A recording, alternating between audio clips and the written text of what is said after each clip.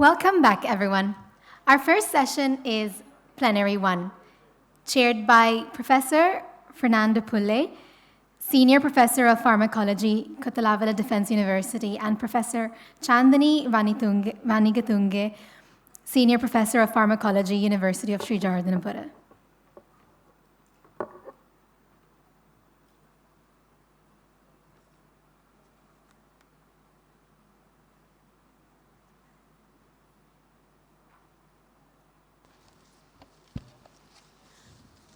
Good morning, everyone, and welcome to the first plenary of the Clinpharm 2024 academic sessions. To start the proceedings of the academic sessions, the first plenary will be delivered by Professor Priyadarshini Galapathy. Professor Galapathy needs no special introduction to this audience, but as is customary, may I please read out her citation. Professor Galapathy is the Senior Professor of Pharmacology at the Faculty of Medical Science, Medicine, University of Colombo. She is also a WHO consultant on medication safety, Patient Safety Flagship Unit, WHO Headquarters, Geneva, Switzerland. Over to you, Professor Galapathy.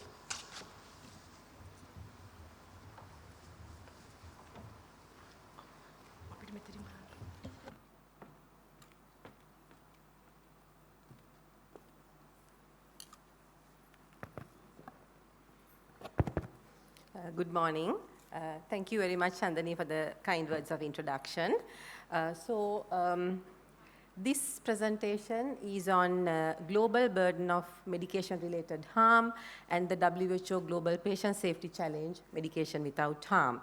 So in this presentation, I would be talking about the global burden on medication-related harm based on many systematic reviews that have been recently published, and then the WHO Global Patient Safety Challenge, Medication Without Harm, which was launched in 2017, and on the strategic framework and its components, and then the Global Patient Safety Action Plan, which is, and one of the components of the action plan is the Medication Without Harm Global Challenge, and I will show you the performance of the challenge according to the member state survey that was conducted and published recently. Just to set the stage for this talk, I think almost all of us have taken medicines at some point in time, and it's the most common medical intervention anyone in the world receives, because anyone would have received medicines at some point in their lives. So we know that medicines have increased the life expectancy, and people live long despite having many diseases, thanks to many of these advances in the medicines that we have seen in the last century.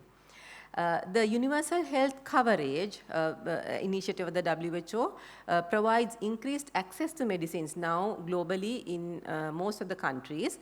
And with increased access to medicines, we also see increased medication-related harm. So therefore, there is a need to ensure that we use these medicines safely. However, this evidence related to medication errors and medication-related harm come mostly from the developed countries. There are many definitions on medication errors, and this is the definition which was given by the National Coordinating Council in the US, and now WHO is using in many of the publications. So it's a preventable event. That is the most critical word here. It's a preventable event that may cause or lead to inappropriate medication use or patient harm when the medicine is in the control of either the healthcare professional, patient, or the consumer. Because sometimes you may not be a patient, but you are taking medicines. So those events could be related to the professional practice or the healthcare products or the medicine that the people are taking, the procedures that are there, and the many systems that we have for usage of medicines, including the prescribing, the medication use process, prescribing, the transcribing, the labeling, packaging, and nomenclature of medicines, as well as distribution, administration, right up to monitoring of the medicines and the usage of medicines by patients. Medication-related harm in the developed countries was recently reported in this 2022 report by the OECD, the Organization for Economic Cooperation and Development. This publication was published at the time that the World Patient Safety Day in 2022 was made on the medication without harm, on the theme. And that showed that as many as 1 in 10 hospitalizations in the OECD countries may be caused by medication-related harm, and 1 in 5 patients experience during hospitalizations.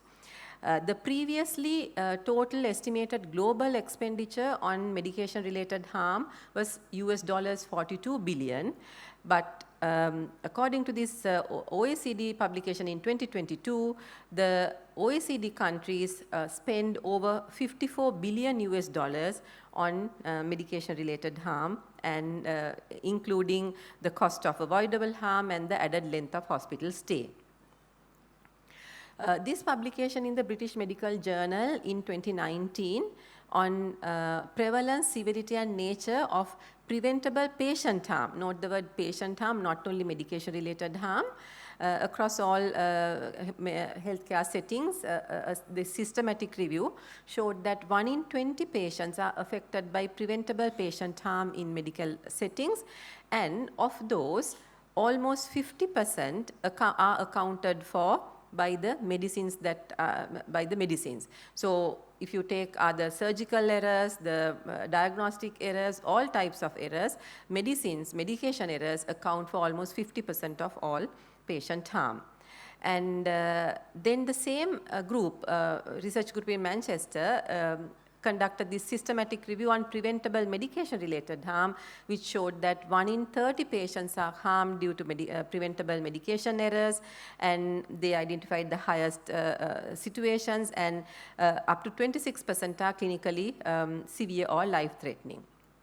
WHO commissioned the research group in Manchester to conduct expanded systematic review on preventable medication-related harm, the global burden, which was published actually early this year, and it has data from 100 studies conducted up to 2023, which has actually 30 studies from low and middle income countries and 70 from high income countries. The regions are given in this slide.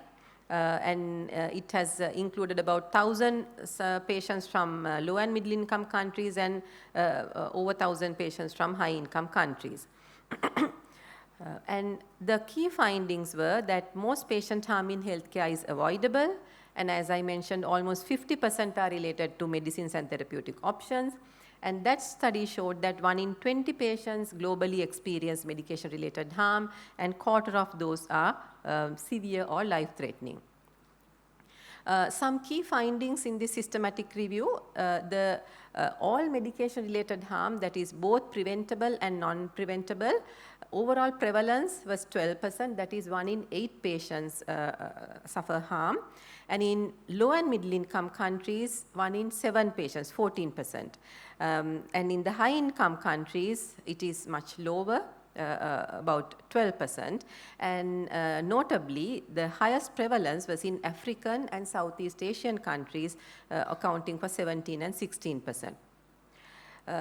Looking at the preventable patient harm, according to the systematic review, in low and middle income countries it was almost 7%, which is 1 in 15%, almost double the rate in high income countries, which is at 4%. That will be about translating to about 1 in 25 patients.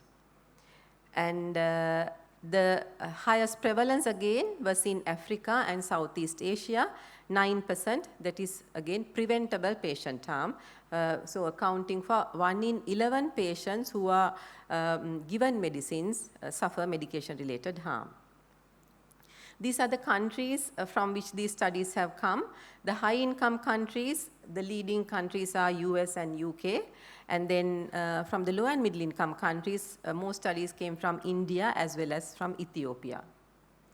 The care settings were highly specialized surgical care, 13%, as well as geriatric care settings. And if you consider the age and gender, the medication-related harm was mostly prevalent in older patients over 80 years of age, and there was no significant gender difference. And again, this study showed that almost 1/4 of patients suffer severe or potentially life-threatening harm due to these medication errors. The systematic review looked at the stages where these errors occur, and globally, most common errors occur at the prescribing stage, or nearly 50%, followed by monitoring, administering stages. This is the global data. And if you take the low and middle income countries, the rates of prescribing errors go up to 78%.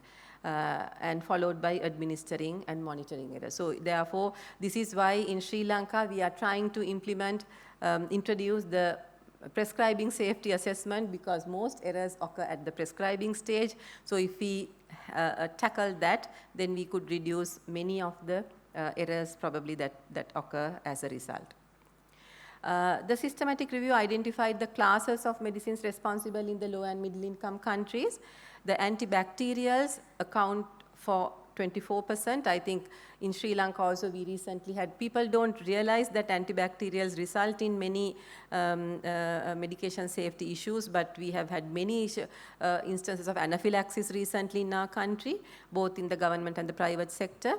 Antibacterials, endocrine therapies, which includes insulin, steroids, anticonvulsants, and antipsychotics were the other leading drug classes. So this systematic review showed that it was medication safety is a global challenge, and this particular analytical modeling, which was published in 2013, showed that out of all the global unsafe medical care, adverse drug events is the leading cause compared to, for example, catheter-related UTI, falls, pressure ulcers, venous thromboembolism.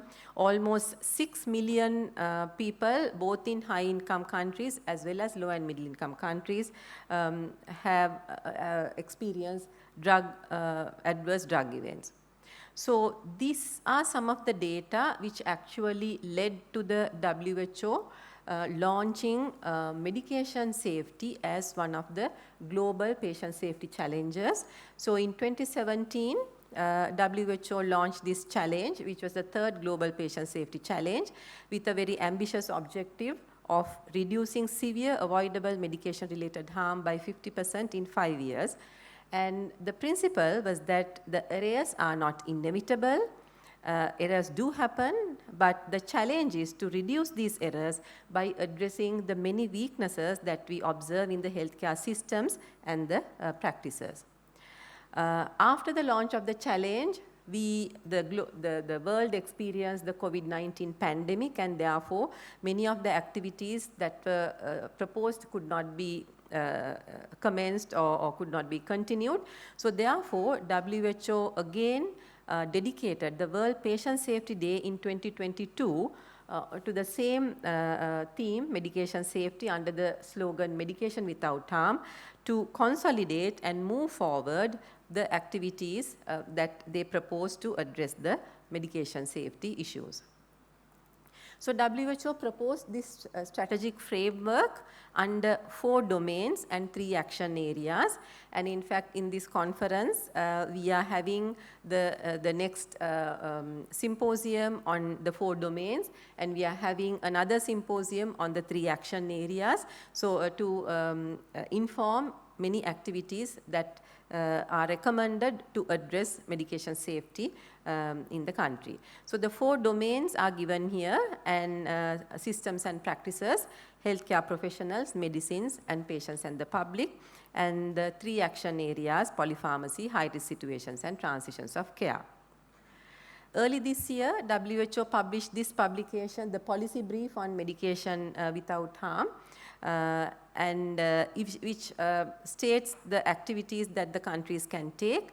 So multi-level interventions are needed at the global, regional, national, and the hospital levels to address medication safety, and WHO proposed countries developing action plans on this strategic framework addressing the 4 domains and the 3 action areas, and many countries started initiating these activities at national level as well as at the hospital level.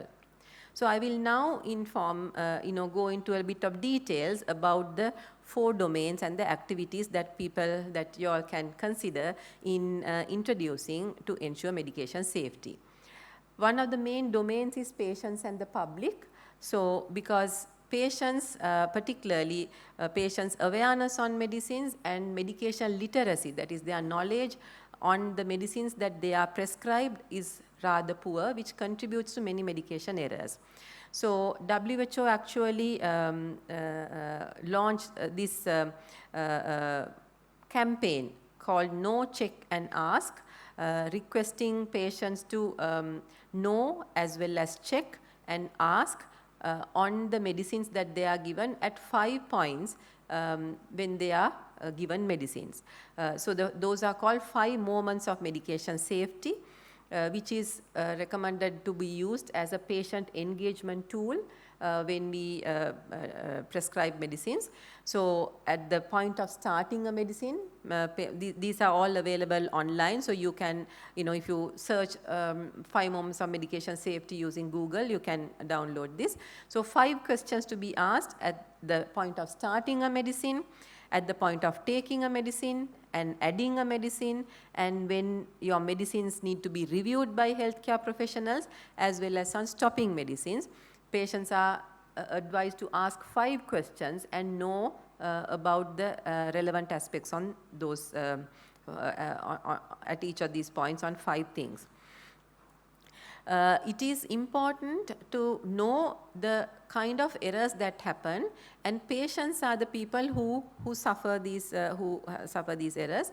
So it is recommended that we promote patient reporting of incidents, the medication errors, and because very often it is left to the healthcare professionals, but if patients report, then we will know more on the errors that occur, as well as involvement of the patient organizations. So in high income countries, patient organizations are actively involved in many medication safety initiatives, but it is something which is not really happening in this part of the world. So these are some things that are promoted and recommended. The next important category, important domain is the health and care workers, healthcare professionals.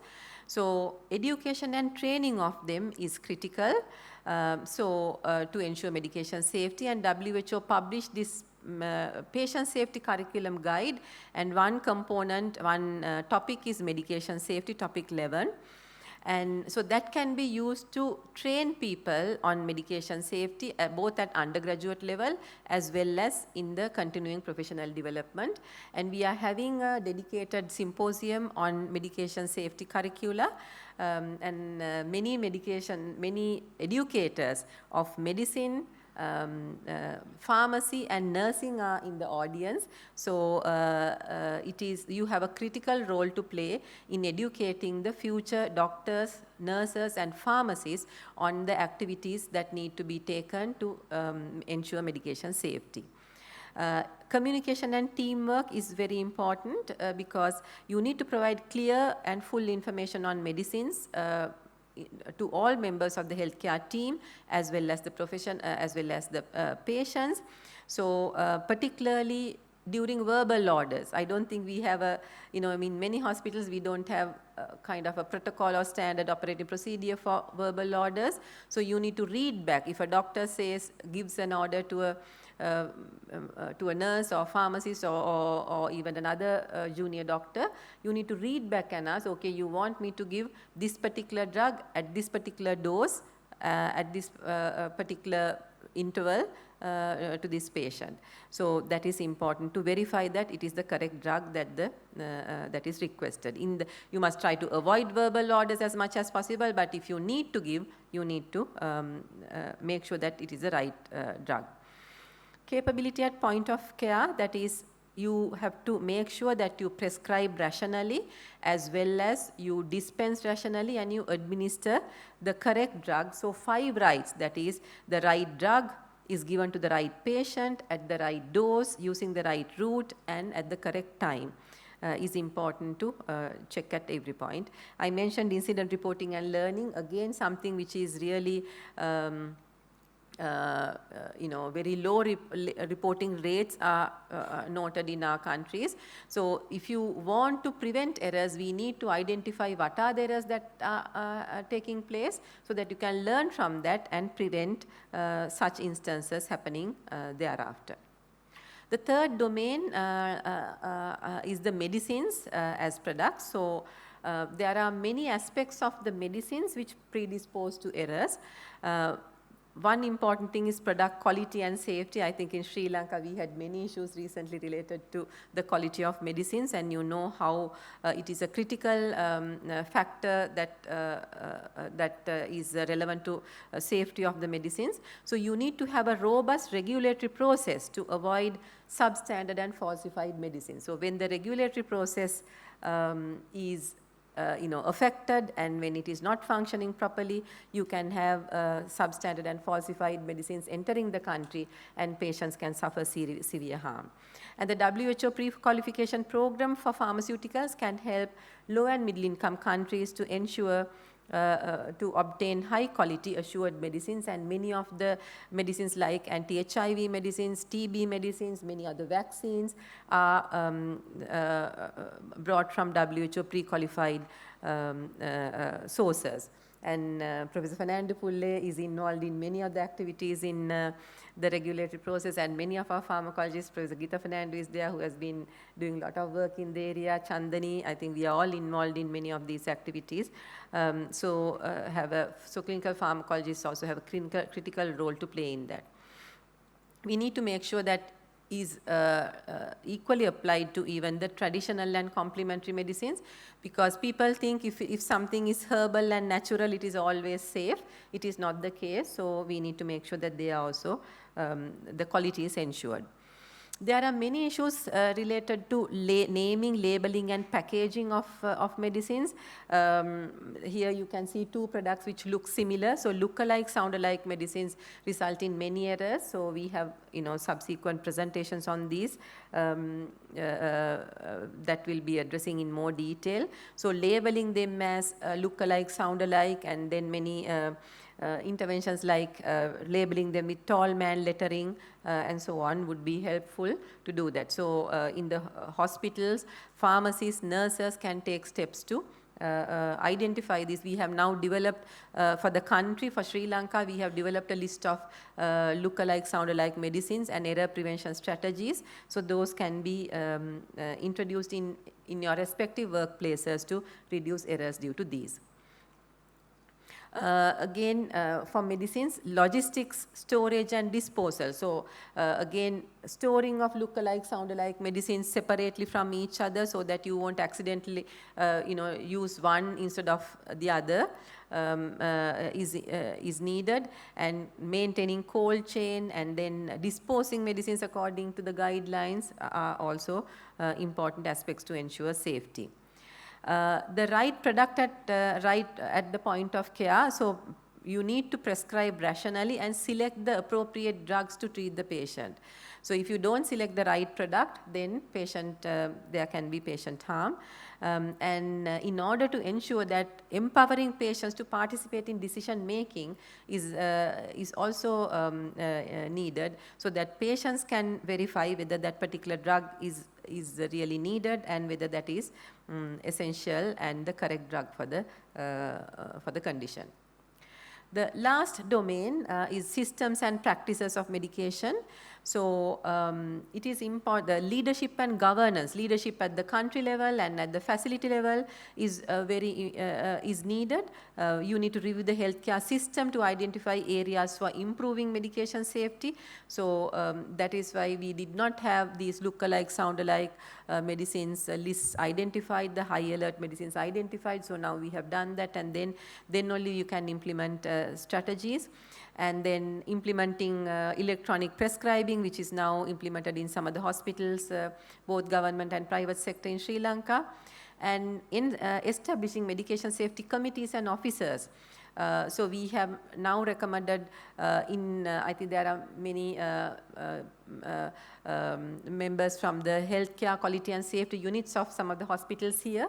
So identifying a liaison pharmacist as the medication safety officer can ensure that these interventions are implemented in the hospital. Then in the medication use process, prescribing, preparation and dispensing to do it appropriately, and you can use sometimes technology, as I said, computerized, and in some places barcoded dispensing can help to reduce errors. And another critically important intervention is medication reconciliation, particularly at transitions of care, where patients at the point of entering the hospital or from discharge of the hospital, you need to verify that the drugs that the patient is getting are the ones that they really need. So in other countries, there are clinical pharmacists. Unfortunately, we don't have that category here, and we need to address that. The last two items under systems and practices are again administration and patient monitoring, implementing strategies for specific to each specific and setting, like prioritizing the areas where errors occur more, like perioperative situations, emergency departments, children, elderly, so that if you prioritize them where errors can occur more, and implement interventions. And also we need to analyze the medication errors and then learn from those and implement strategies to prevent those in the future. And you do and monitoring of your activities and evaluation, and then making further plans based on the findings is needed. So that is what we are planning to do. We have implemented the National Action Plan, and we are planning to review it next year, which is 5 years since the implementation. So we want to see how far we have gone, and then take steps to work on areas that have not been addressed adequately, as well as implement in many other sectors, and also develop the next plans for the next 5 years. The 3 action areas are high-risk situations and high-risk medicine. There's a list of high-risk medicines. PINCH O is the acronym, and we have now developed a list of high-risk medicines for the country to take error prevention strategies. There will be many presentations subsequently on these, so you can learn more on that. Again, transitions of care, I mentioned medication reconciliation. And polypharmacy, again, a very important situation where you get many errors occurring. So deprescribing and rational prescribing needs to happen to address polypharmacy. So the World Health Assembly in 2019 adopted a resolution, this Global Action on Patient Safety, and it recognized global patient safety as a global health priority. And it established the World Patient Safety Day, which is celebrated every year on the 17th of September, and formulated a Global Patient Safety Action Plan for the next 10 years, 2021 to 2030. And in that action plan, there are 7 strategic objectives, and I'm not going to go into details. So in that 7 strategic objectives, the implementation is using this 7x5 matrix. Under each strategic objective, there are 5 strategies. And under safety of clinical processes, the strategy 3.2 is the global patient safety challenge, medication without harm. And then there are many other strategic objectives which address many components of the challenge, like education of professionals, safety of medicines and devices, and incident reporting and learning, and so on. So the WHO conducted a member state survey on this Global Patient Safety Action Plan, and even Sri Lanka contributed to this. And early this year, actually just last month, we published this Global Patient Safety Report using the member state survey. And in that, we found that only 21% of the countries have established target for reduction of medication-related harm, which is one of the co-indicators.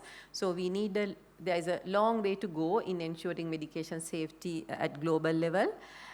Although many countries are, about 70% of countries are addressing medication safety, but the achievement of the co-indicators needs to be worked on. So WHO has provided many resources to address medication without harm challenge, which all countries and hospitals can use. For example, this is the challenge. Which I explained, the strategic framework, and I explained 5 moments of medication safety. And the 3 action areas, there are 3 technical reports on high-risk situations, transitions of care, and polypharmacy. You can download all these freely if you just do Google. All these documents can be downloaded. This is the No Check Ask campaign. The medication safety for look-alike, sound-alike medicines, this was also published last year. So many interventions that can be taken to address safety of look-alike, sound-alike medicines are given there. I mentioned the 2 other documents that were published early this year by the WHO, which is the policy brief on medication safety, medication without harm, which outlines the 4 domains and the activities that can be taken to address each of the domains in hospitals and countries, as well as the global burden on medication-related harm, the data from which I presented at the initial part of this, of my presentation.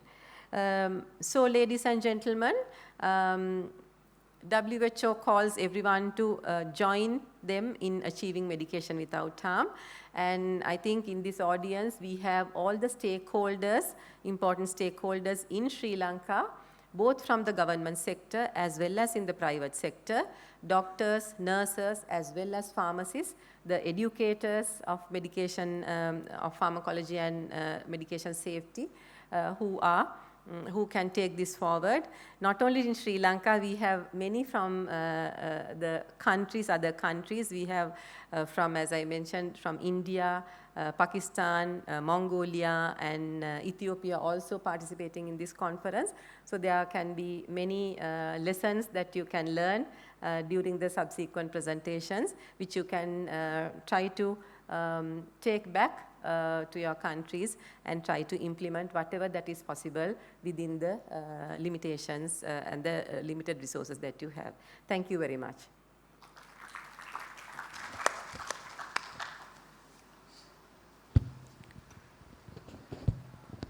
Thank you, Professor Priyadarshini, for that very informative and also, targeting Sri Lanka in particular regarding safety of medicines.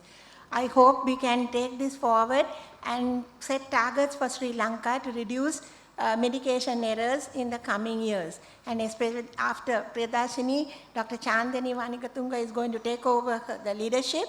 And I'm sure we can achieve a lot of these that have been started by our association.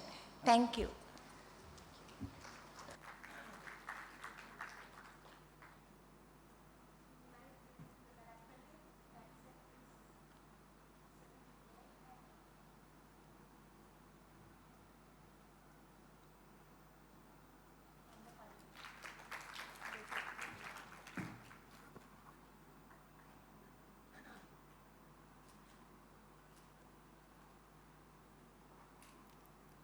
Thank you very much. We now move on to Symposium 1, chaired by Professor Pradeepa Jayawardena, Professor in Pharmacology, University of Sri Jagadhanapura, and Professor Priyanga Ranasinghe, Secretary, SLA CPT, Professor in Pharmacology, University of Colombo, focusing on domains to address for medication safety.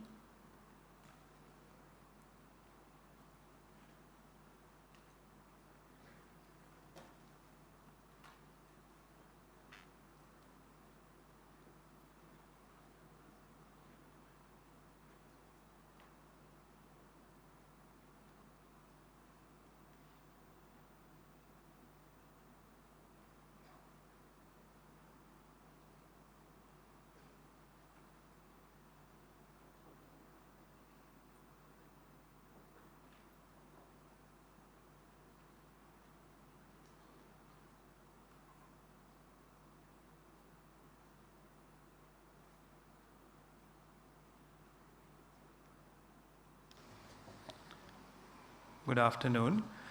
Welcome to the symposium number 1 on domains to address for medication safety.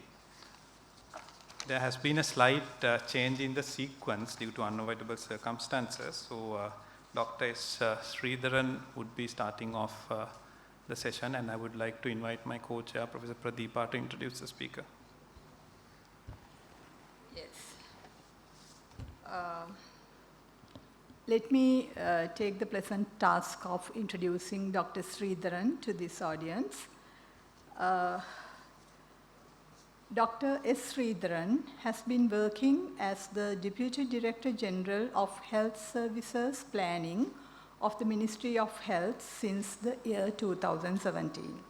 He has master's and a doctorate degree in medical administration, Commonwealth Executive MBA, and also has postgraduate diplomas in healthcare management and TQM. He was in charge of the first hospital quality management unit in Sri Lanka at Castle Street Hospital for Women. And Dr. Sridharan was also the founder director of Healthcare Quality and Safety and the director of the Directorate Healthcare Quality and Safety of the Ministry of Health Sri Lanka, which was established in 2012, and it is said to be the apex body for the healthcare quality and safety programs in Ministry of Health. He has also worked as the Director Organization Development and Director Tertiary Care Services too. He has carried out several types of research in health management, especially related to healthcare quality and safety. Dr. Sridharan has many publications and presentations done locally and internationally, and also he has served as the member of the Asia Pacific Observatory on Health System and Policies. He also serves as the Board of Study Medical Administration in the Postgraduate Institute of Medicine of the University of Colombo. Dr. Sridharan, over to you to talk about systems and practices, incident reporting in a no-blame culture. Yeah, thank you, and good afternoon to you all. First of all, I wish to thank SLACPT to invite me to deliver this presentation on systems and practices, incident reporting in a no-blame culture. Actually, please excuse me, I am running with a viral infection. So I have a bad throat. Yesterday I told her whether I can send somebody else. So Professor Priyadarshini told her, no, you have to come. So I have to leave work a bit early. So I had took some medicine and slept at 8 o'clock in the morning and got up at 7 o'clock. And after, before coming here, I took loratadine and Panadine so that I can speak to you at least in a better way. So brief history of patient safety in Sri Lanka. So actually, patient safety started in 1850s with Florence Nightingale in the Crimean War. You all know that one. And after that, in 1970s with anesthetists. For this, there are two gases. They separated with different colors, and as Professor Priyadarshini told, to err is human. The work started somewhere in 1997.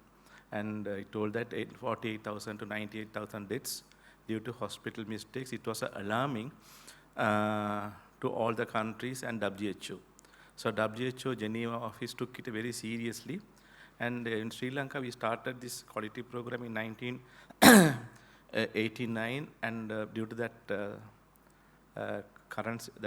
that situation at that time in the country, and we could not continue with it. So we started in 2000 at Castle Street Hospital with quality fails when system fails, but we didn't much know about patient safety. So we learned patient safety on our own, self-learning with BMJ journal on quality and safety. That's a journal. With that only we learned about patient safety, and we started introducing some sort of interventions. So we found that with the regulation, patient safety cannot be implemented. It is, we have to create a culture for patient safety. And in 2012, when the directorate was established, we cordially worked with the WHO, and first a couple of the audience maybe presented there. First, we had this patient safety workshop in 2012 November, and from there we worked very hard to introduce patient safety in the to bring into the sorry for that, Sri Lankan system.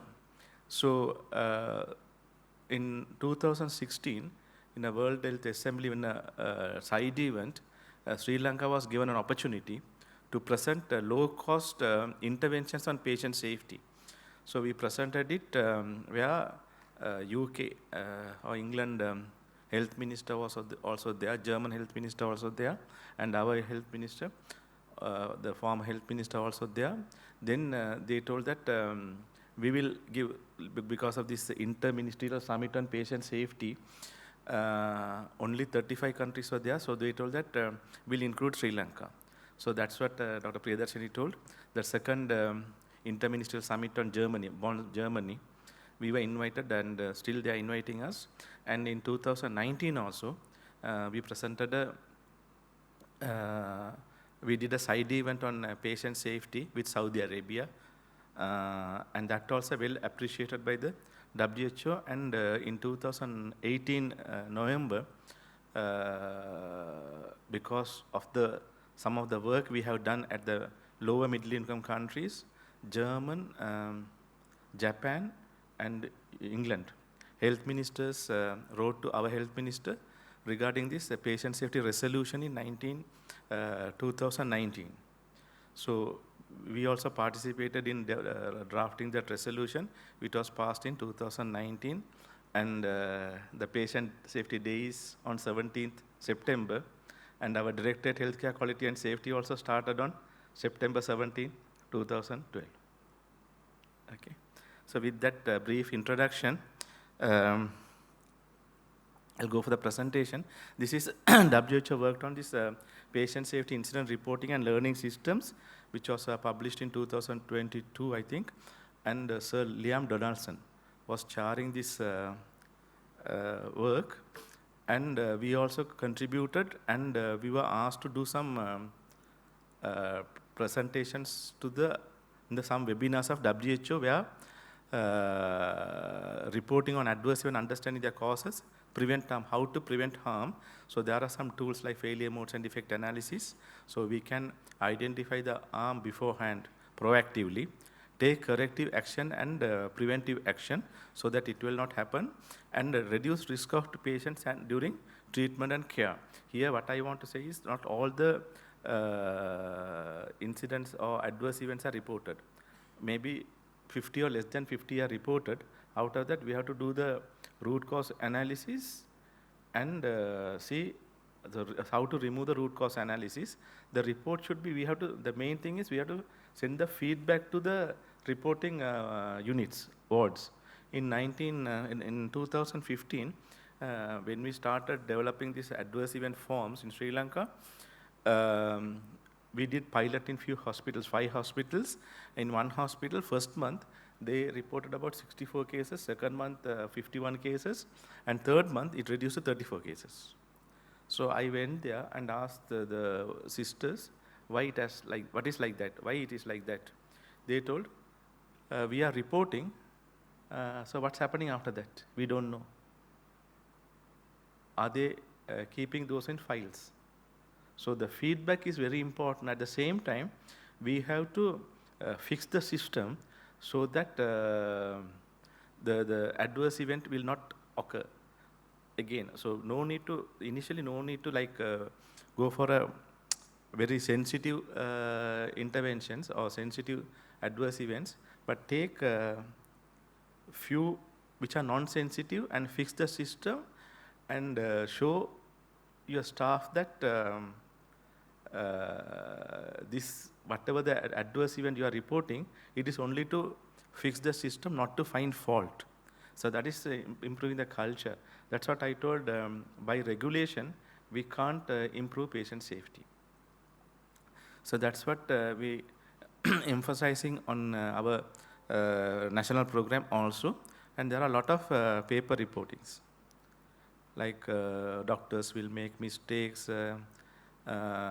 This cancer boy dies after blunder injection nowadays about immunoglobulin and so on. So poor medical literacy causes errors in Sri Lanka. So, so purpose of patient safety reporting and learning system is adverse effects, because it is very important because nowadays it is very much highlighted in the media. Even a small incident, it comes in Sirasa or Swarnavahini and in papers without knowing the fact. So we should not allow the non-health or the people without any health literacy to criticize our health professionals. So other thing is lessons learned from other countries. So that's what this type of workshops are organized. And patient complaints, we have to give due respect to the patient complaints, because regarding this patient health, they know better than us, and the understanding of cost of poor quality. So people, when we started this program, people criticized, personally they criticized us, saying that this is very costly affair. So by introducing this quality and safety program, we can't reduce this prevention and appraisal cost, but definitely that's a definitely we can reduce this internal failure and external failure cost, where external failure cost has a big impact on the hospital sector. And to ensure safety and quality standards within country, hope Dr. Mahipala would address this regarding this establishing accreditation council and patient safety. So with the clinicians developing these packages. So whatever the services available in Tissamarahama should be available in Medirigiriya also. Okay, so people will not bypass. So that this, so we have submitted 6 cabinet papers, and we have got, we will get some funds from, not some, 150 million from World Bank, which can be enhanced to another 80 million, that is 230 million. And ADP we are working, planning unit is working. Now we forget to get 80 million. This World Bank funds mainly for the primary care, improving the primary care settings and few secondary care, but this ADB funds totally for the secondary care hospital, where this patient safety we have incorporated in both the ADB and World Bank plans. So responding to a safety incident report, when an incident report, initially, definitely we have to look at the clinical condition of the patient.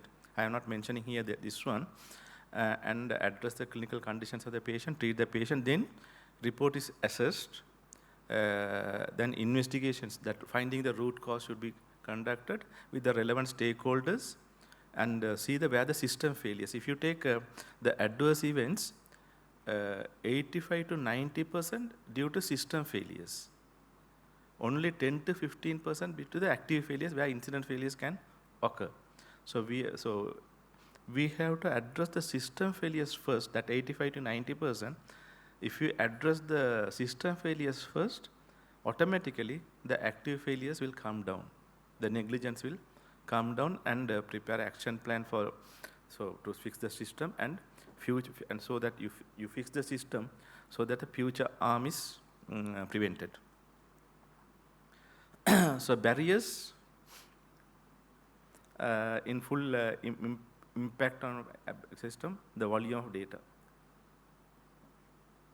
And the culture, we have a hidden culture, like hiding these adverse events. So we had a meeting with the Aegis department when I was Director Healthcare Quality and Safety, after introducing this incidents report, whether we can give immunity for the adverse events reporting or investigations. So some countries, they have immunity towards that, but in Sri Lanka not so. So we have to create a culture within the hospitals so that they will, without any fear, they will report the adverse events. And investigative capacity, do have investigative capacity. So very difficult to find out these diagnostic errors, because every college, every school has their own thoughts. So assessment of patient safety incident reports, you can review individually, study in aggregate, or investigate fully. So definitely investigation fully is important, but sometimes aggregate also very important, because when you take the patient falls, so if you take the patient falls alone, if there are about 30 falls, if you study all 30 falls, maybe majority, 80% may be due to some slippery area in a toilet. Okay, so the 80-20 rule applies, and you can, by doing minor repairs in the toilets, you can avoid such patient falls. So when we did this piloting of this adverse event reporting forms, so one hospital, like I think Kilinochi, when we the pilot study findings were presented to WHO. WHO had a workshop in Colombo for this incident reporting and learning system publication. So we presented that one. So how patients were protected when they are going, when they are taking from wards to the diagnostic centers in a trolley. So there were some few incidents, patient felt a bit discomfort. But there are some challenges we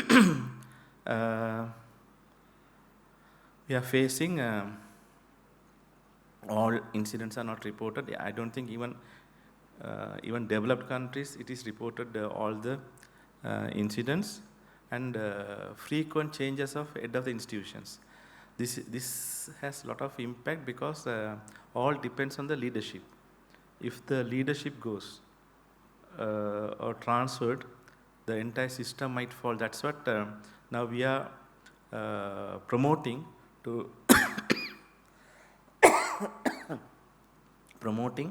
develop this steering committee on healthcare quality in all the institutions, with 7 to 9 members containing all categories of staff, consult, doctors, nurses, PSM category. So that the steering committee, all members of the steering committee will not get transferred on one day.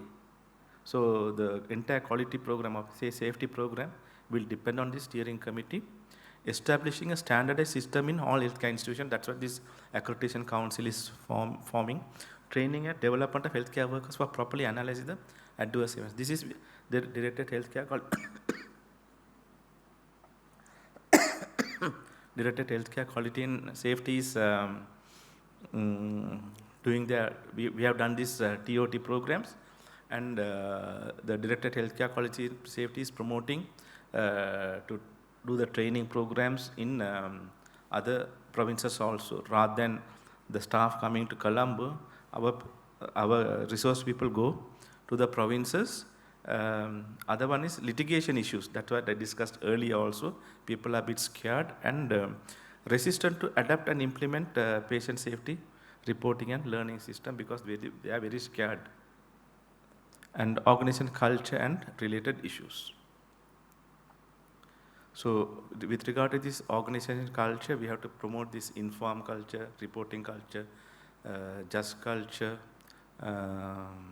learning culture, and open culture. So in that case, open culture, everybody has, not one person, everybody has given opportunity to discuss about patient safety issues. So, so how we overcame the resistance? Healthcare Quality and Safety Committee in Sri Lanka Medical Association we established in 2012, and involvement of all professional colleges, training schools, postgraduate Institute of Medicine, and University of Colombo.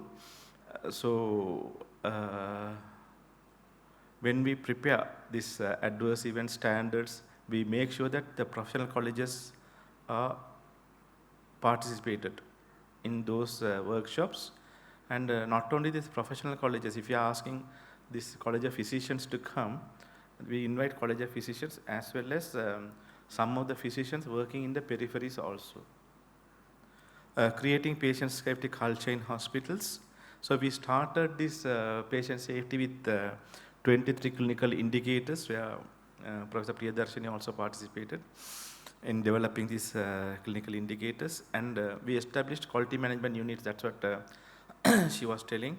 So base hospital upwards, we have quality management units, and for the primary care institutions, there's a quality management unit at the RDHS level. So we conduct these performance review meetings every quarterly for the line ministry and every half yearly 6 months with the provincial ministry hospitals. And it is not only the performance review meeting, it is sharing their best experience also. So each hospital learned from others. So other one is starting the postgraduate diploma in healthcare quality and safety. We started in 2018. So this is not only for doctors, for all categories of staff, and providing feedback and fix the system after reporting and adverse events. So this is we are promoting to the head of the institutions. When you do this root cause analysis, make sure that you fix the system so that the same adverse event will not occur. So the staff will get confidence with the program. This is the way forward. I think Dr. Mahipal would have explained this in detail about this in his inaugural speech regarding this accreditation system and primary care, because 80% of medication errors in primary care institutions are preventable. So we are working on that, and we have introducing this checklist and this clinical packages. We have already finalized a national action plan on medication safety, and now we are introducing this digital health system to identify the readmissions, and the adverse events can be informed online. So the same system in UK like Datix, we are working on that with our health information unit. So this is my brief presentation. Thank you. Thank you, Dr. Sridharan. We will take questions at the end. Let me introduce the next speaker, Professor Chandani Vanigatunga. Professor Vanigatunga graduated with second class honors from the North Colombo Medical College and obtained MD in General Medicine from the Postgraduate Institute of Medicine, University of Colombo. Following that, she completed her training in internal medicine and clinical pharmacology in Australia and was board certified as a specialist in general internal medicine in 2002. She is a senior professor and currently the chair professor of pharmacology at Faculty of Medicine, University of Rijawardhanapura, and also the deputy director of the PGIM. She is also the president-elect of the SLACPT. Her research interests include rational prescribing, antibiotic use, medication safety prescribing in older adults, cultural competence, and research ethics. Over to you, Professor Vanigatunga. Thank you very much, Priyanka, for that introduction. And thank you for the organizers for giving me this opportunity to share with you about medication literacy and addressing the challenges as we can see. So taking on from what Priyadarshini said, this is basically about no check and answer. So I would like you to think about you as a patient. It's not very difficult because all of us would have been patients at some points in our lives. And think about what I'm going to talk to you today. None of what I have taken really are from papers or anything because it's very difficult to find papers of this particular area coming from our part of the world. But there are a few and I'll share those with you. So very briefly, I will take you through what medication literacy is. What do we mean by that? What skills are needed if you are a patient to be literate in your medicines? And then we will go on to look at the challenges that we have to implement medication literacy in Sri Lanka. In other words, what are the problems we will encounter when it is no check and ask for the patients? So if you're a patient, you realize that taking medicines is quite complex. It's not that simple, really. If you really, really want to take medicines properly, you will need to read the medication labels. You have to obtain and understand associated medical information about the condition that you are being treated for, and about the various details about the medicine itself. And not only should you get that information, should be able to comprehend what is being said and comprehend the instructions that you might get as a patient. And of course, very rarely you might be expected to calculate or measure the correct doses. For adults, like taking that insulin pen, looking at that tiny number and getting exactly the right dose, twisting an inhaler if you have arthritic fingers, measuring carefully so that the child gets the right medicine. So these are not so easy, and they would need a fair amount of cognition. Vision should be good. There should be some dexterity to do what I just highlighted. And of course, there might be individual issues with swallowing. Because recently I had a friend calling and asking, do you have this antibiotic in a dispersible tablet, because my mother can't swallow these tablets. So those are also important when you have to use medicines carefully and to understand what is being said. So it is in that context that we know that if you have correct information, you can make informed decisions. And when you make informed decisions, we have better patients and better health outcomes. So that's quite natural. It automatically follows. You know what you need to do. You can take the right decision. And then obviously the outcome is what is expected. Into this comes health literacy, where everything about health comes in, and one part of it is medication literacy, which is highly specific. It's much more difficult than understanding about diseases, because medicines are specific. Precision medicine is what we were told in the morning. So it has to be tailor-made then. If you are a patient, and if I'm a patient, if both of us have diabetes, the information that you and I will get should not be the same. So that is how we are different when it comes to medication literacy. So medication literacy is defined as the degree to which individuals can obtain, comprehend, communicate, calculate, and process patient-specific information about their medications. So just like medicines, one size doesn't really fit everybody, the medication information also is like that. One size will not fit everybody. And with that, you can make informed medication and health-related decisions. And with that, we can safely and effectively use our medicines. Now, it has been shown that how this information is delivered, whether it is written, oral, or visual, is not the main factor. What matters is we get the information in one way or the other. How you do it, again, will depend on the patient, the instance or the situation in which we give that information, and sometimes it will be culturally specific as well. And I'll come back to that in a little while. So obviously then, medication literacy helps patients to make well-informed decisions about the medicines they take and understand how medicines will affect their health, improving the outcomes that you want. Now, if you are a patient, what sort of skills do you think you would need to understand about the medicines that you are being prescribed by your doctor? Think about it for a minute.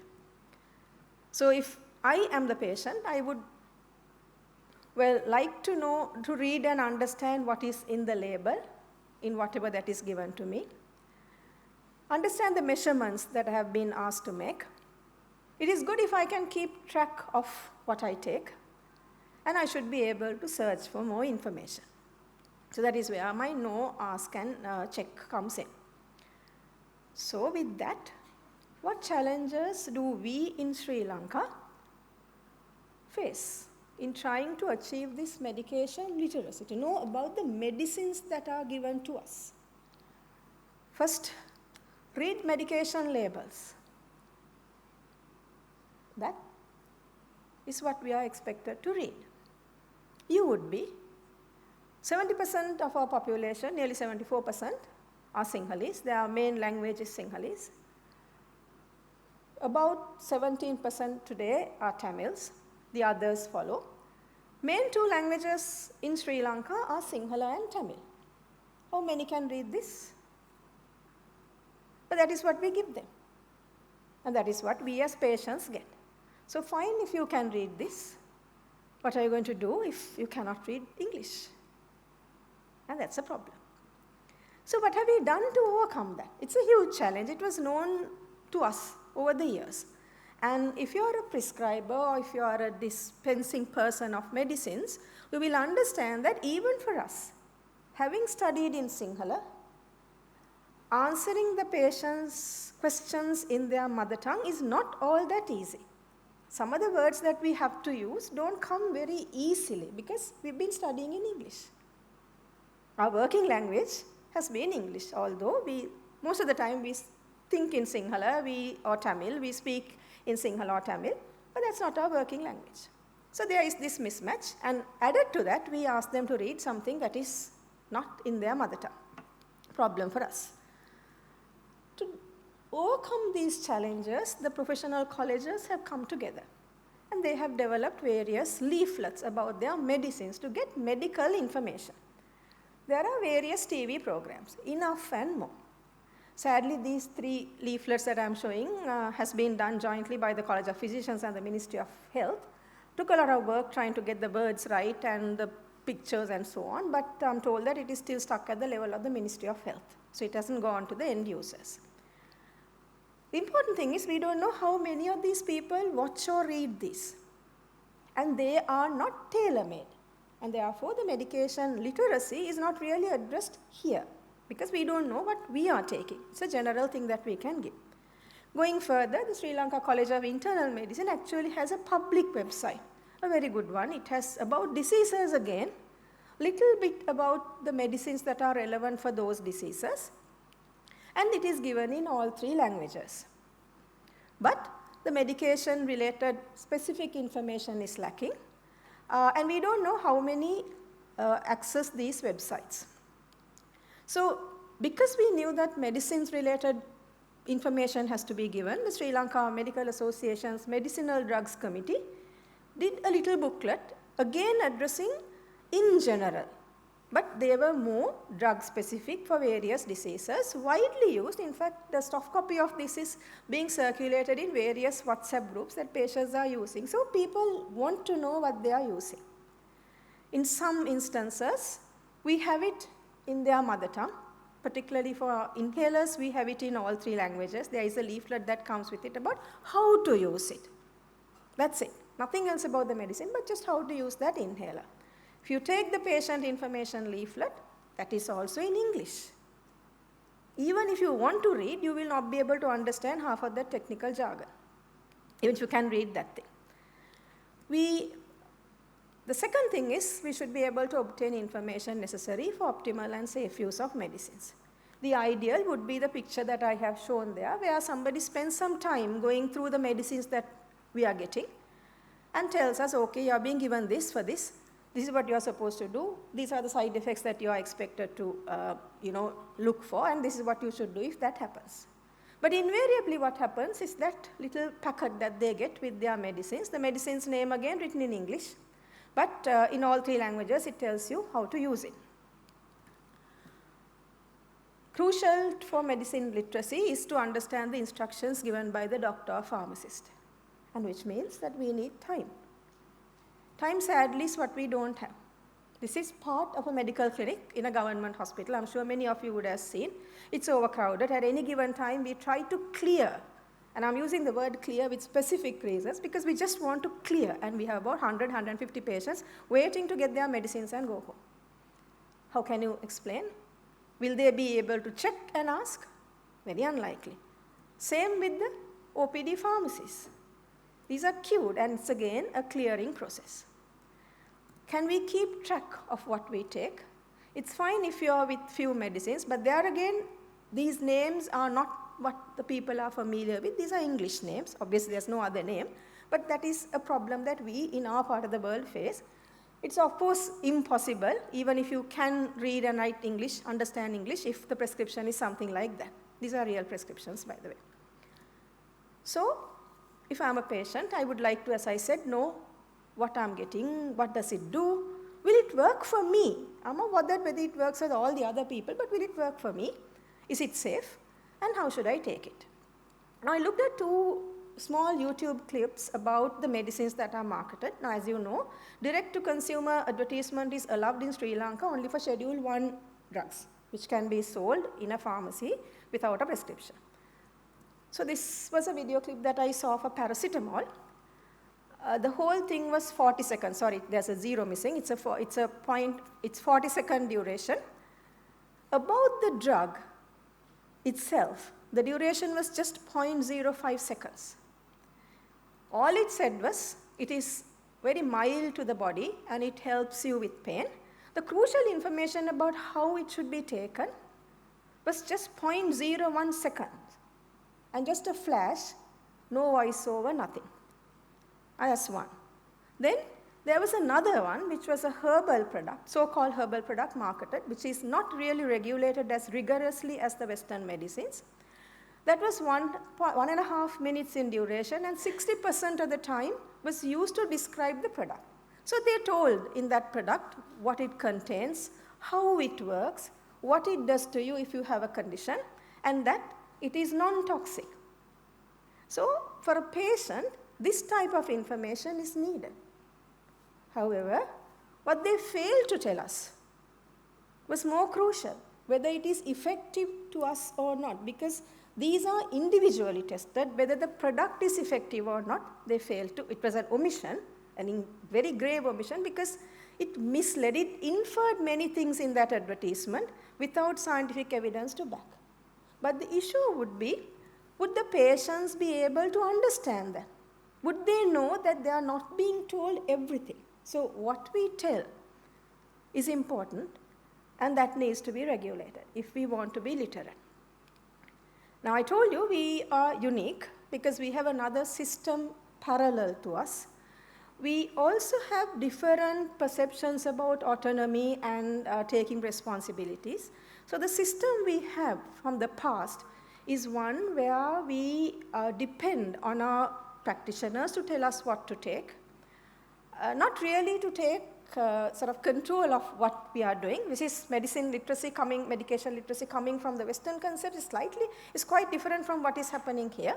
So these are people who are used to going to the native practitioners, the Ayurvedic practitioners, who will tell them take these things, but nothing about what we discussed earlier.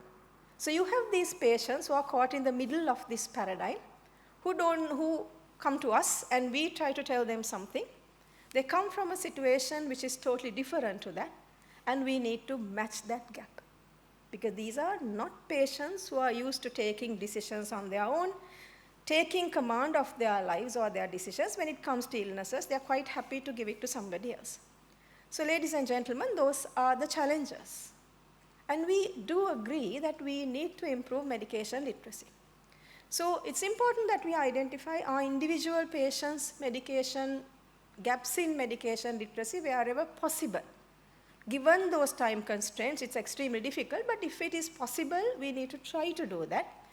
We need to build their medication literacy. There is a lot of work that we need to do. As you can see, the gaps are enormous, but those are gaps that can be bridged, and keep on assessing their understanding, topping it up with every occasion that we get. It is something that we should do. How we are going to do this is something that we have to think about very carefully, considering the patients that come to us for treatment. So thank you very much for listening. Think about what I said. Thank you, Professor Chandani Manigatunga, for that informative and talk about medication literacy, and she talked about the challenges that we faced. Let me now introduce our next speaker, Professor Rohini Fernandopulle. Senior Professor Rohini Fernandopulle is currently the Professor of Clinical Pharmacology and Therapeutics at the General Sir John Kotalawala Defence University. She is an emeritus professor in pharmacology, Faculty of Medicine, University of Colombo. Until recently, she has been the WHO National Consultant on Regulatory Functions to National Medicines Regulatory Authority. She is National Expert on Regulation of Medicine and Pharmacovigilance. She has served as a member of many expert committee meetings of the WHO, Uppsala Monitoring Center and the Ministry of Health, Sri Lanka. She has trained many juniors who themselves are now experts in various disciplines, and you were my first pharmacology teacher, madam. She has been a recipient of many prestigious awards, too many to name them. She has authored over 75 publications and written chapters and books. Over to you, madam, to talk about medicines as products, standard and falsified medicines. Thank you, Pradeepa, for that words of introduction. And I also thank the President and the Council for giving me this opportunity to talk on substandard and falsified medicines. This has come to light with the IVIG problem we had last year, so it is very much topical, and I hope I can educate the doctors as well as the pharmacists who are the gatekeepers of the drug distribution, regulation and distribution, to take part in making getting good quality medicines into the country. So these are what I'm going to talk about: the introduction, the definitions, the extent of the problem, consequences, characteristics of products that are at risk, detection strategies, role of the regulator, the role of the healthcare professional, and the reporting of these events to the NMRE. So why are we so worried about getting good quality medicines? Now, as Dr. Mahipala told you, that the amount of money we are spending on the medicines. Just to give some information to the experts who are here with us, Sri Lanka has a free healthcare system, which is irrespective of your social standing or geographical distribution, everybody will get free medicines from the healthcare sector. And the public sector, if you note, 95% of inpatient care is from the state sector, and 100% of preventive care. It's only for outpatient care that they share 50-50. So therefore, most of the health care is provided by the state healthcare system. And it is an example, it is always cited as an example to the rest of the world. In 2019, health expenditure as share of gross domestic product was around 4.09%. So with that amount of money, we are providing this healthcare service. The government spends, if you talk of 2019, 23% of the total health budget went on pharmaceuticals. And if you look at the pharmaceutical scenario in Sri Lanka, 84.6% of pharmaceutical needs are imported. And about 15, we have now started local manufacture, which caters to about 15.4% of the needs. And there are about 15 to 20 local manufacturers who are providing medicines to the country. Interestingly, greater than 80% of whatever is imported comes from India. They are manufactured and exported to Sri Lanka. The medicines are evaluated and registered by the National Medicines Regulatory Authority. And if from the legal point of view, our Drug Act incorporates substandard and falsified medicines under the definition of counterfeit and adulterated medicines. So we have the legal input for that. So by definition, these are the WHO definitions. A substandard medicine is also called out of specifications, because as a lot of them of you all are pharmacists, you all will know that if a drug is, say, BP, it is the BP, British Pharmacopoeia specifications, or if it's USP, it's United States Pharmacopoeia, and we also have some drugs which are from the Indian Pharmacopoeia. So, and the pharmacopoeias have monographs, and if it does not fit into the monograph, they are called out of specification. So these are substandard medicines. Unregistered medicines are medicines that have not gone through any evaluation. They are found in the country, and in Sri Lanka, this unique situation where people bring medicines into the country in suitcases. Right? They visit India, for example, because they're joining, and they bring in medicines in suitcases, and it is there for sale because we don't have enough foods and drugs inspectors to really check all this in the private sector or the retail market. And this is causing a big problem now because with economic crisis, this seems to have increased, though we have no data. And then finally, it's a falsified medical products that are deliberately or fraudulently misinterpret their identity, their composition or source. And this is now, this became a problem in 2023. We did not have a problem with fraudulent, falsified medicines up to 2023. So these products may have no active ingredient, as was seen with the immunoglobulin issue, where we had immunoglobulin in the country which was supposed to have been brought in from India, but ultimately it came out that it was manufactured in Sri Lanka with Indian labels, but it had no immunoglobulin in the vial. And it was tested and proven. Then it has substandard ingredients, undeclared ingredients, illegal or dangerous ingredients, then there are incorrect dosage, too much, too little, or variation in dose across tablets, and contaminants from unhygienic manufacture. So what is the extent of the problem? If you look at the global, WHO says that it's a global pandemic. So it's not very peculiar to Sri Lanka, it's a global pandemic.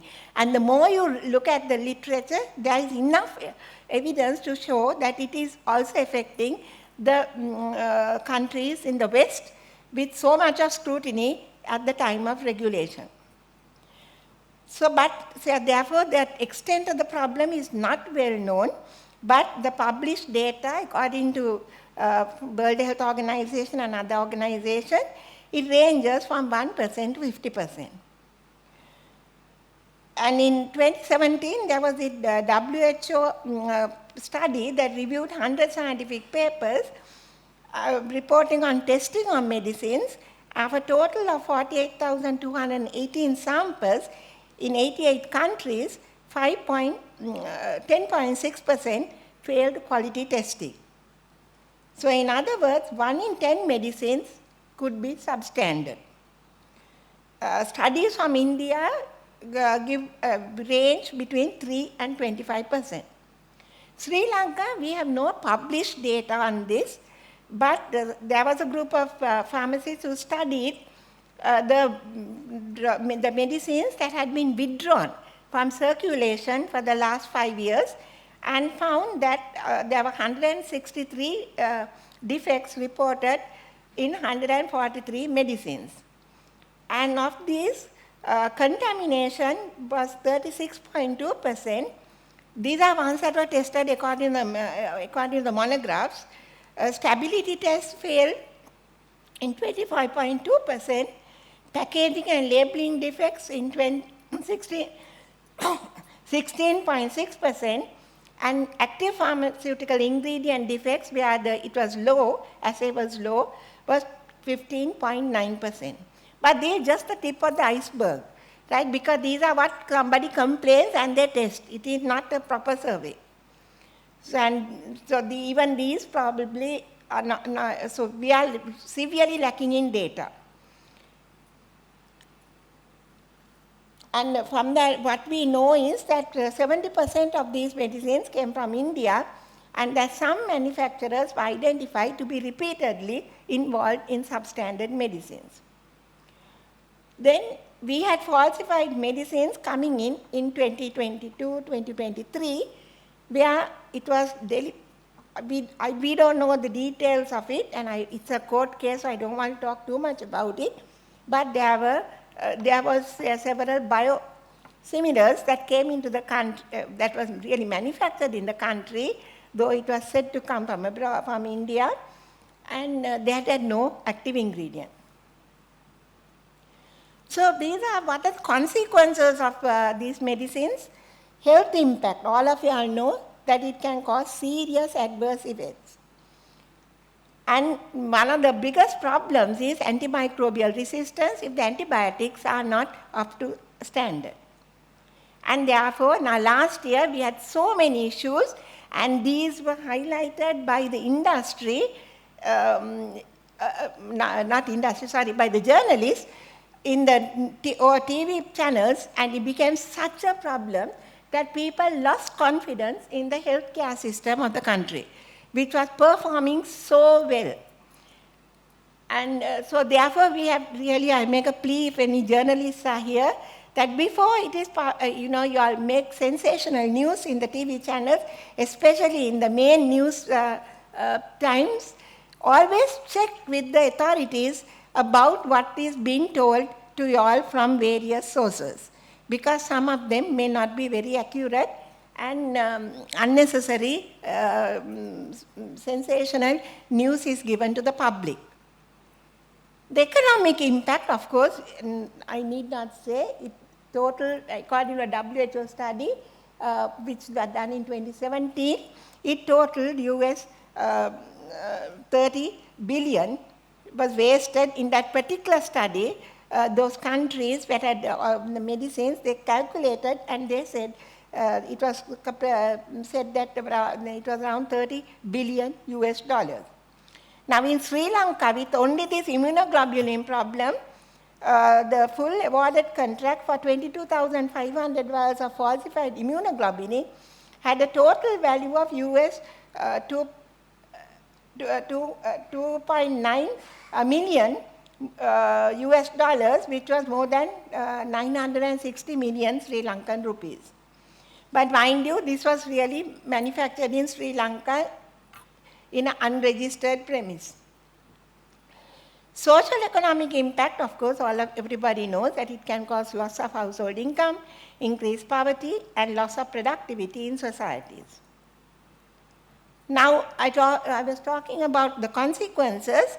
Now, so as I told you, they are not unique to low and middle income countries. Even high income countries as the US have these problems.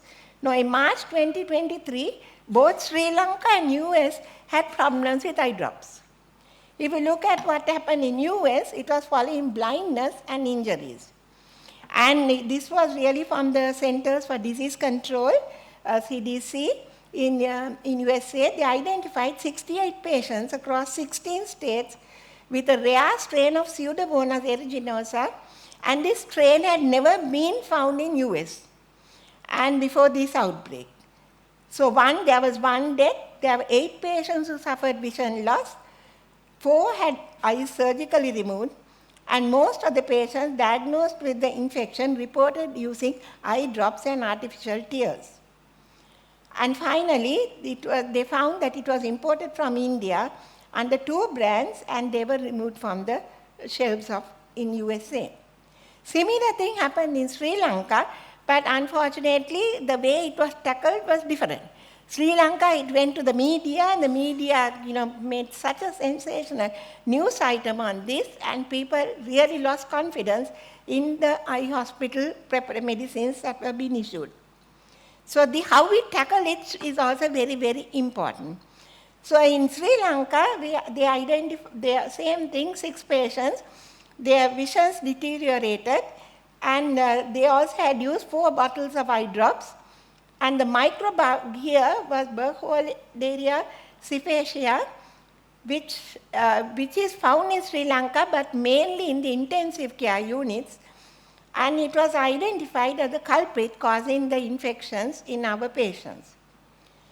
And this was due to prednisolone acetate ophthalmic suspension, which came from India, and it was recalled. But the difference here is the one in USA was not a registered product. whereas in Sri Lanka, it was a registered product that had this problem.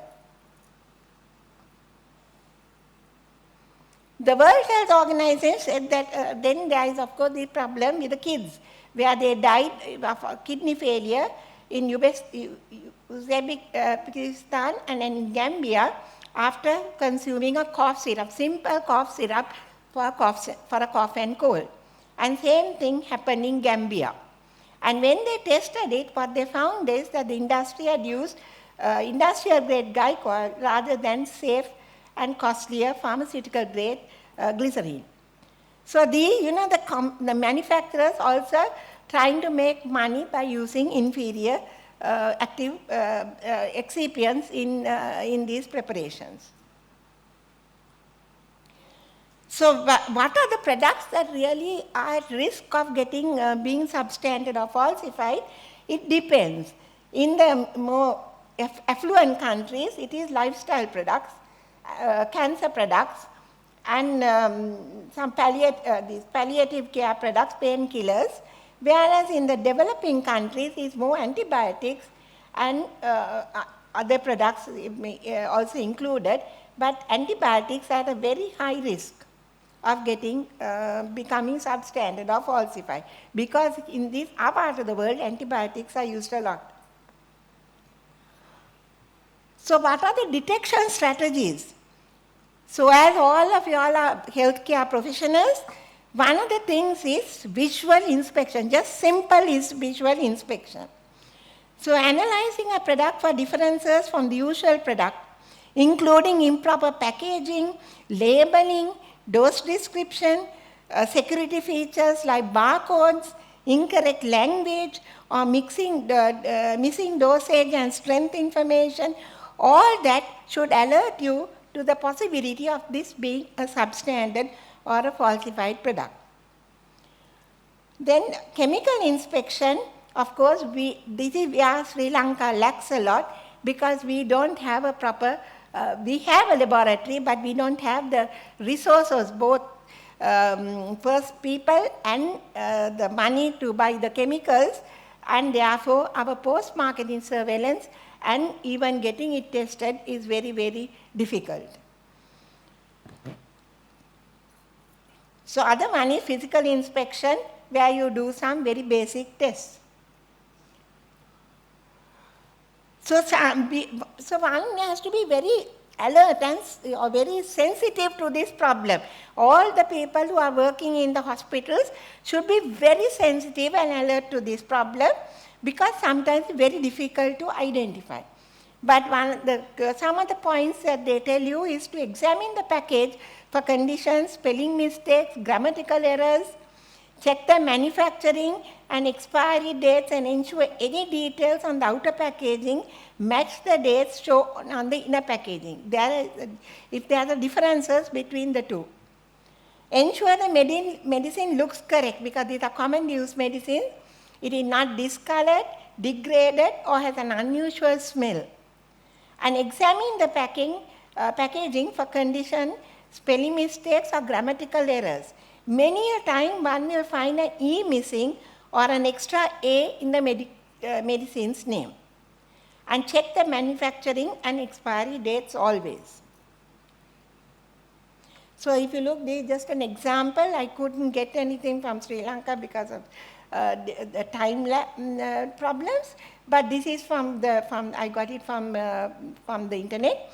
But what they mean is about the spelling mistakes. So you can see that when it should be diclomid, we also have it in Sri Lanka, but where instead of spelling it correctly, citrate diclomifene, it's spelled as citrate diclomifene.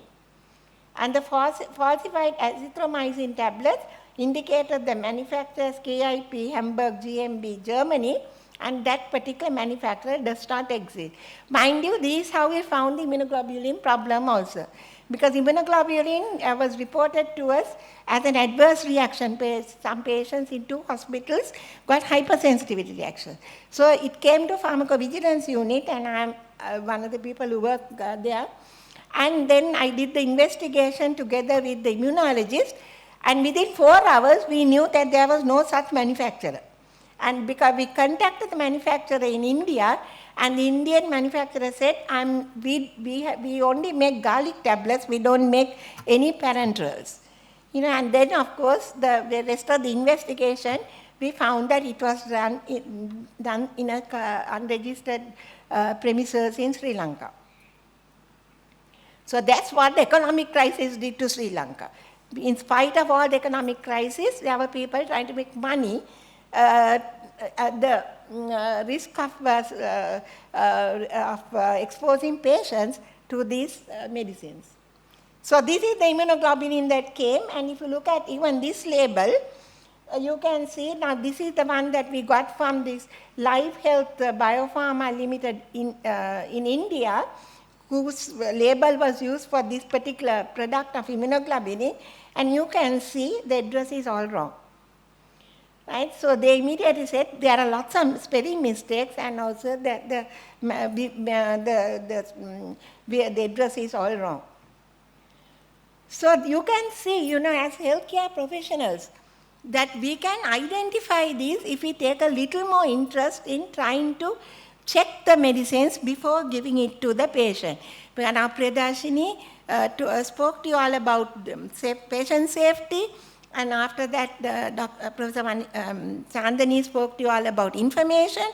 So just taking a little more time and looking at the labels, checking whether the labels are genuine would be very useful for the country to prevent all this happening. So this is, now when I was trying to do this whole thing, then I came across India, because of the fact that, Indian manufacturing is very good, but unfortunately they are getting a very bad name because of all these incidents that are happening.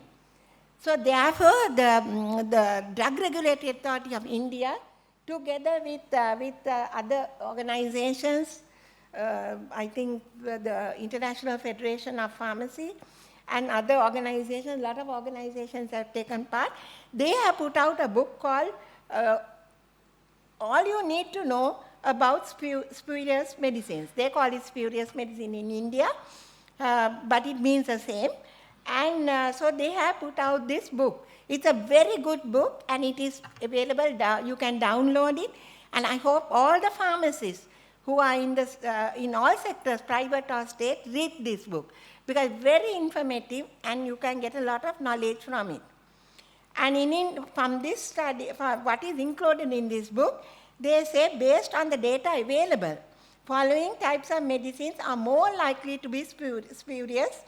Medicines in price range less than INR 20 per sample of drug. Now, India has a good pricing mechanism, right? So they are fairly stringent, and they give a good MRP. So what they say is in a country where the MRP is strictly regulated, getting very cheap drugs, you have to be very suspicious. Now in Sri Lanka also we have started pricing, it's just in its infancy, but getting too cheap, especially in these pharmacies outstation, because people are bringing in this luggage, always be careful if you are getting very cheap medicines, because they are probably not registered. And according to that, they have also said that the category that was found to be most prone to being falsified are antihistamines, because I think it may be used a lot in India, so that is the category that was number 1, antihistamines. So I asked all the pharmacists to read this book. It's very good, because I had only 15 minutes. It's difficult to talk too much on it, but you all can do the reading at home. Then, of course, the role of the NMRA and the healthcare professionals, strengthening NMRA should be a national priority. Currently, it's under-resourced with both people. We have a lot of money. I think the NMRA has money, but we don't have the people to do the work. So therefore, we need it to be a national priority. So unfortunately, none of the directors from the ministry are here. We should make it a national priority to strengthen the NMRA, because though it is independent, we have all the recruitment is under the ministry, and there are lots and lots of issues to be solved before you get people into the NMRA. And then the pharmacies should ensure that there are good regulatory practices, good distribution practices, and strengthen post-marketing surveillance. That's the only way we can do it. Now here, I will come back to the pharmacist in the next slide, so I'm not going to talk too much about it. But the doctors and nurses all should be alert to this problem and report. Now the issue sometimes is, most of the time, whether it will be drug related or not, it is issued that it is a problem with the drug. That also should not happen. Because if a person gets a hypersensitive reaction, it could be either drug related, it could be patient related, or it could be the healthcare professional related. If, treatment has been delayed, whatever. So we should not just say drug related till it is proven. But that's always, what is happening now is, to the NMRA pharmacovigilance unit is, most of the time, majority of it is, that a patient has got an allergic reaction and immediately they say it's drug related. So before you say drug, you should report. Clearly you should report and we should check it. But don't give it to the paper saying it's drug related, because it may not have anything to do with the drug. Right? So, in fact, there was a problem with bupivacaine where a pregnant mother died, that was last year. And when the drug was tested by the Therapeutic Goods Administration in Australia, there was no problem with the drug. Right? There was some impurity found, but we still don't know whether that was the cause of the hypersensitivity reaction, because we are unable to test those things in Sri Lanka. So we have to really make sure that our laboratory and the regulatory authority are up to standard. Excuse me, madam. We are So, running. So finally we come to the pharmacies. The pharmacist's role is, the pharmacists are the goalkeepers, right? There are nobody else. Their pharmacists are both at NMRA, in the hospital pharmacies, so they should ensure that the proper drug is coming in and the good distribution practices. Because most of the time, the pharmacists don't really accept that role. I think they have to get up from their slumber that they have been having all these years. Other than just giving things and dispensing, that they have to take over. So even if we don't achieve clinical pharmacy in the wards, I'm sure you can achieve clinical pharmacy where you'll look at the drugs, go to the wards, look at the drugs, see how it is stored, check all these things before it is given to the patient. I'm sure you will be able to do that, even if you can't go through prescriptions. So please take that role and go ahead. And also, I think we have to start this curriculum for falsified and substandard medicines to educate all the pharmacists on this. So that's the end of my presentation. Thank you. These are the references. So I hope the pharmacists will take that message home to get up and do something for the country on this medicine. Thank you very much, Madam. Insightful speech.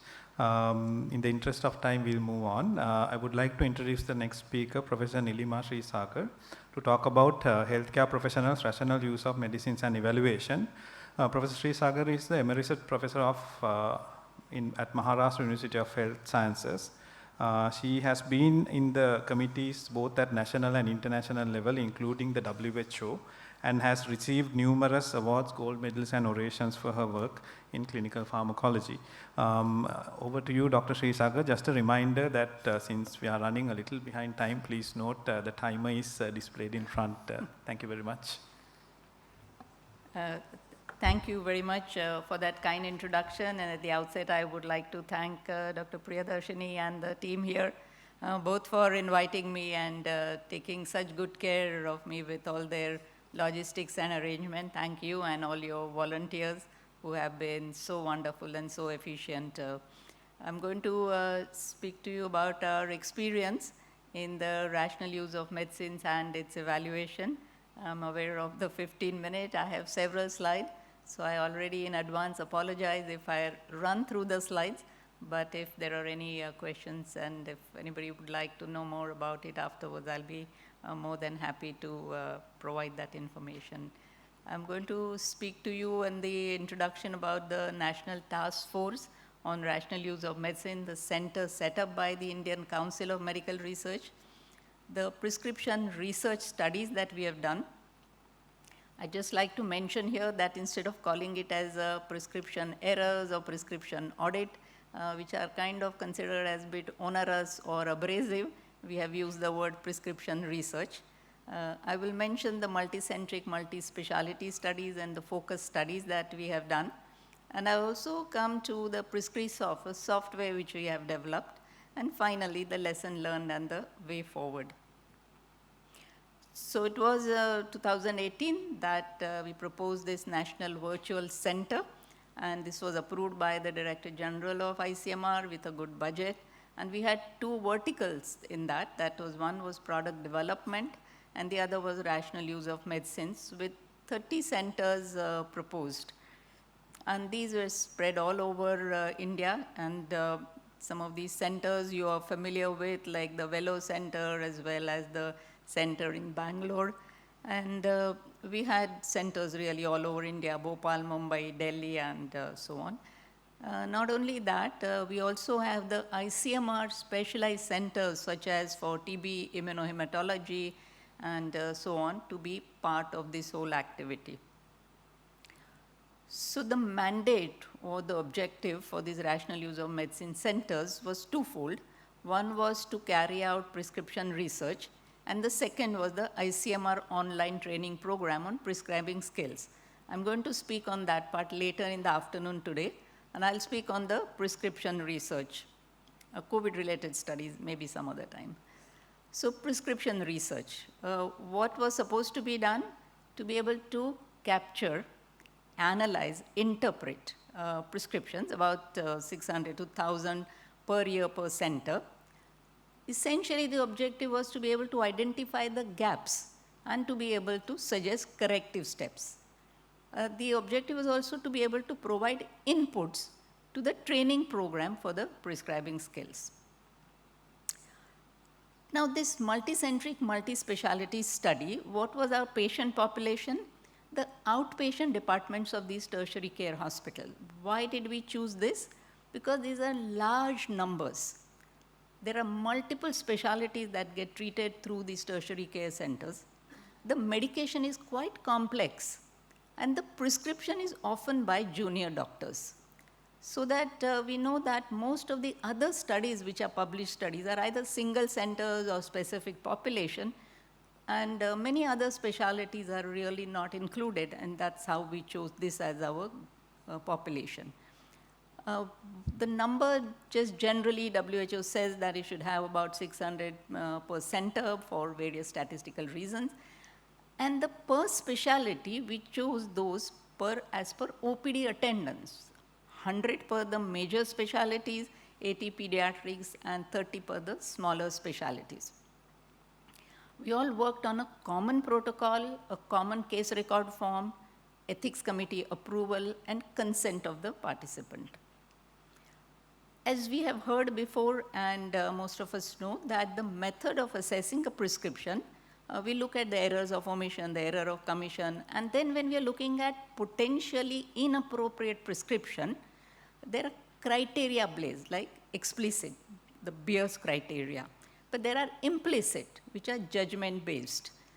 But most of these specific explicit criteria which are available in literature, they are spatial patient population related, like geriatric or pediatric and so on. But here we had a population which went through all the specialties, all age groups.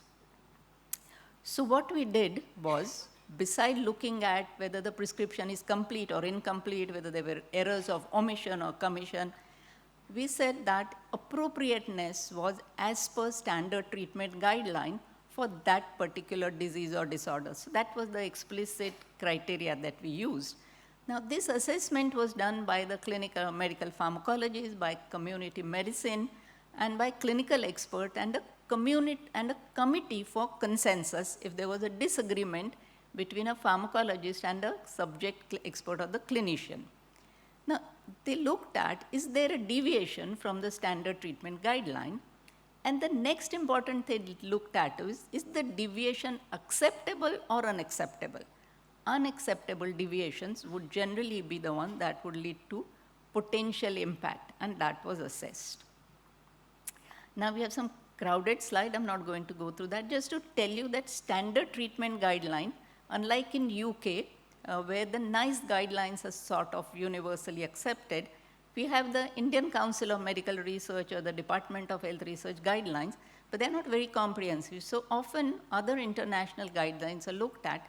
So whatever was actually used at a particular center, those were the ones that were used.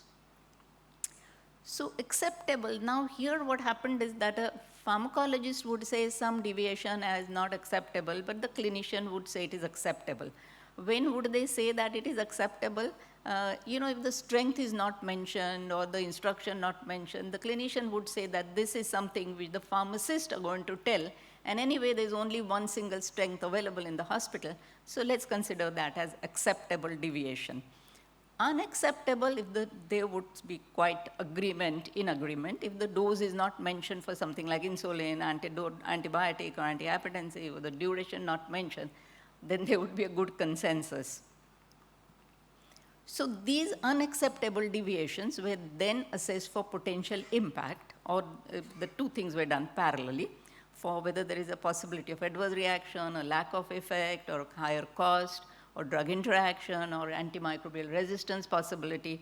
So that was the potential.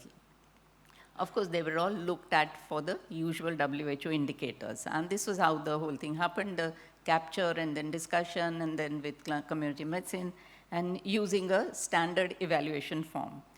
So here are the number of prescriptions collected from various specialties. I'm not going to go through that for interest of time. And this is a summary of the parameters assessed as per the WHO criteria. And just to give you importantly that about half the prescription contained fixed dose combination, and half of them were not as per the national list of essential medicines. This is a little crowded. We looked at whether they were complete or incomplete, they were as per STG or not, and if they were not as per STG, whether they had unacceptable deviations or not.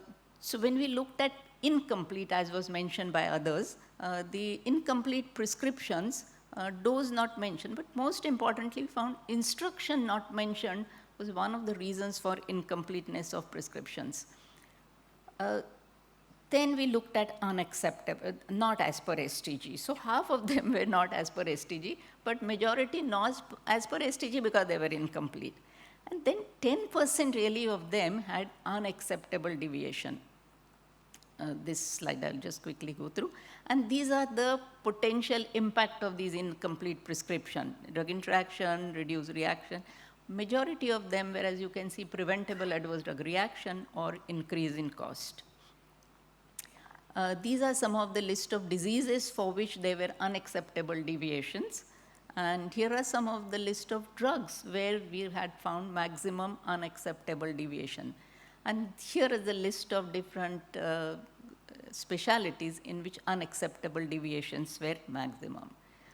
Here's an example of some of the inappropriate prescription. For the upper respiratory tract infection, a fixed dose combination of montelukast and levetiracetam when it was not really indicated. A fixed dose combination of rabeprazole, domperidone, not really indicated. Oral use of all these enzymes really for inflammation, not at all worth the use at all. Pantoprazole were not indicated. Use of antimicrobials were not indicated, such as for anal fissure or aphthous ulcers, and there are many other examples, but these I thought looked quite interesting. We had asked also the clinicians and the pharmacologists to give corrective steps if they would like to suggest some. Use of administrative order to write complete prescription was one of them. So it was like passing the buck, just let the dean say whether it should be whichever way. Anyway, they all accepted that we should continue with this kind of prescription research, give a feedback on the errors of deviation, and they all said that we should have this prescribing skills course for real-life case studies. Here are examples of one or two focused prescription research we did. Interestingly, this one was for cost, and you can see non-NLEM and branded drug costed double the generic and the NLEM drugs. This was an interesting study, anemia in pregnancy And 1/3 of the patient iron was not prescribed, and 1/3 of where it was prescribed, the dose was not really adequate enough as per the treatment guideline. There was another one done on upper respiratory tract infection and diarrhea. I'll skip all those things. And just to say that how pharmacologists and clinicians disagreed, and there was then a discussion to come up with consensus. Antihistaminics in ARI, pharmacologists thought, no, don't give it. Azithromycin in URTM, not to be given, that's what the pharmacologist said. Brand name, no, don't give. Albendazole to children, vitamin D in infant, no way. If there's nothing known, don't give it. ORS prescribed without specific indication, no. But then the physician said, these are all right. So ultimately they had to discuss and come to a consensus. Now we did all this as manual work, and you can see the various drawbacks. I don't have to go through that. Aggregation difficult, analysis difficult. That's when we come up with the software for prescription research. So we did incorporate in this software the WHO drug dictionary, the ATC code, the ICD disease code, the list of essential medicine, so that we could then, beside the prescription, analyze by the disease and drug. So this was developed in-house with all the features of patient demography, details of prescription, assessment which could come automatically calculated. The feedback was also put into it, and the various ways by which one can do the calculations. There was also an expertise needed and training needed to sort of enter into it. So there was an instruction manual prepared and training manual prepared. There was validation done, and this was launched in 2022. So first year, 2019-20, 5,000 prescriptions done manually, and then we have 9,000 done in the next year, which have been done through this PrescriSoft. I'll not go through all the details. Again, we could do the whether this prescription were acceptable or unacceptable, what were the potential consequences of that. So preventable ADR, again, increase in cost, similar number, but essentially as we go on with this and then we look at the data, we will get longitudinal information and would be easily able to make out trends, which is so important for us. Again, we have a fairly large number of FDCs and NLEM. So the scope of what we can achieve through this is that the problem areas can be identified, the corrective steps can be taken and input into the training program. We could actually work through individual drugs by using their ATC code and see what was happening to them. And so while the prescription reflect the quality and it's a mirror, as we say, of the healthcare, it would provide really insight into the trends across healthcare system and longitudinally over time, because we would be able to compare not only tertiary care centers, but through primary and secondary care centers too. So what's the future version going to be like? We'll try to incorporate the standard treatment guidelines so that even then that becomes automatically possible. As usual, we would like to use AI for analysis, and we can use it to detect early warning signals in real time. We hope to be able to give it to the various states in India for audit, and may be able to make it available to other countries, use it for specialized areas too. But the lessons learned and the limitation. Obviously, funding is needed. The experts need to provide their time. And one of the limitations of the prescription research that we did, we selected those prescriptions where there was some indication written, either a provisional indication or a final. The consensus could be an issue, and interventions, various interventions to set right. We have studied only the prescribing skills course. And there is some limitation of the treatment guideline themselves, but that's a separate topic altogether. And thank you very much for your attention. Thank you. Thank you very much for your informative presentation. And now we are inviting Professor Simon Maxwell to talk about root cause analysis and learning from errors. Professor Simon Maxwell is was a professor of student learning, clinical pharmacology and prescribing at the University of Edinburgh. And I'm not going to give a huge introduction because he was introduced in the morning as the guest of honor. Thank you, sir. Over to you.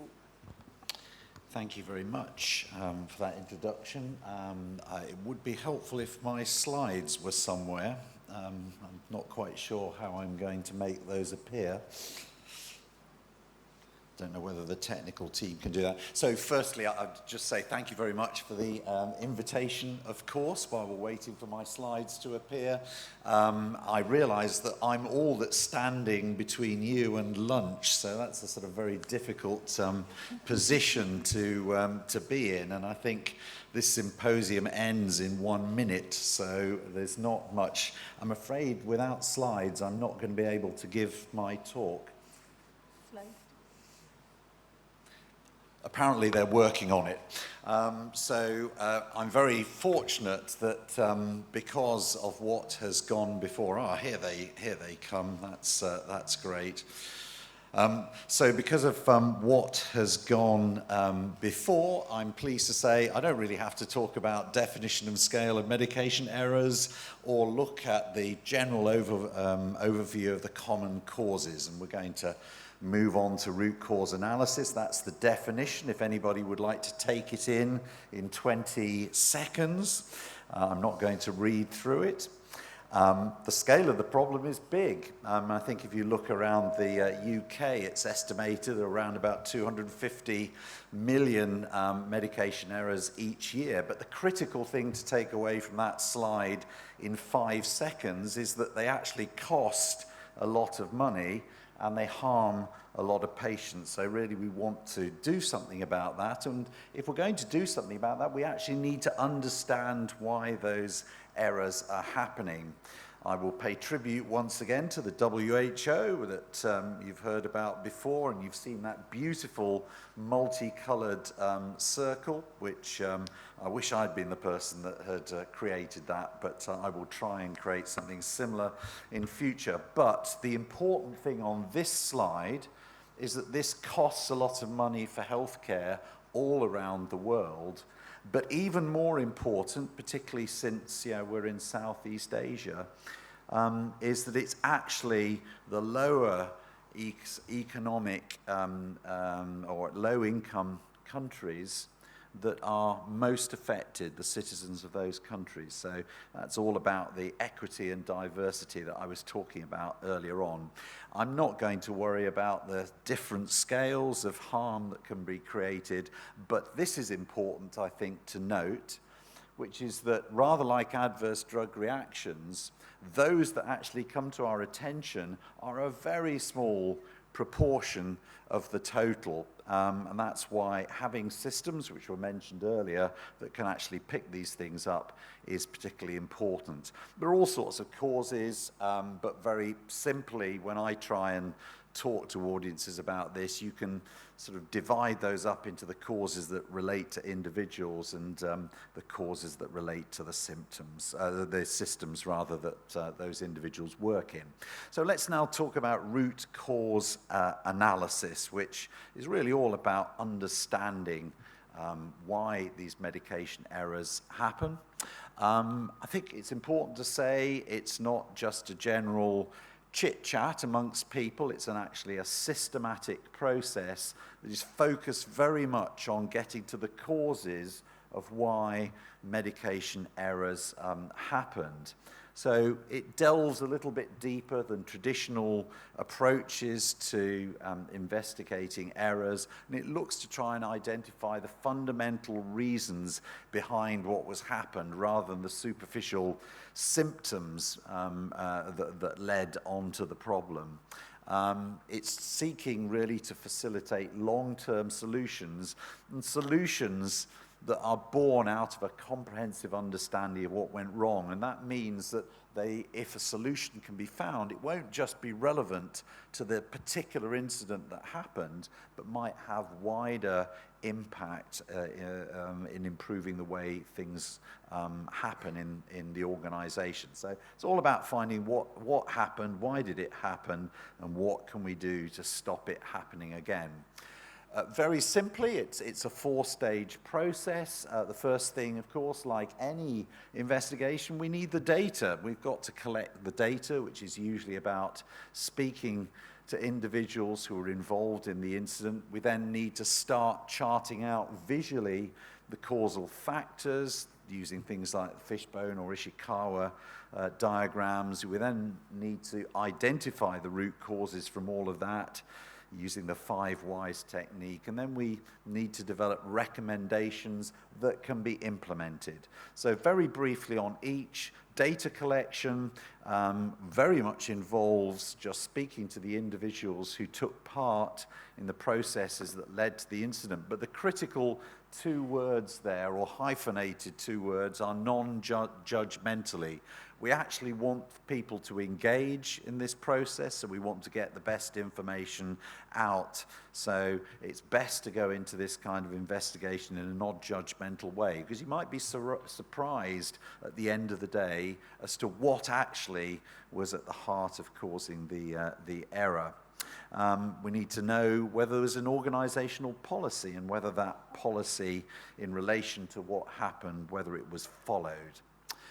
Next thing is, once we've started to gather all that information, we need to try and make sense of it and pull it together. And very useful visual tools for doing that are so-called fishbone or Ishikawa diagrams, and they look to try and categorize the various elements that led to the error, such as system design, environmental factors, individuals, and organizational factors. Here's an example of a fishbone diagram. I think you can see roughly why it's called a fishbone diagram. So this might have been about a medication error that resulted from inadequate medicines reconciliation on admission to hospital.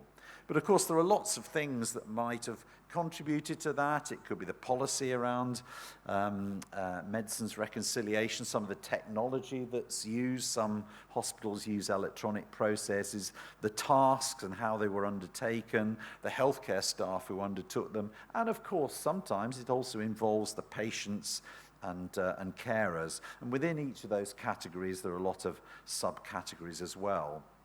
So we need to know whether the policy was followed, if there is a policy for the process that took place, and if there is a policy, we want to know why that if the policy was followed, we want to know why things broke down. Why did things still go wrong if the policy was being followed? And of course, if the policy wasn't followed, we'd like to know why it wasn't followed. Was that due to human error, or are there other system factors that might have led to that? So this is the 5 whys technique, often used if a policy was followed and people were doing what they were supposed to do. Let's take the example of a 75-year-old man dying from septic shock, and the important causal factor here was that the administration of the dose of antibiotics was delayed. So why did that delay occur? Well, it was delayed because the antibiotics not stocked in the emergency department. Why is it not stocked in the pharmacy of the emergency department? Because it was not supplied to the pharmacy from the medication store. Why was it not supplied? Because it's under particular restrictions. And why is it under particular restrictions? It's because it's an expensive drug that's not used very often. So in that way, you can see how we're starting to work out just exactly why that problem happened and the patient died. Of course, if the policy was not followed, or the organizational strategy, well, that usually comes down, at least to some extent, to human error. And we can use human error theory to follow that through. So we would normally follow the black line. We know what we've got to do. We set out to do it, and we get the intended outcome. But mistakes are when actually somebody doesn't know exactly what to do, and they set out in the wrong direction, and therefore have no hope of successfully completing the task. Alternatively, you can start off with a correct plan, but human failures, there's a slip, you write the wrong year on a check on the 1st of January, for example, or a lapse. You forget to write something up that's really important. And the fundamental difference, and the reason to understand the differences between mistakes and slips and lapses is that if there's a mistake, it's often education and training of the individual concerned which is going to be helpful. But if it's slips and lapses, then actually you can prevent those with appropriate checking routines. And of course, it's important to recognize that often these investigations focus on the people who are involved, so doctors, nurses, and pharmacists, and any mistakes, slips and lapses that they might have made. But it's usually much more complicated. There are latent factors involved as well, particularly latent failures in the clinical workspace, often due to things like lack of clinical leadership, staffing levels, team working, and other policies that are relevant. And sometimes there are wider latent failures in the organization, just underfunding, poor safety culture set out by the management, etc. And all of that can be involved and can fall out from the root cause analysis.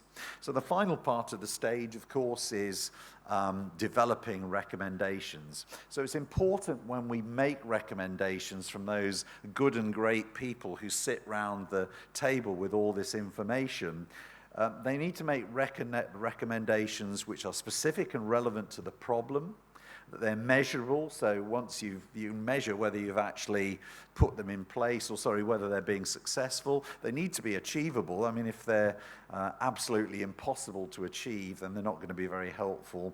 And there needs to be time bounding. We need to make sure that actually this is all going to happen in a relevant time frame.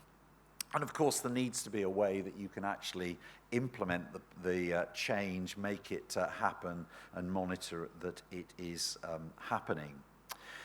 So my final thoughts really are bringing all this together and organizational learning from errors. And we have plenty of errors to learn from.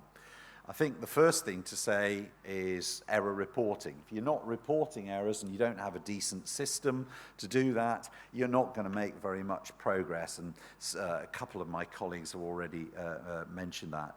I think it's absolutely vital that there is openness and transparency, and people know that if they engage with this, they're not going to have their careers foreshortened or be removed from the hospital staff, because effectively, if the punishment is that great for engaging and contributing to error monitoring, then people are not going to do it.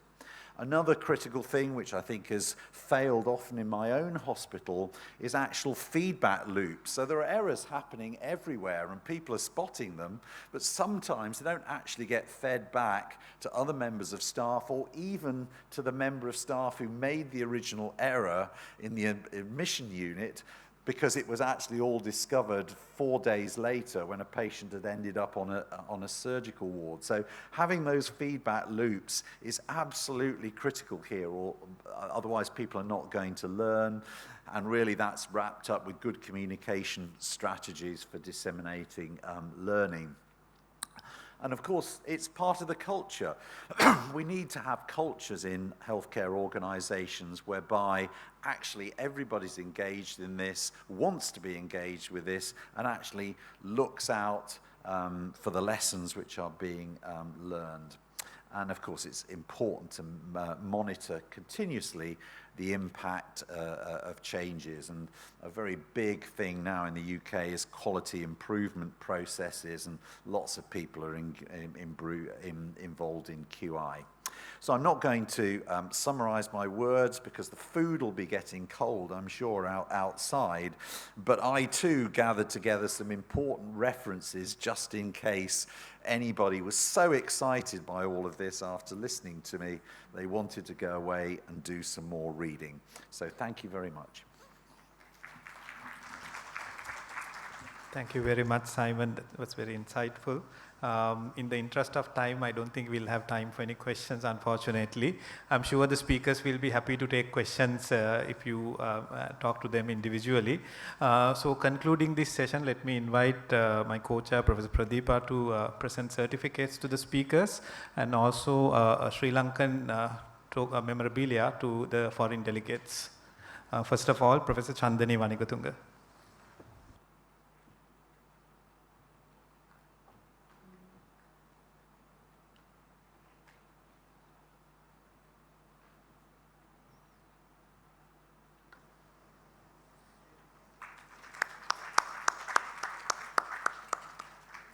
Professor Rohini Fernandopulle.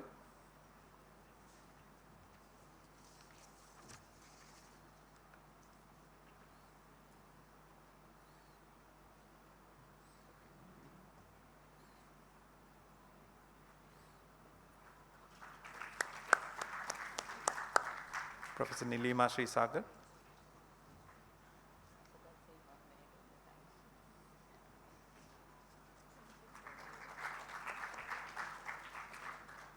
Professor Simon Maxwell.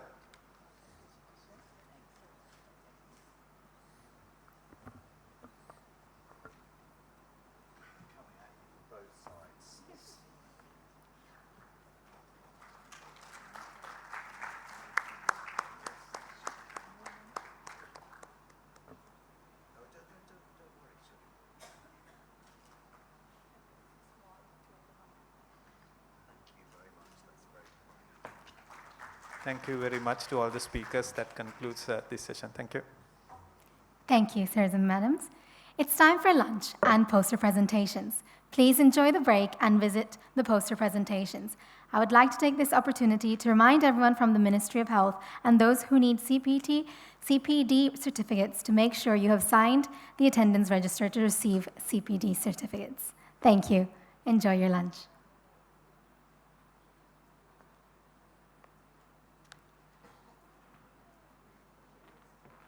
Gayani Lianage, Associate Professor in Pharmacology, University of Ruhuna, and Dr. Roshini Murugapillai, Senior Lecturer in Pharmacology, Eastern University.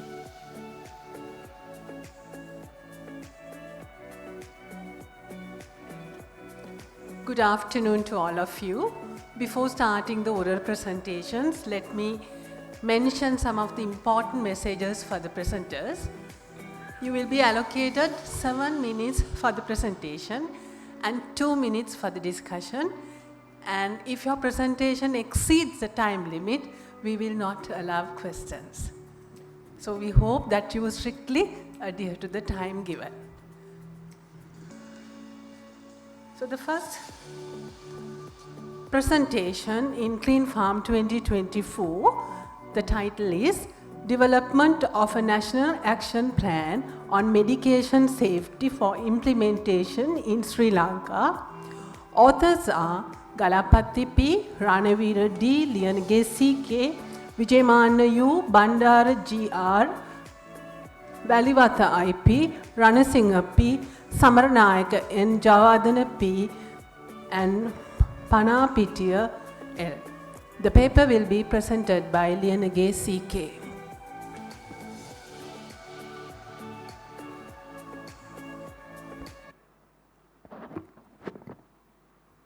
Right, thank you, Dr. Gayani.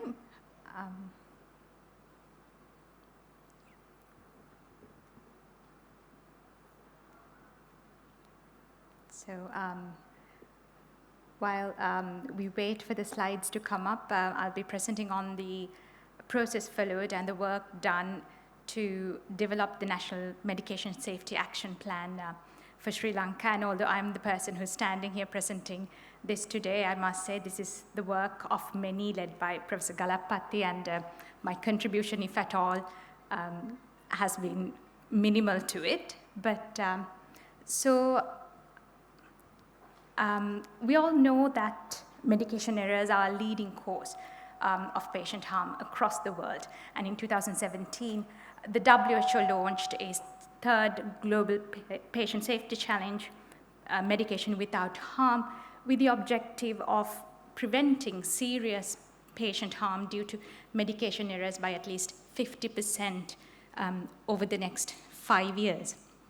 So this presentation describes work that has been done over about a 4-year period from 2017 onwards, and this is, I must say, a rather cursory synopsis of that. And it all started with reviewing of local data systematically that was carried out in 2017, 2018 to identify the key issues in our local setup, which were then categorized under the 4 domains for medication safety identified by the WHO. Then the draft medication safety plan was drawn up, which went through multiple technical consultative meetings to refine it further. And in 2020, things came to a bit of a standstill because of COVID-19, but it was finally launched on the Medication Safety Day in 2021.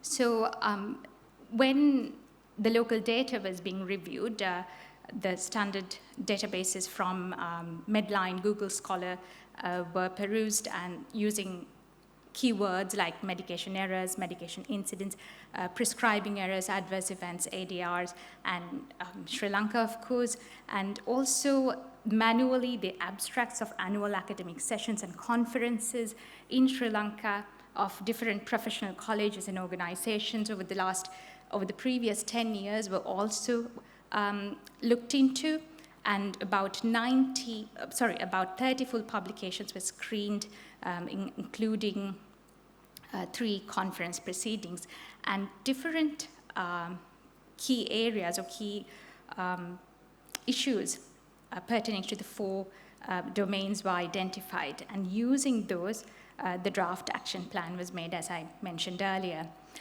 And this went through consultative meetings, technical consultations that were conducted in the form of workshops by the Directorate of Healthcare Quality and Safety, including pretty much all stakeholders from the Ministry of Health, the Directorate, Medical Supplies Division, and the different subcommittees related to medication safety in the country, the regulatory authorities, including the NMRA and the private healthcare regulatory authorities, the Nursing Council, and also the university academics, as well as different patient groups for patient safety.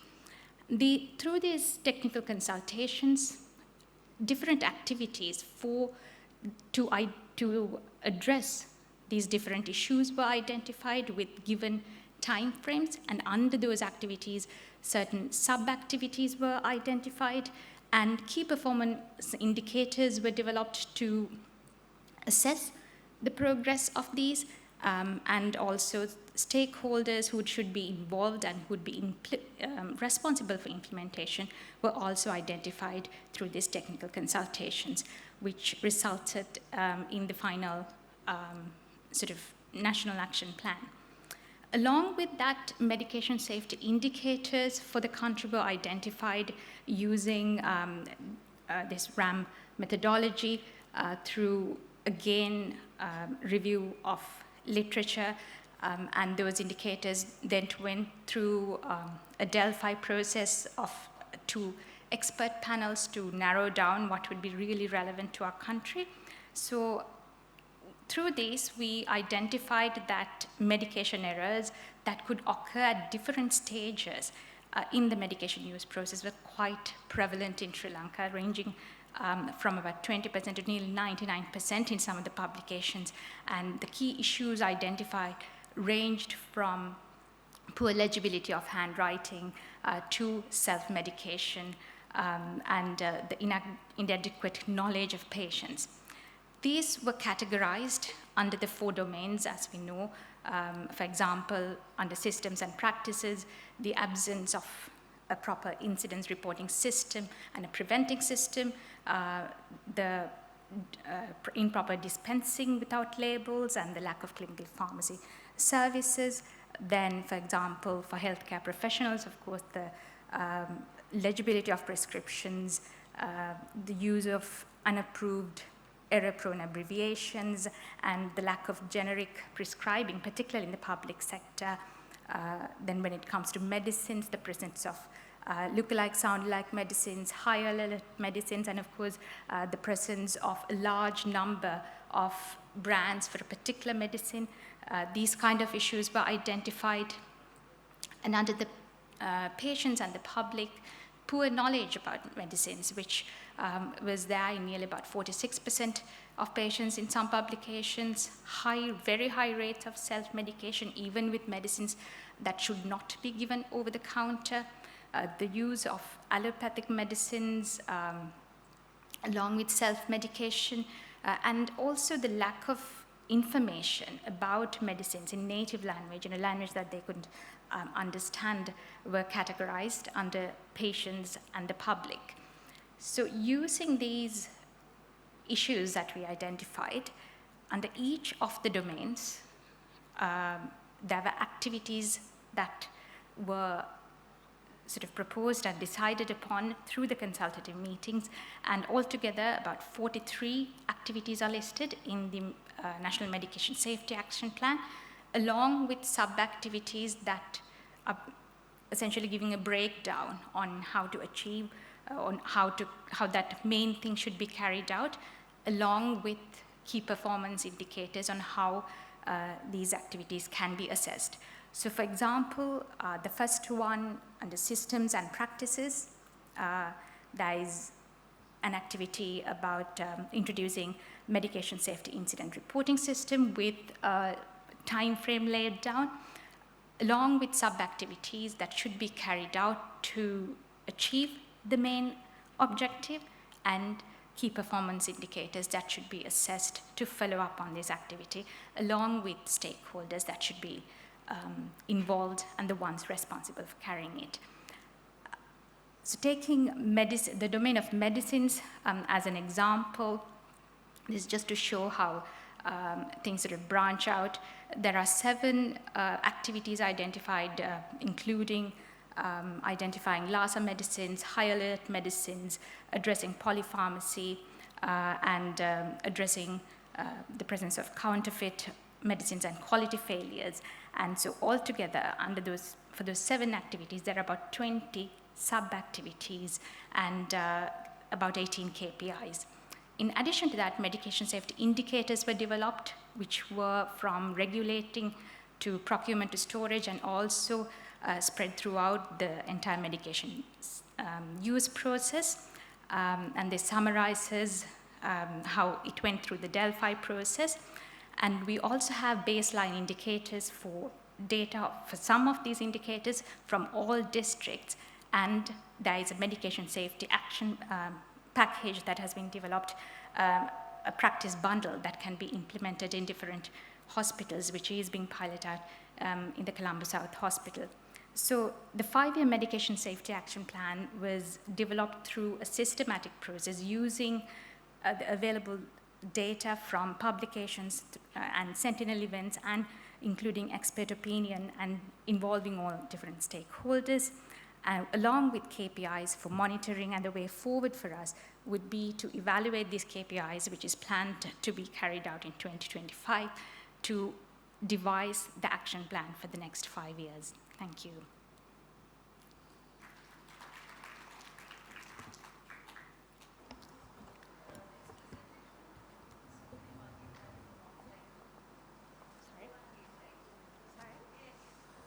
Since the time is exceeded, we have to move to the next presentation. So we are moving to the next presentation. The next title is on developing a list of look-alike, sound-alike medicines and error prevention strategies for those in Sri Lanka. This paper is authored by Bandara G.R. WSK, Samaranayaka N.R. and Galapathy P. The paper will be presented by Bandara G.R. WSK. Please keep to the time. The timer is displayed here, so have a look at that. Thank you.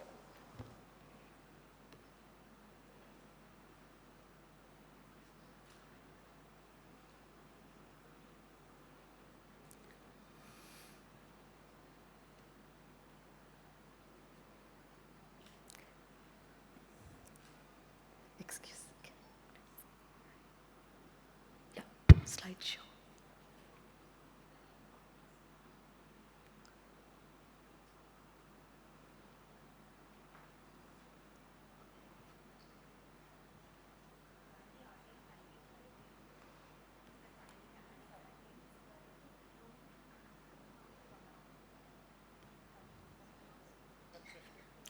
Slideshow.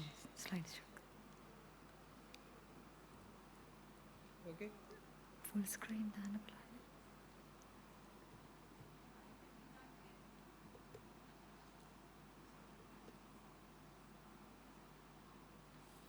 Thank you. Good afternoon, honorable guests, council members, ladies and gentlemen. I'm Vasana Bandara, a pharmacist at Colombo South Teaching Hospital, Kalubovila, and a PhD student. My supervisors are Professor Priyadarshini Galapathy and Professor Nitushi Samranayaka. This presentation is on developing a list of look-alike, sound-alike medicines and error prevention strategies for those in Sri Lanka. Look-alike, sound-alike medicines are medicines just that with similar looking and similar sounding names. Here are the examples for look-alike medicines and sound-alike medicines. The objectives of my study were to develop a list of LASA medicines and error prevention strategies for hospital and community sector pharmacies in Sri Lanka. Here is the methodology. This was an observational cross-sectional study, used both quantitative and qualitative methodologies. The tentative LASA list prepared during the previous study conducted among 315 pharmacists in both government and private sector.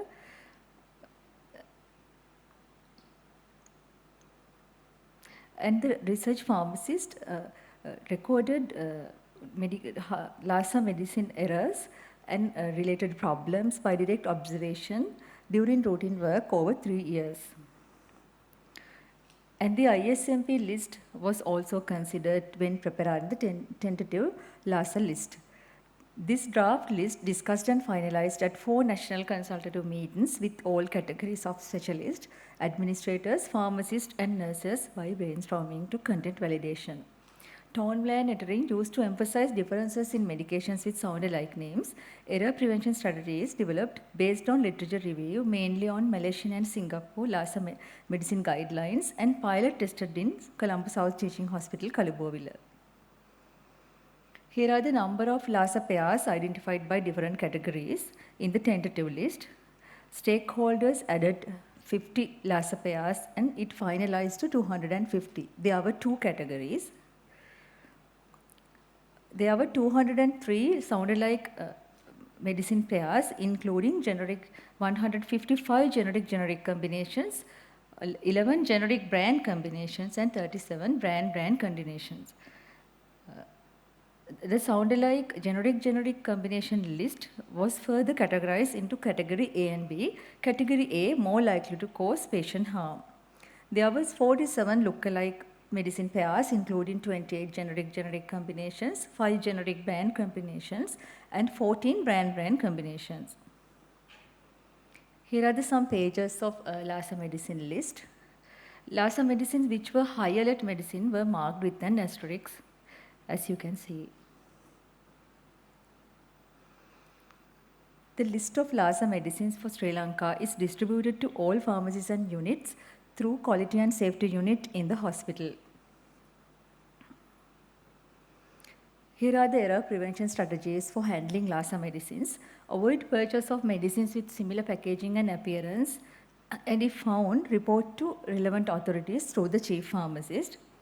These are the examples for medicines with similar appearance. These pictures show how we stored LASA medicine, used tall-man lettering to emphasize differences in medications with sound-alike names in Colombo South Teaching Hospital, Kalubovila. As examples, metronidazole and mebendazole. In here, similar part of the medicine name written or typed by simple letters, and the different part typed or written by capital letters.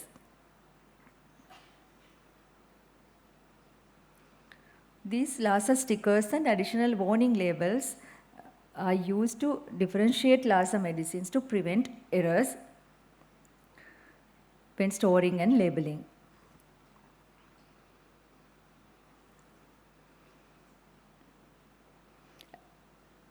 You can see here the problematic LASA medicines stored separately from their LASA pair with auxiliary warning labels and LASA stickers. Using different colored printed dispensing labels for pre-packed bulk look-alike medicine pairs, the labels including 3 languages and pictograms to educate patients on their medicines.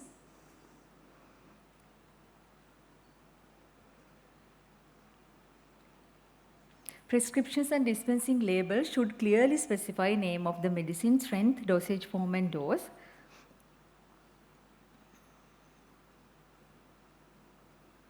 Pharmacists carefully review the previous prescription and clinic book when dispensing LASA medicines for clinic patients to clear doubts. If doubt occurs, pharmacists should communicate with the doctor to clear LASA medicine doubts. And LASA medication error reporting is important to prevent future errors occur. Countries and institutions are expected to have a list of LASA for their local settings. There was no LASA medicine list or error prevention strategies to handle LASA in both government and community pharmacy settings in Sri Lanka according to the results of study conducted among pharmacists. Therefore, this LASA list and error prevention strategies are very important to prevent medication errors in the country. In conclusion, we identified 250 LASA medicines, including 203 sound-alike and 47 look-alike medicines with generic brand and brand combinations. Identified error prevention strategies are implemented as a pilot project in Colombo South Teaching Hospital, Kalubowila, for assessment of wider use. I would like to thank my supervisors, director, chief pharmacist, and quality management unit in Kalubowila Hospital, and pharmacy staff and all stakeholders participate for the consultative meetings. Thank you, Ms. Bandara, for the presentation and keeping to the time. Now the paper is open for questions.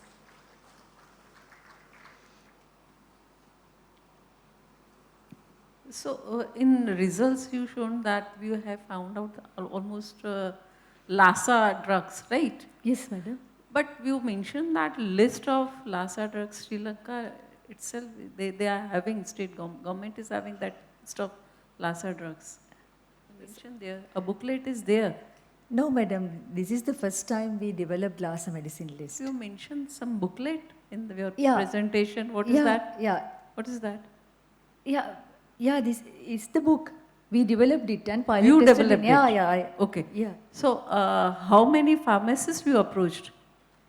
Sorry, madam? How many pharmacists or pharmaceutic? In Kalubowila Hospital, there were 49 pharmacists. 49 pharmacists. So, you distributed all the labels to all those? Yeah, all through quality and safety units and WhatsApp groups.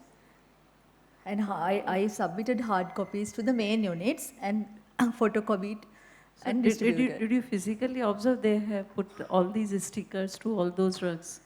Yeah. LASA drugs. Did you? Yes, madam. Through the quality and safety unit, they provided LASA stickers and HEM stickers. All 47 pharmacists? Yeah, all for all units. Okay, thank you.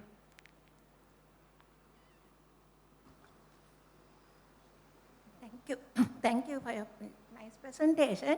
But my only concern is knowing Sri Lanka's procurement system. Every time we get different medicines, how do you, now these medicines, now when you did the study, there would have been 2 preparations that looked alike.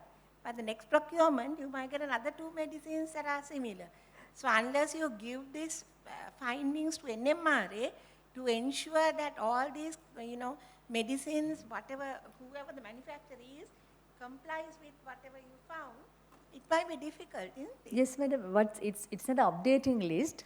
With the help of relevant authorities, we are updating it and hope to include 2 websites, government health website. Yeah, but that's going to be a very tedious job because every 3 months we get different drugs here. But maybe you should also identify certain ones and tell them now, like warfarin, we are color coding. Whatever happens, we won't allow the colors to change. In fact,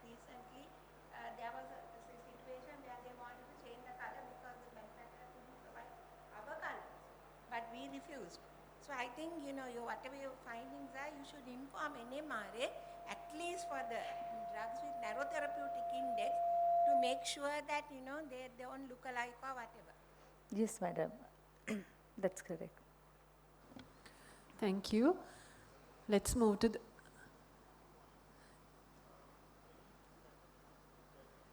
Sorry, sir, I can't hear you properly. As the time is up, shall we move to the next presentation, please? Okay. As you, when you develop a new method, so that need to be compared with the older one, so that you can suggest that this new method, it's validated, people can practice it, and there is a benefit. Obviously, you have to address the limitation also. So you address the early limitation, and if there is a revised one, how you can overcome the current limitation, that need to be highlighted. Then acceptability will come. Thank you. Let's move to the next presentation. The paper is on developing a list of high alert medicines and error prevention strategies for those in Sri Lanka. Authors are Bandara GR, Samaranayaka NR, Galapathy P, and the paper will be presented by Bandara GR WSK.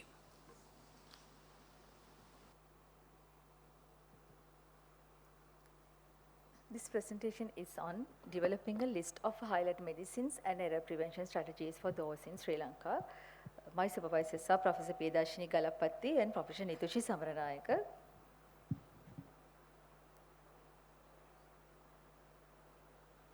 Highlight medicines are medications that bear a heightened risk of causing significant patient harm when they are used in error.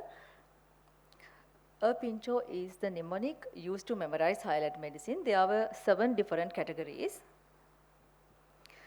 The objectives of my study were to develop a list of highlight medicines and error prevention strategies for handling highlight medicine for hospital and community sector pharmacies in Sri Lanka. Here is the methodology. This is an observational cross-sectional study, used both quantitative and qualitative methodologies. The tentative HAM list prepared during the previous study conducted among 315 pharmacists in both government and private sector. And research pharmacists recorded highlight medicine containing prescriptions and HAM-related problems by direct observation during her routine work over 3 years. When preparing a tentative highlight medicine list, the ISMP highlight medicine list was also considered. This draft list discussed, shortlisted, and finalized at 4 national consultative meetings for content validation. All categories of specialists, administrators, pharmacists, and nurses representing both government and private sector included for brainstorming. 2 lists developed separately for hospital setting and for the community setting, similar to ISMP. Error prevention strategies for handling developed based on literature review, mainly on Malaysian and Singapore highlight medicine guidelines, and pilot tested in Colombo South Teaching Hospital, Kalubowila.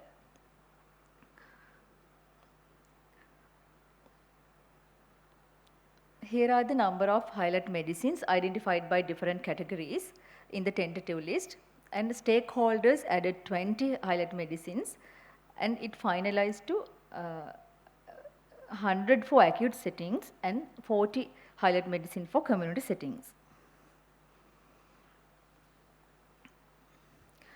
In highlight medicine list for acute setting included mainly intravenous and injectable medicines and oral products, and highlight list for community setting included mainly oral products.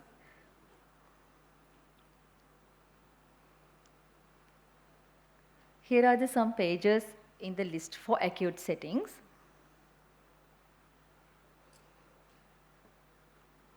These are the some pages in the list for community settings. This highlight medicine list distributed to all pharmacies and units in the hospital through quality and safety units. Here are the error prevention strategies for handling highlight medicines. segregate storing with warning labels and high alert medicine stickers in red color used.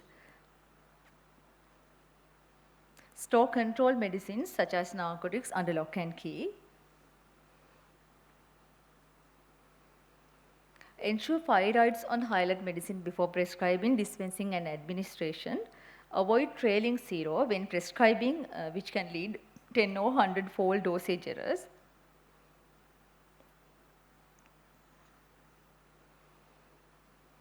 High alert medicine must be counter-checked by pharmacists before dispensing. Pharmacists should carefully review the previous prescription and clinic book when dispensing high alert medicine for clinic patients.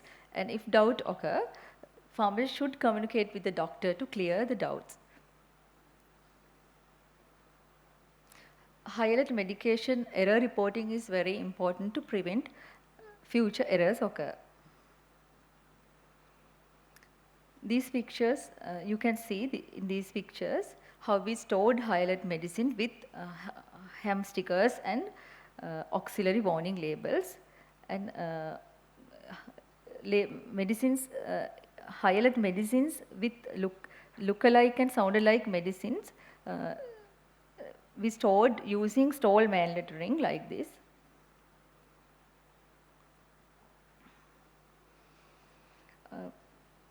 Patient counseling on high alert medicines in their local languages to educate patient on high alert medicines. These are the patient information leaflets developed for high alert medicines and posters. Here is the list of 10 medicines selected for patient information leaflets based on errors and incidents reported in Sri Lanka. Dispensed hem medicines labeled in Sinhala, Tamil and English with instruction on usage for patients, because most patients couldn't read the name of the medicine because it was mentioned in English.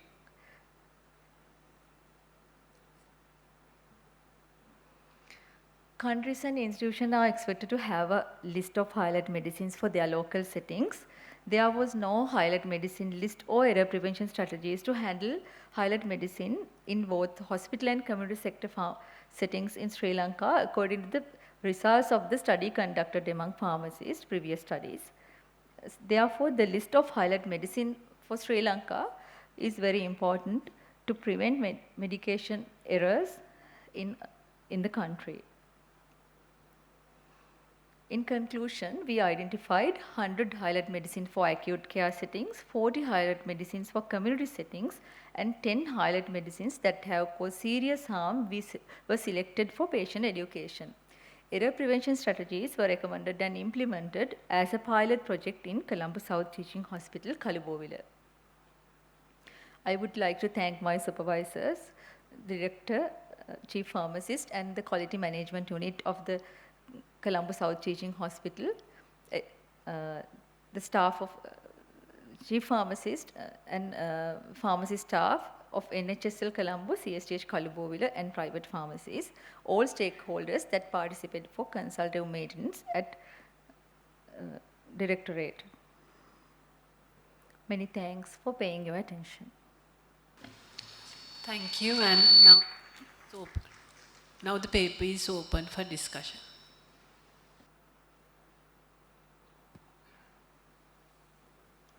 Bandara, for that very interesting presentation. I have one question. You have selected 315 pharmacists. Yes, madam. From both the private and the public sectors. Yes, madam. How did you ensure that they were a representative sample based on the levels of hospitals? Because your list will be going to all hospitals from what I understood. Yes, madam. So how did you ensure that the sample was representative? Because that was not shown in the slides, how you selected the pharmacists. Yeah, we selected 100 pharmacists from actually all the pharmacists at NHSL and all the pharmacists in Kalubowila Hospital and 80 private pharmacies around these two hospitals. Totally together 315 pharmacies. Actually, it's not represented all the country situation. It was a limitation, but we hope to develop these practices in other hospitals. recently. So a very nice presentation and a very good work. Just to combine it with your two presentations, earlier was the Lassa drugs. Which one the most common drug come in that particular list, which makes the most common error, which make the error while prescribing the drug? Sorry, Have you madam? observed that? Sorry, madam. So make the list of Lassa drug, na? Right? So which group is most commonly causing the medication error? Which drug? Antipsychotics. Which pair? Antipsychotics, madam. Which one? Clonazepam and diazepam, aripiprazole and omeprazole, clobazam and clonazepam, like those things. Okay. This is the top on the list. Yeah. Okay. Thank you. Thank you. In the interest of time, we are moving to the next presentation. I see that there are many questions. Maybe you can discuss over tea. So the next paper is on assessment of the prescribing and dispensing safety using selected safety indicators developed and validated for use in Sri Lanka. The paper is authored by Velivatta IP, Ranasinghe RAS, Samaranaka NR, Jayawardena P, Galapatti P. The paper will be presented by Velivatta IP. Good afternoon. I'm Indanil Velivatta. Our study is on assessment of prescribing and dispensing safety using selected safety indicators developed and validated for use in Sri Lanka. I would like to acknowledge my supervisors, Professor Nithushi Samaranayaka, Professor Pradeepa Jayawardena and Professor Priyadarshini Galapatti for their guidance and support in conducting this study. So, medication errors are becoming an emerging issue not only in Sri Lanka but also in all over the world. So, medication errors may result in loss of therapeutic outcomes as well as sometimes morbidity and mortality, increased healthcare cost, and also most importantly ultimately they will cause to loss of patients' confidence on their respective healthcare systems. So medication error is identified as any preventable event that may cause or lead to inappropriate medication use or patient harm while the medication is in the control of healthcare professional, patient or consumer. Medication error may occur in any stage of medication use process, but it is more prevalent in prescribing.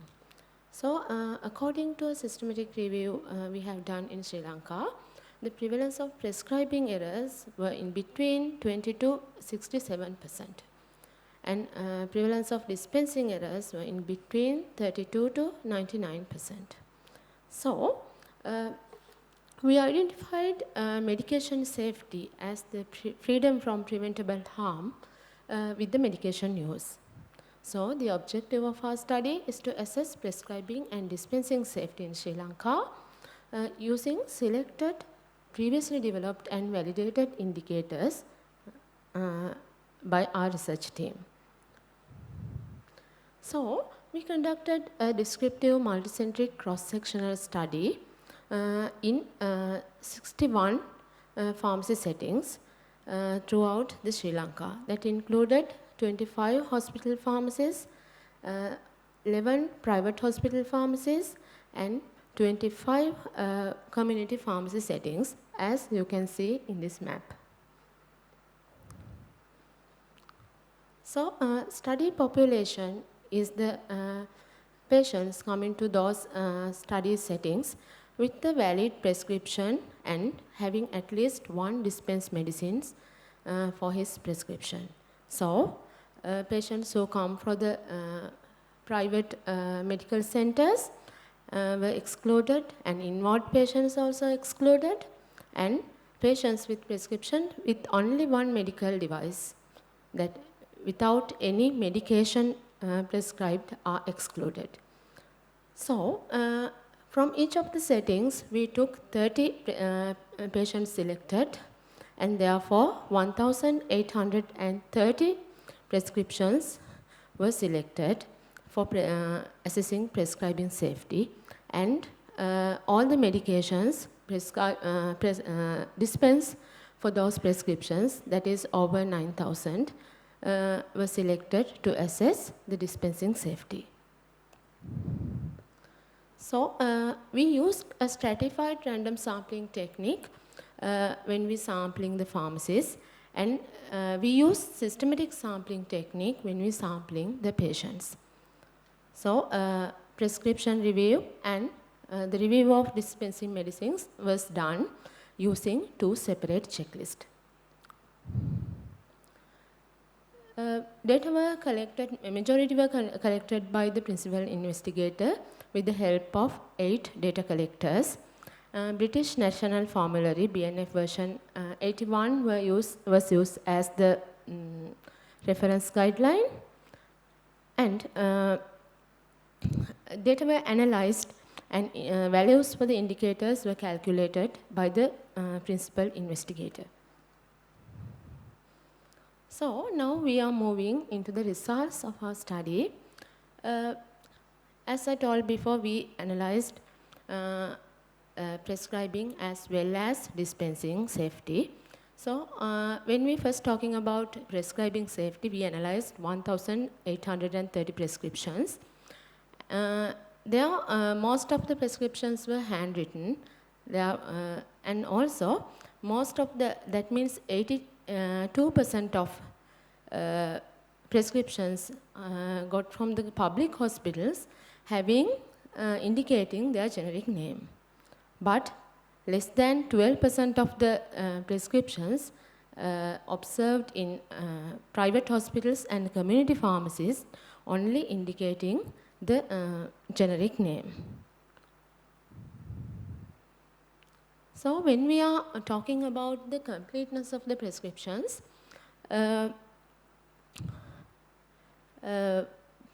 public hospitals and private hospitals has majority of the completed information on the medication as well as patient information.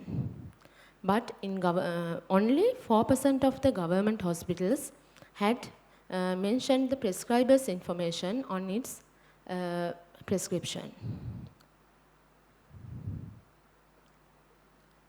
When we are considering about duplication of medicines and medications prone to cause drug-drug interactions, only 3% of overall prescription we met with these criteria in clinic pharmacies. One important point is there were a higher number of prescriptions with polypharmacy or prescribing more than 5 or more prescribed medications. That was higher in all 3 settings. And also there is considerable amount of prescriptions prescribed with look-alike, sound-alike medicines and high-alert medicines, indicating that the importance of education or awareness of pharmacists and other healthcare professionals regarding these type of medicines.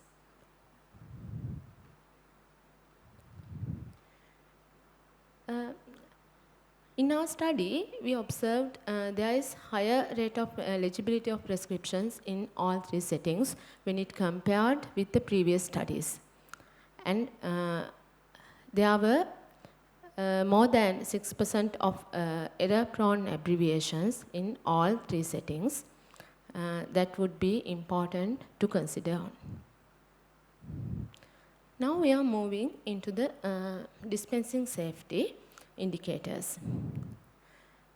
In our study, we observed less than 3% of transcribing errors in all 3 settings. And also, in private hospitals, 90% of the patients received their medication with proper labeling, and 98% of patients received their medication with appropriate packaging. But the percentages were much lower in government sector with their limited resources. Ms. Valivata, your time is up. Can you wrap up quickly? Yeah, okay. Thank you. All the pharmacists engaged in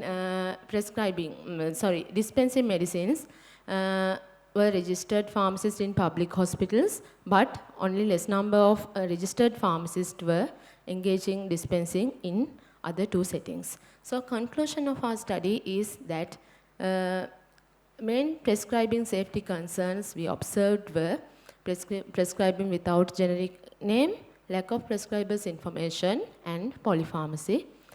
The main safety concern during drug dispensing we observed were unqualified personnel employed in dispensing, improper labeling of medicines, and unavailability of patient counseling, which is very important. Thank you so much. Thank you for the presentation. Since the time is up, maybe we can accommodate just one question.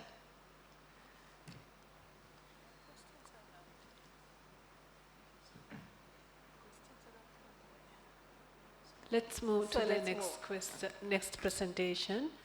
The next presentation is on artificial intelligence assisted automated essay scoring tool to evaluate short answer questions in pharmacology. Authors are Seneviratna HMTW, Manatunga SS. The paper will be presented by Seneviratna HMTW.